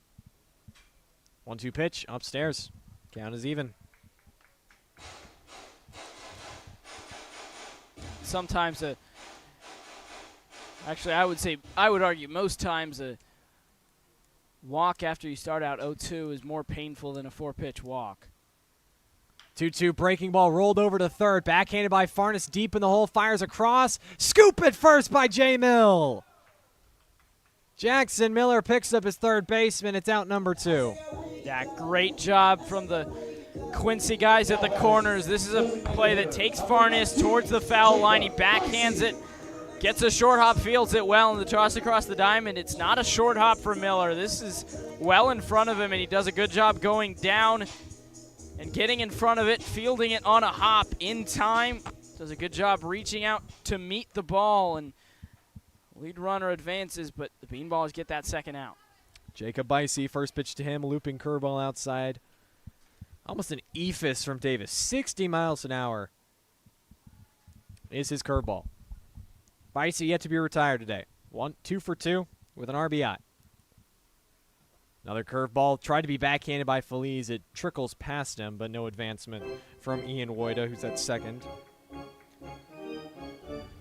Yeah, that last one at 59. That's what Davis does. His fastball is mid-70s, high 70s. Doesn't have a lot of velocity, but when he switches up speeds, he can be dangerous, especially when he's throwing strikes. Unfortunately, he started out behind in the count 2-0 as both those curveballs missed by wide margins. Got to fight his way back, but does a good job. A lot of change in speed between the 2 pitches. 2-0. Bicey hammers one. Deep center field. Abernathy on the run. Turning over his head all the way at the fence. And it's off the deepest part of the yard. Bicey to second. He puts the brakes on there. Woida scores. Well, what a doubleheader for Jacob Bicey. His 3rd hit of game 2. He's now 6 for 7 in this doubleheader. It's 13-6 Decatur. Yeah, you mentioned it, Truman. This ball's absolutely crunched. 103 off the bat. Any other part of the yard, this is definitely leaving the yard, but because center field is where the 2 fences, one all the way from the right field corner, the other all the way from the left field corner meet. They're on a straight line all the way to center, so it's almost a square is the ball field, but it ends up with a double, and another run comes in to score. Fastball for a strike to General Schofield. He's the 9th hitter of the inning. Every batter has come to the plate now for Springfield. As for Bicey, he's got 29 hits now on the year and 20 RBIs. The 0-1 fouled straight back into the backstop. 0-2 now on Schofield. The Lucky Horseshoes have not batted around. Now a 5-run inning, and we're still going to be playing past this one.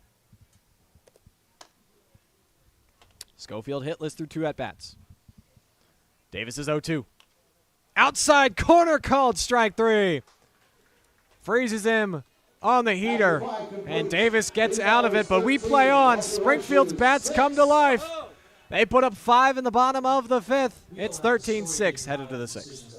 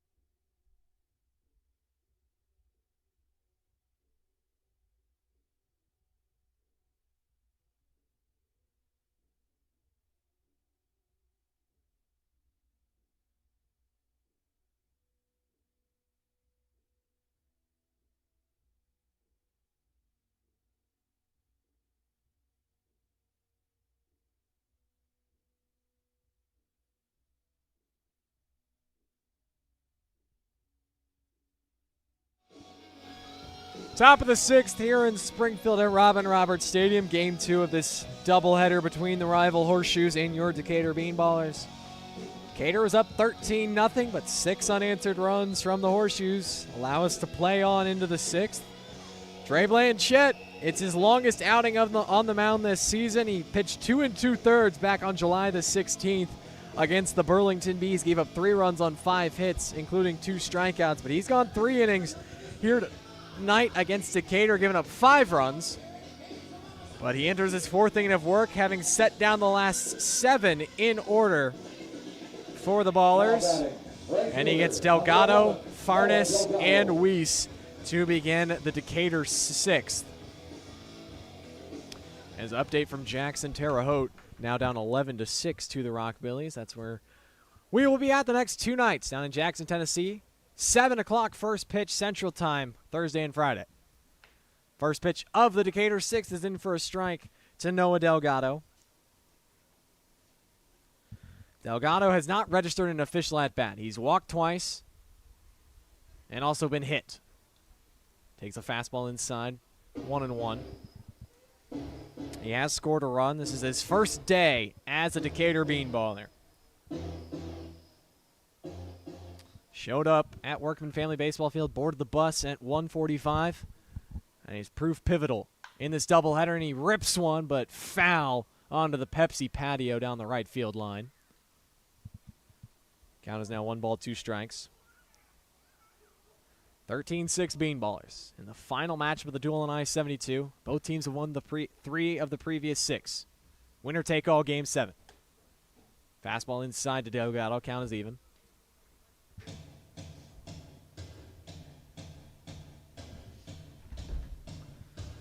Beanballers, they can score 2 runs here. Or excuse me, 3 runs. As Delgado rips one down the right field line. This one's going to be fair. All the way into the corner. Kirk picks it up. Delgado trots into second with a leadoff double. Yeah, this is a fastball from Blanchette that Delgado absolutely turns on, blisters it. 84. Fair by mere inches, but into the corner. Now the Beanballers looking for some insurance and possibly to end it after 6. They put up 3 runs, make it a 10-run ball game again, and then get 3 outs in the bottom of the 6th. That would do it. As for Delgado, it's his first extra base hit of the year. Brings in now Keegan Farnes. Blanchette delivers. Farnes yanks one down the right field line. Foul. The whole dugout was on the top step, thinking that Farnes had just left the yard. Instead, it's just a long strike 1. Warning shot. Just pulls this one a little too out in front of the fastball. Count is 0-1. Blanchette delivers. A little too inside, 1-1. Now we've seen Farnes miss home runs by mere inches because he didn't get quite enough of this. Quite enough of them. This one he gets plenty of. This one certainly would have left the yard marginally, but couldn't keep it fair. He elects to instead line the 1-1 pitch into left center. This is going to roll past Novacek all the way to the wall.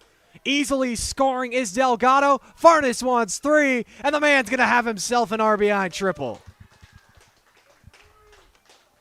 Yeah, that was fun to see from Farnes. He's just absolutely cruising around the bases. He eats up ground so quickly, and time home to third couldn't have been more than 8 or 9 seconds there as he blisters this one, and it rolls all the way past Novacek, who didn't get a good break on the ball, didn't get a good trip to the ball, rolls all the way to the wall. And Beanballers now, again, they score 2 more runs in this inning. They could push the Lucky Horseshoes back to their final 2 outs again. It's 14-6. It's Farnes' second hit of the night, his 3rd RBI, and his 3rd triple. Now Chase Weiss. 1-0 pitch. Slider catches the outside corner, 1-1. Farnes missed a home run down in Du Bois County, a double off the top of the brick wall at League Stadium. And he elects for an RBI triple after he missed a home run by yanking a foul ball. Chase Weiss yanks one This is going to end up by the batting cages deep in down the left field line, 1 and 2.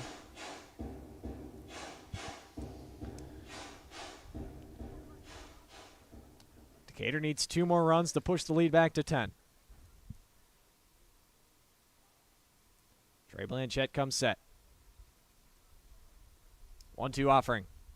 Fastball backs Weiss off the plate. It might even clipped him. It does clip him. So Weiss is going to work a hit by pitch down 1 and 2 in the count, and he reaches putting runners at the corners. Yeah, an absolute backbreaker for Blanchette, who's having a chat with the umpire. He thought that Weiss might have let it hit him when it was a strike. Not sure necessarily what that conversation is about, but nonetheless, not a conversation that Blanchette is going to win, as Weiss is standing on first base. And the Beanballers now, again, if Weiss scores now, and if Farnes scores, they would push the Lucky Horseshoes back to their final 3 outs again. Jackson Newton digs in. First pitch from Blanchette. He swings, ropes one on the ground, through into right field. Farnes comes home. Weiss to second. It's now 15-6 Decatur. Yeah, it was interesting how Blanchette had sat down 7 straight entering this inning, but Now batting. yet to record the first out as he's gone double, triple, hit by pitch, single. And that's from 6, 7, 8, 9 in the Beanballers order. And it's now first and second. RBI number 5 now of the year for Newton. First pitch to Brandon Abernathy is down below the zone, ball 1. Abernathy 1 for 3 here in game 2. He's scored 2 runs. His big contribution, an RBI triple to deep left center. The 1-0, line to third, snagged by Warda, back pick to second. He gets Weiss to double him up. A team that hits into more double plays than anybody lines into another.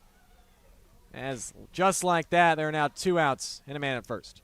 Yeah, this is a fastball. Abernathy's way out in front of it, and he absolutely massacres it. But it's just right at Warda, right into his glove, and Weiss was a little too far off of second. Not really much he could do as Warda tosses to Burkhart. And there's quickly 2 away. Now Will Applegate. First pitch to him. Change up low, 1-0. No hits here in game 2, but he has scored 2 runs and driven in 2 runs. Applegate's now up to 14 runs batted in on the season. 1-0 pitch. Fouled back. Off a beam. Here that holds up the facade. And the kids that are still here at Robin Roberts Stadium go running after it.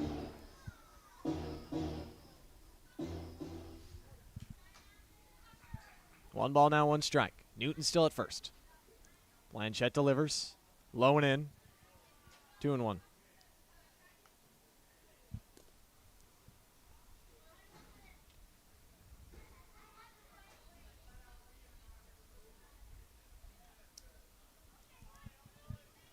Short lead at first for Newton.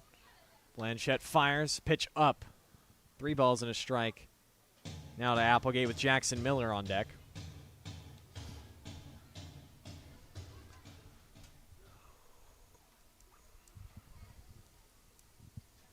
Hitters count. Blanchette delivers. Fastball top of the zone. Full count. And with 2 outs, Newton should be off and moving on the pitch as Vias will no longer hold him on and move back behind first. Infield straight up. Payoff pitch. Applegate swings, launches one deep into the night in Springfield. Foul. So we'll do it again. About a 315-foot foul ball, but it's about 100 feet foul. It's way out in front of this fastball. Decatur's hit the least amount of home runs in the Prospect League. Just 14 as a team. Another payoff pitch. Looped out towards left. Novacek comes on. And he's got it to retire the side. Beanballers get 2 more. But we're headed to the bottom of the 6th. We will play a 7th as it's 15-6 Beanballers.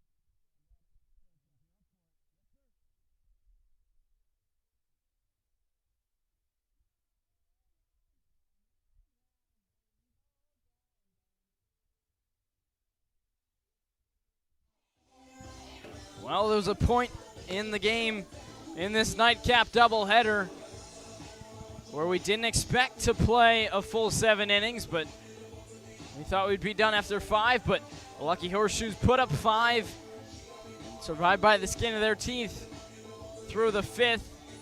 And then Decatur puts 2 more across, but they can't get 3. So unless the Springfield Lucky Horseshoes plate 19 runs in this inning, we will be playing 7. Beanballers lead 15-6 as they look to sweep the doubleheader. Caden Davis is onto the mound for Decatur. Got the final 2 outs of last inning. Only faced 3 hitters in that one, but he'll get 9-1-2 after the Lucky Horseshoes batted around perfectly. All 9 players came to the plate last inning. So it's back around to the guy who led off. Marco Lopez was hit by a pitch, came around to score. And the Lucky Horseshoes trail by 9. Certainly need some hits and then some to come back in this one. Certainly, if you're Caden Davis, throw strikes. See what happens. First pitch on the outside corner for strike 1 on a fastball. Good start from Davis. As walks are typically the issue, but when he starts ahead and counts, chances to get on base go a lot further down for the hitter, as they always do for several hitters, but seems to be especially true for Davis. Is now 1-1 as his 0-1 fastball's upstairs. Lopez 0 for 1 with a hit by pitch as he fouls one back into the screen. 1 ball and 2 strikes now. Davis has a punch out on the day. Manuel Toro had 3. Davis got his, striking out General Schofield looking to end last inning.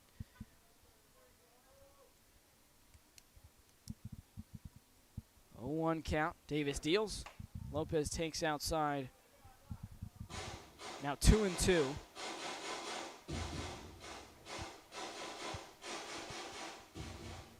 Infield is back. Outfield playing in their usual position, seated slightly to the pull side. 2-2, swing and tips it foul. Just barely grabbed a piece, and Felice just barely couldn't squeeze that one, as it remains a 2-ball, 2-strike count. Yeah, I think if you're Decatur with how short-staffed pitching-wise you are, you're hoping Davis can finish this game, not allow any runs, and do it efficiently. And he's working away to these right-hand hitters, and he's hit his spots against Lopez, got him out in front.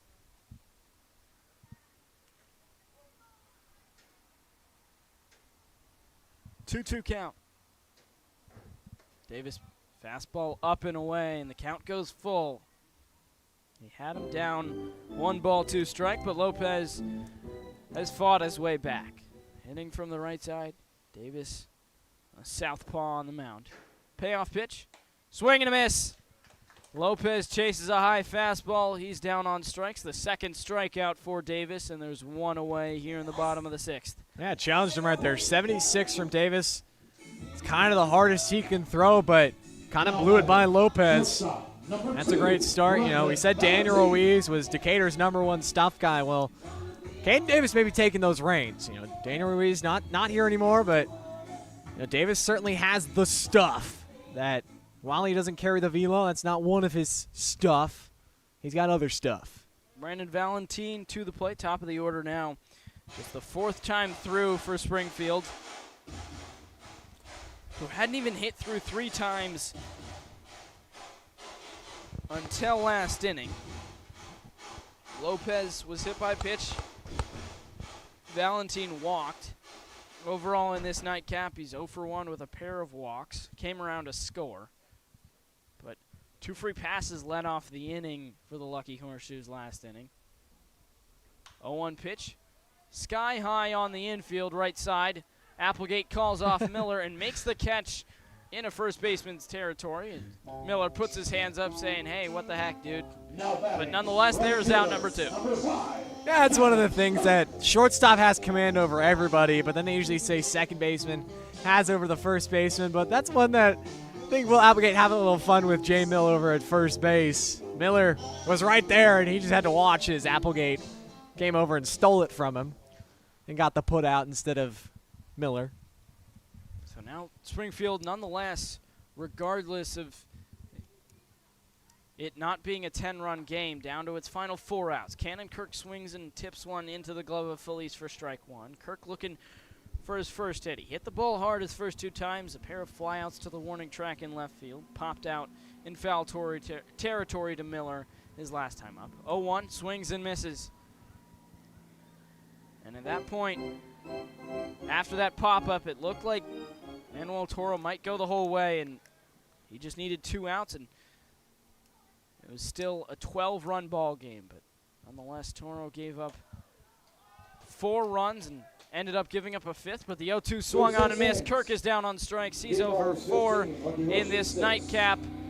Lucky Horseshoes don't score. They go 1-2-3 with a pair of punch-outs. In the 6th, we go to the final inning, the 7th. Lucky Horseshoes are down to their final 3 outs, and the Beanballers lead 15-6 on the official YouTube channel for your Decatur Beanballers.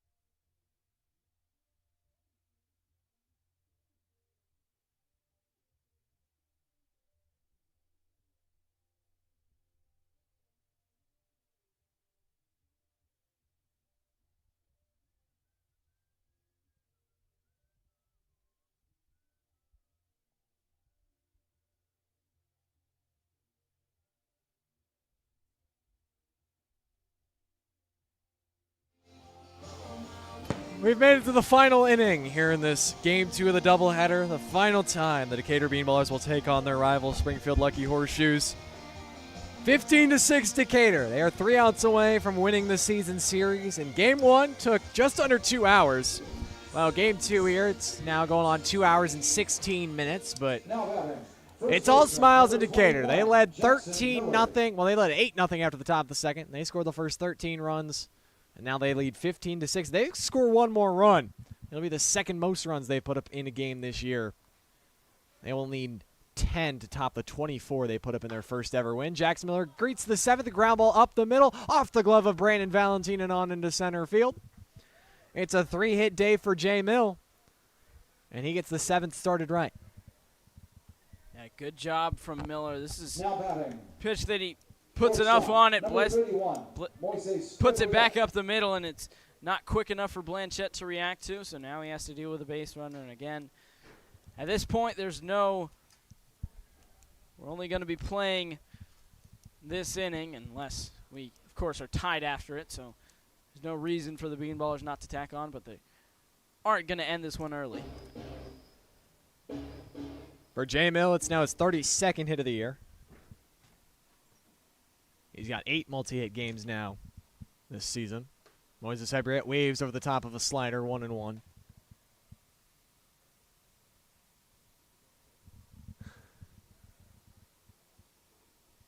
Hebriet has driven in a run and scored 2 runs through his first 4 times at the plate. 1-1. High and tight, and he takes it off the back. Hebriet reaches for the 3rd time. And the first 2 reach in the Beanballer 7th. That was just a fastball that's yanked a little bit by Blanchette, but if you're February, I'm sure you're happy to take that from Blanchette and not from the starter. Now O'Neal Felice. He's 1 for 2 with an RBI and 2 walks. He's got 22 walks now on the summer. The guy that will be playing in the Ohio Valley Conference next year. Part of the Southern Indiana Screaming Eagles. First pitch from Blanchette, a wave and a miss from Feliz. He was swinging for the fences. Still have yet to see Feliz go deep. Feels like in a blowout game like this, if he does it, it's all just a moot point. Other than what they would call stat padding, but good stat padding. 0-1's popped up, back behind home, and well out of play and out of the stadium. Nothing in 2. Yeah, and I'm sure he'd be happy to stat pad. Went yard 8 times this past spring at Florence Darlington Technical College, South Carolina. Still looking for his first long ball here, and his buddy Moises Febriat has a pair, including one in his debut, so he might feel a little left out of the home run party. The 0-2. Downstairs, 1 and 2. Again, Decatur's put up 15 runs on now 11 hits without any homers tonight. And the guy that leads them in homers isn't even with the team anymore. Misael Maldonado has 4. 1-2, ripped down the left field line. Not a homer, but extra bases for sure. All the way to the wall. J. Mill jogs home. He scores. Now 16-6 as it's an RBI double for O'Neal Feliz. Yeah, hanging breaking ball. Breaking balls are sometimes what Feliz struggles with if they're tucked low and away, but this one's right over the middle of the plate, and he blisters this one over the head of Woida, all the way to the wall.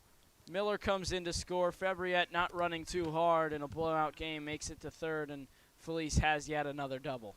22 RBIs, most on the Beanballers team.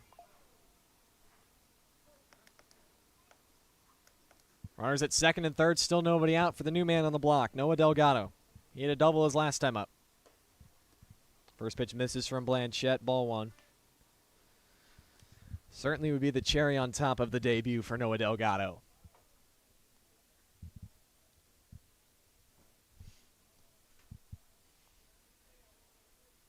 Righty Blanchette, the 1-0, swing and a miss. A hearty hack, came up empty. Delgado is yet to be retired here in game 2. 2 walks, a hit by pitch, and a double. Now in his encore. Fastball up 2-1.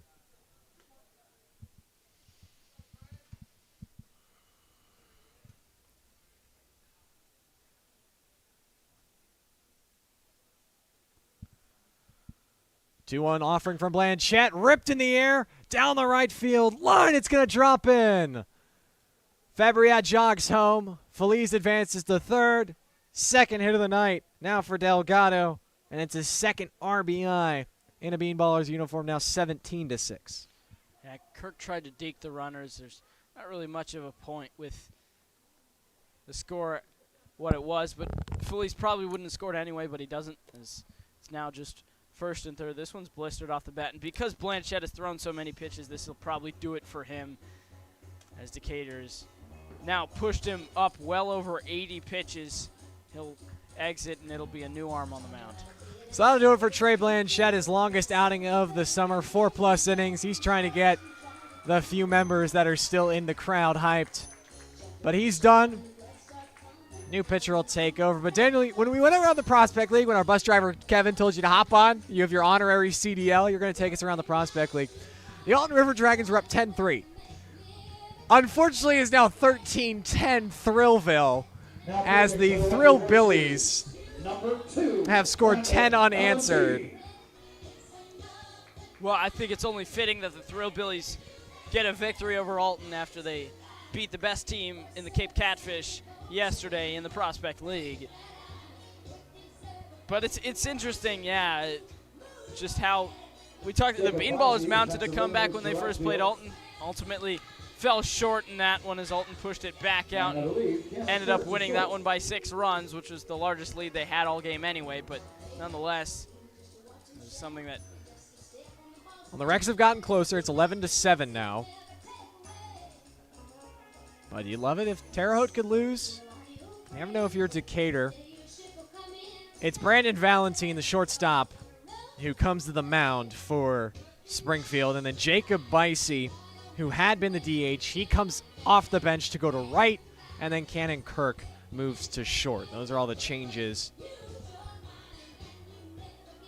behind Valentine.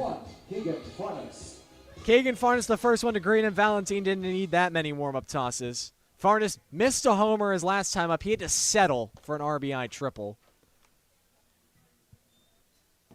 Now the first offering, swung on, fouled back. 0-1.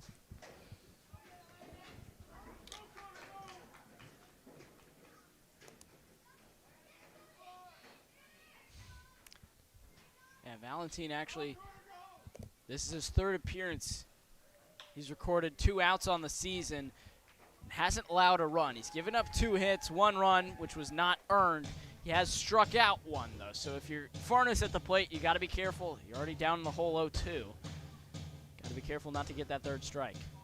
Farnes grounded the 0-1 offering outside of first found. So he's down to the count 0-2. Runners at the corners. Nobody out. 0-2's downstairs near the shoe tops. Farnes is hopping around.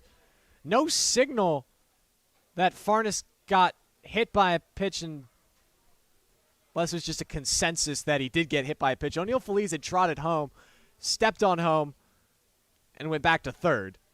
Yeah, I think he was just in there for the journey. He wanted to make it all the way to the home before he had to retreat back to third. Hopefully he can earn home plate himself, but nonetheless, Decatur has now loaded the bases, still nobody out. Now the bases are loaded.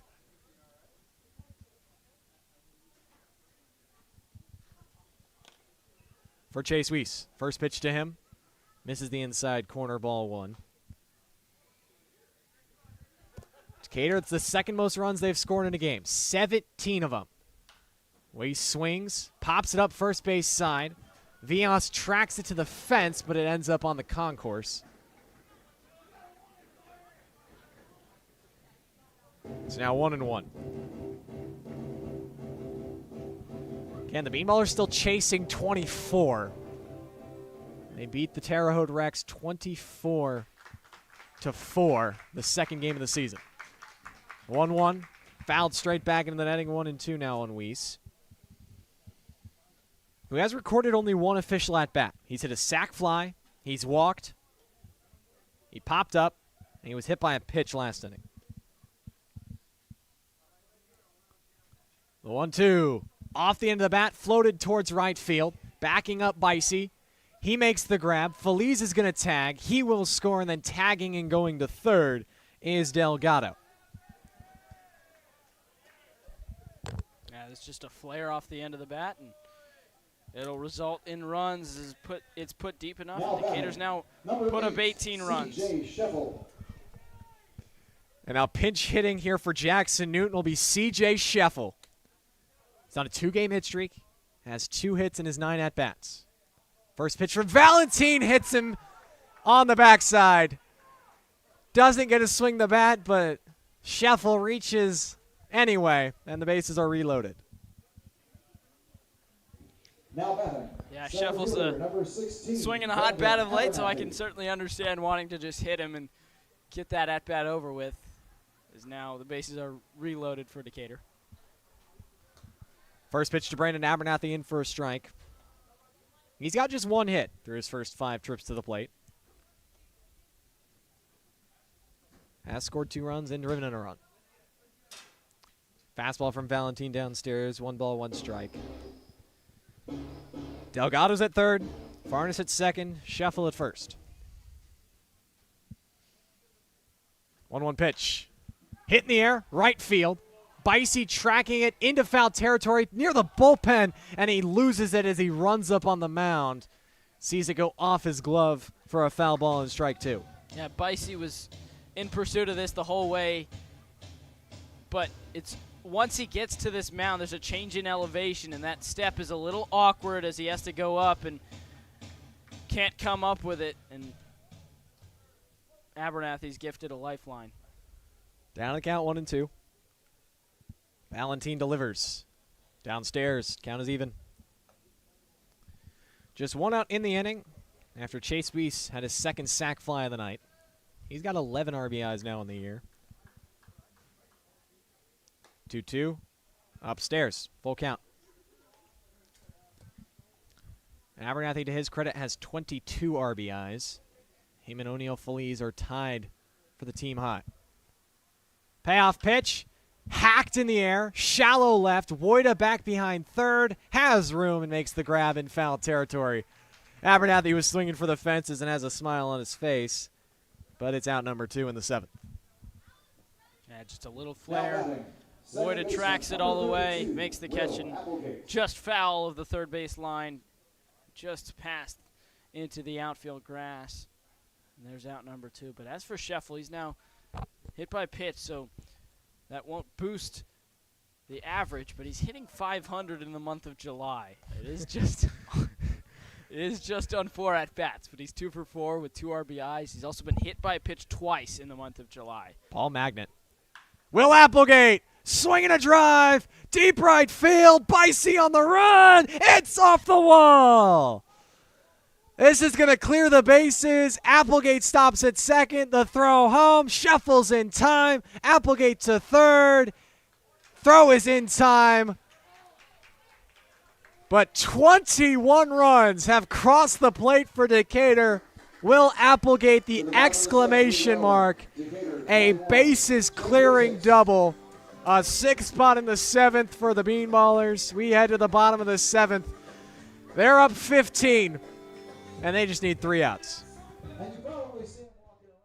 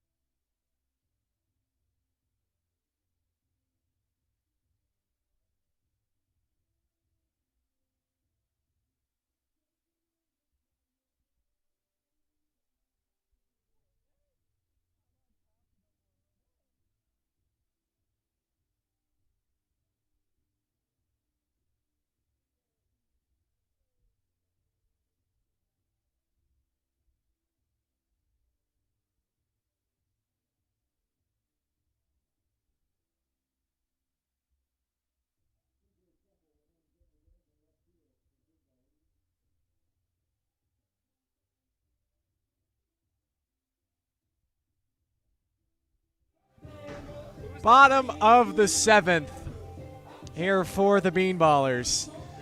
15, I feel like, should be enough to hold them. They've got 21 runs on 14 hits. Springfield 6 runs, 6 hits, 1 error.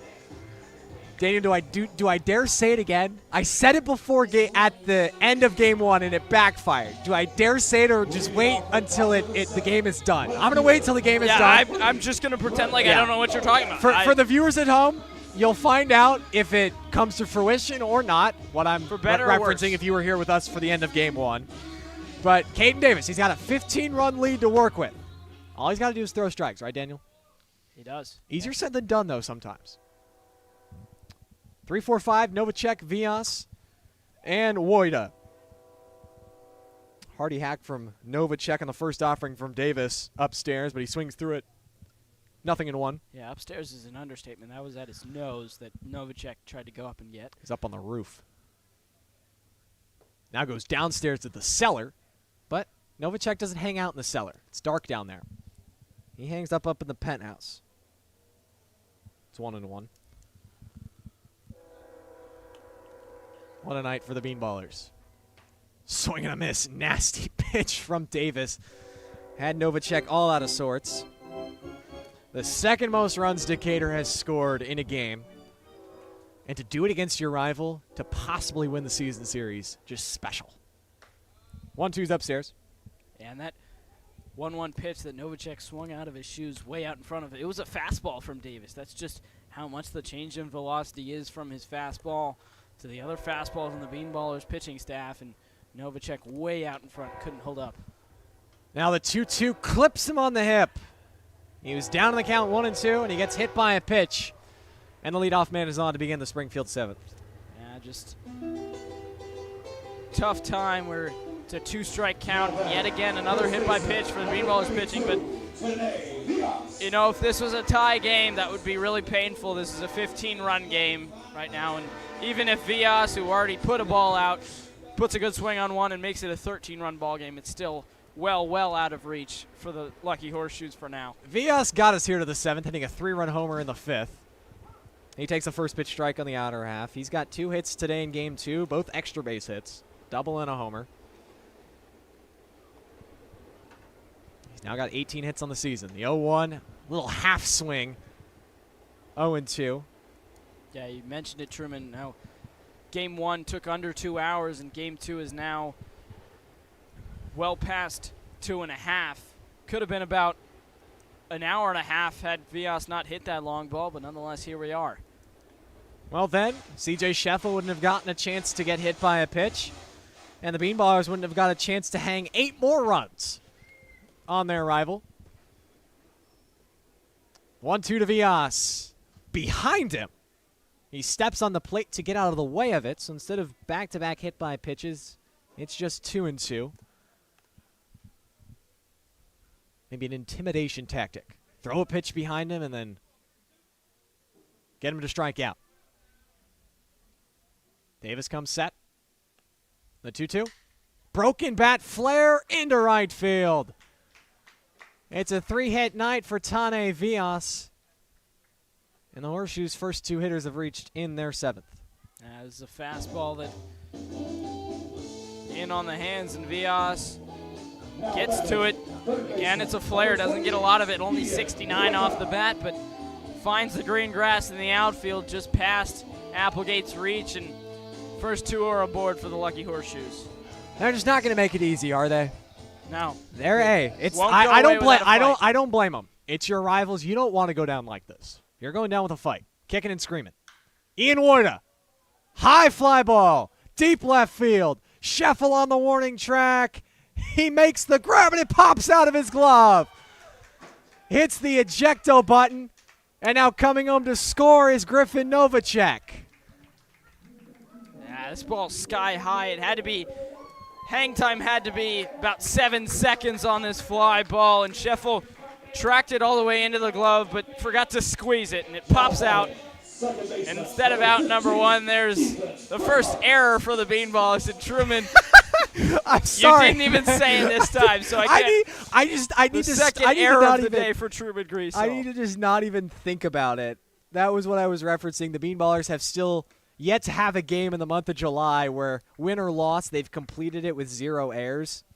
I jinxed Moises Febriet in game 1. I have now proceeded to jinx C.J. Scheffel here in game 2, and it's 21-7.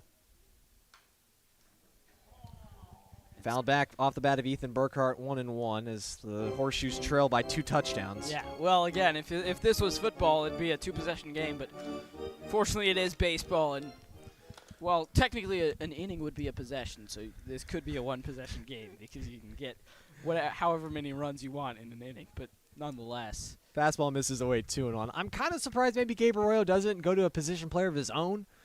I guess that alludes to the chance that the Horseshoes score 15 runs, but you don't want to waste one of your 11 pitchers you have. Fastball clips the outside corner, 2-2. Now on Burkhart, who's hitless through 3 at-bats. Yeah, no, maybe wouldn't be surprised, especially with Davis's pitch count at this point. Probably getting close to being yanked, so you can keep him available at least for game 2 in Jackson. 2-2, line in the air to center. On comes Abernathy, but it's going to fall in right center. It's picked up by Delgado. Everybody moves up 90 feet, so now the bases are loaded as the first 4 hitters in the Horseshoe 7th have all reached. Yeah, once again, just a little flare. That's something that's Davis has been a lot better with locations today. He hasn't really given up a lot of sharp contact outside of that fly ball from Moida. It's just a flare, but it falls yet again, and you're still looking for that first out. And now here is the position player. Gabe Arroyo takes the ball from Davis. Brandon Abernathy jogs in from center. Chase Weiss comes out, and he will head to center. So both teams burn their DH, but doesn't matter. As Davis exits, not able to get the final 3 outs. But now it's Brandon Abernathy up by 14 with the bases loaded and 2 outs. And yes, I once again jinxed the Beanballers. The last time they had a game where they did not commit an error was June 30th. Since then, 2 3, 4, 1, 5, 1, 2, 3, 2, 2, 3, 3, 3, 1, 1, 2, 2, and so far 1. So it has been an ugly month in the field for Decatur. I'm going to state the numbers just to make it real ugly. They have now 41 errors in 18 games. They had just 28 in 22 in the month of June. Their fielding percentage as a team, 932. Not good.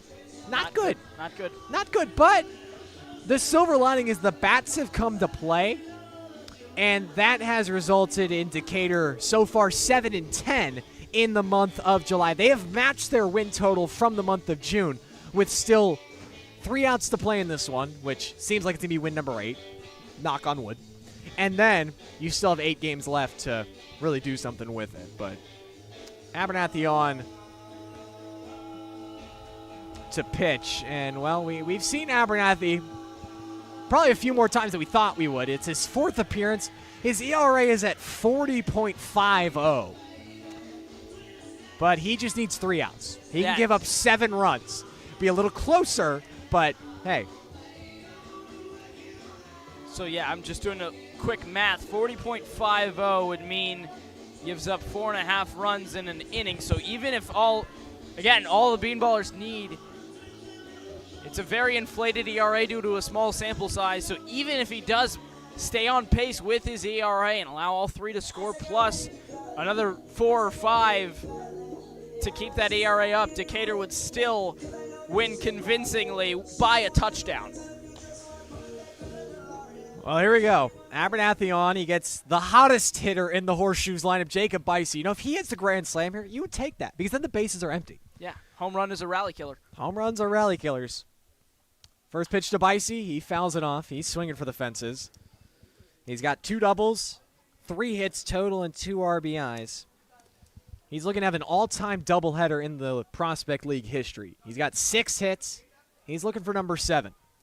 And unfortunately for him, not only is the 14-run home run not invented, but there also isn't the home run triple invented, where he can't hit for a home run and a triple, which would give him a cycle. But Well, the chance he could bat around and have another opportunity. There is that chance. Again, you know, you never want to say a thing is in the books with Decatur. They've been fun, but for some reason, the final 3 outs have been hard to get at points.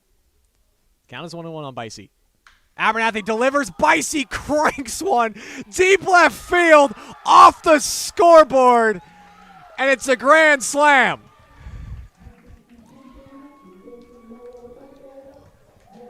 Well, there's the rally killer. You know, so now you go from up 14, bases juiced, and now it's just up 10. But the bases are empty, and now you're just looking for those final 3 outs. Jacob Bicey, what a doubleheader. 7 for 8, 2 doubles, a home run, and 6 RBIs. 5 runs have now crossed the plate in the Horseshoe 7th. And it's now 21-11. And now, not back-to-back games, but back-to-back game days after no grand slams in their first however many games that is to lead up to this point for Decatur. That would be their first 43 games. Decatur hadn't given up a grand slam. They've given up 2 in the last 3 games, 2 in the last 2 game days. First pitch is upstairs to Schofield. Now the general fouls it back 1-1. For Bicey, that's his 6th homer of the season. He's now got 24 RBIs. But he is feasted against Decatur in this doubleheader. Hopefully it's in a 2-loss doubleheader. Schofield swings, but fouls it off first base side 1-2. And Truman, you know they say hitting is contagious. Well, why don't we stay here for another half hour? it appears Schofield, Lopez, Valentine, and Kirk 8912 are all vaccinated.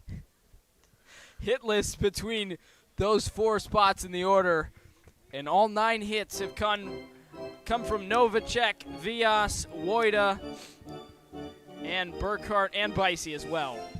The only good thing that, well, not the only good thing, Valentin has scored a run, and so has Lopez, so they've scored a run. Count is 1-2 on Schofield. Abernathy delivers, ground to the left side, a nice hop up on for Fabriette. He fires across, and there's out number 1. After the first 5 all reached, the home run's the rally killer, and the Beanballers are 2 outs away. Yeah, this is, you talk about the hops that you sometimes get here at Robin Roberts Stadium at the edge of the infield grass. This is a fortunate hop, though, for Fabriette. It's a sharply hit ball towards his backhand, but the hop puts the ball right at his chest, and he adjusts quickly, fields it well, tosses across the diamond in time. First pitch to Lopez upstairs. You know, Jacob Bicey's going to wish that this wasn't the last matchup between him and Decatur. He's now hitting .590 against the Beanballers. He has 13 hits in 22 at-bats. Fastball at the knees, 1-1 on Lopez.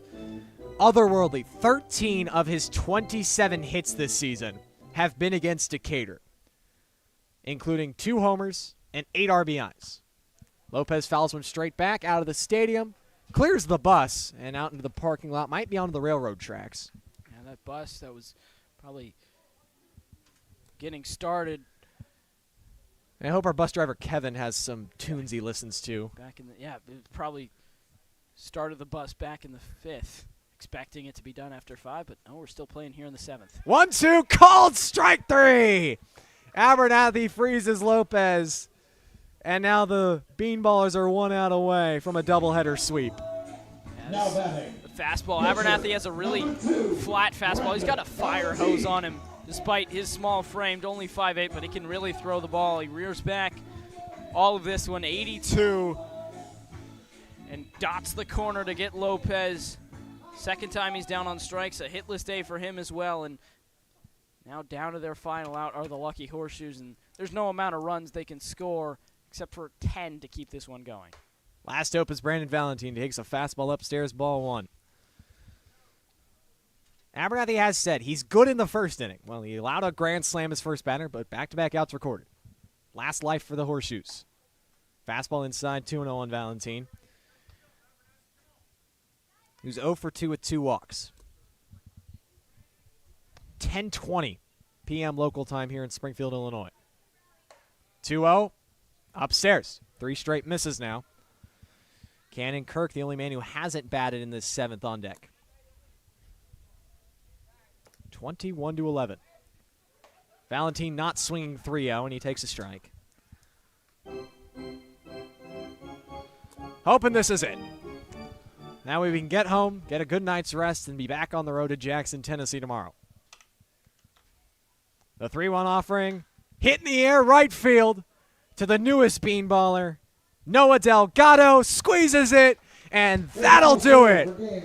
It's a Beanballer sweep as Decatur comes into their rival's house, wins game 1 by the score of 7-3, and they take game 2 in convincing fashion, 21-11, and they win the season series over on the Duel on I-72.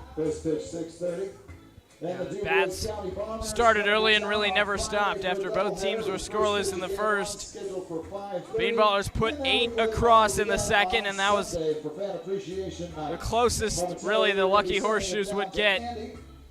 So Decatur just steamrolls to a victory here and a sweep of the doubleheader. You know, talk about moral victories. That's got to feel good. Not only do you win the season series, but you sweep the doubleheader. And Decatur gets the victory. The Beanballers improved to 19-26 on the summer, 8-12 in the second half. Springfield falls to Decatur improves to 17-29, 8-14 in the second half. Springfield falls to 18-27 and 7-13 in this second half. Manuel Toro, in what have been the last time we see him pitch in a Decatur uniform, gets his 3rd win of the year. He goes 4 1/3, gives up 6 runs on 5 hits, 3 strikeouts. And Richie Snyder takes his 3rd loss. He gives up 8 runs in 2 innings pitched. But It was a ride, doubleheader action. That'll do it for my broadcast partner, Daniel Herzog. I've been Truman Griessel, saying so long from Robin Roberts Stadium. We will see you tomorrow night, where we'll be live in Jackson, Tennessee, as the Beanballers might, just might, go for their first 3-game win streak of the year. Have a good night, folks.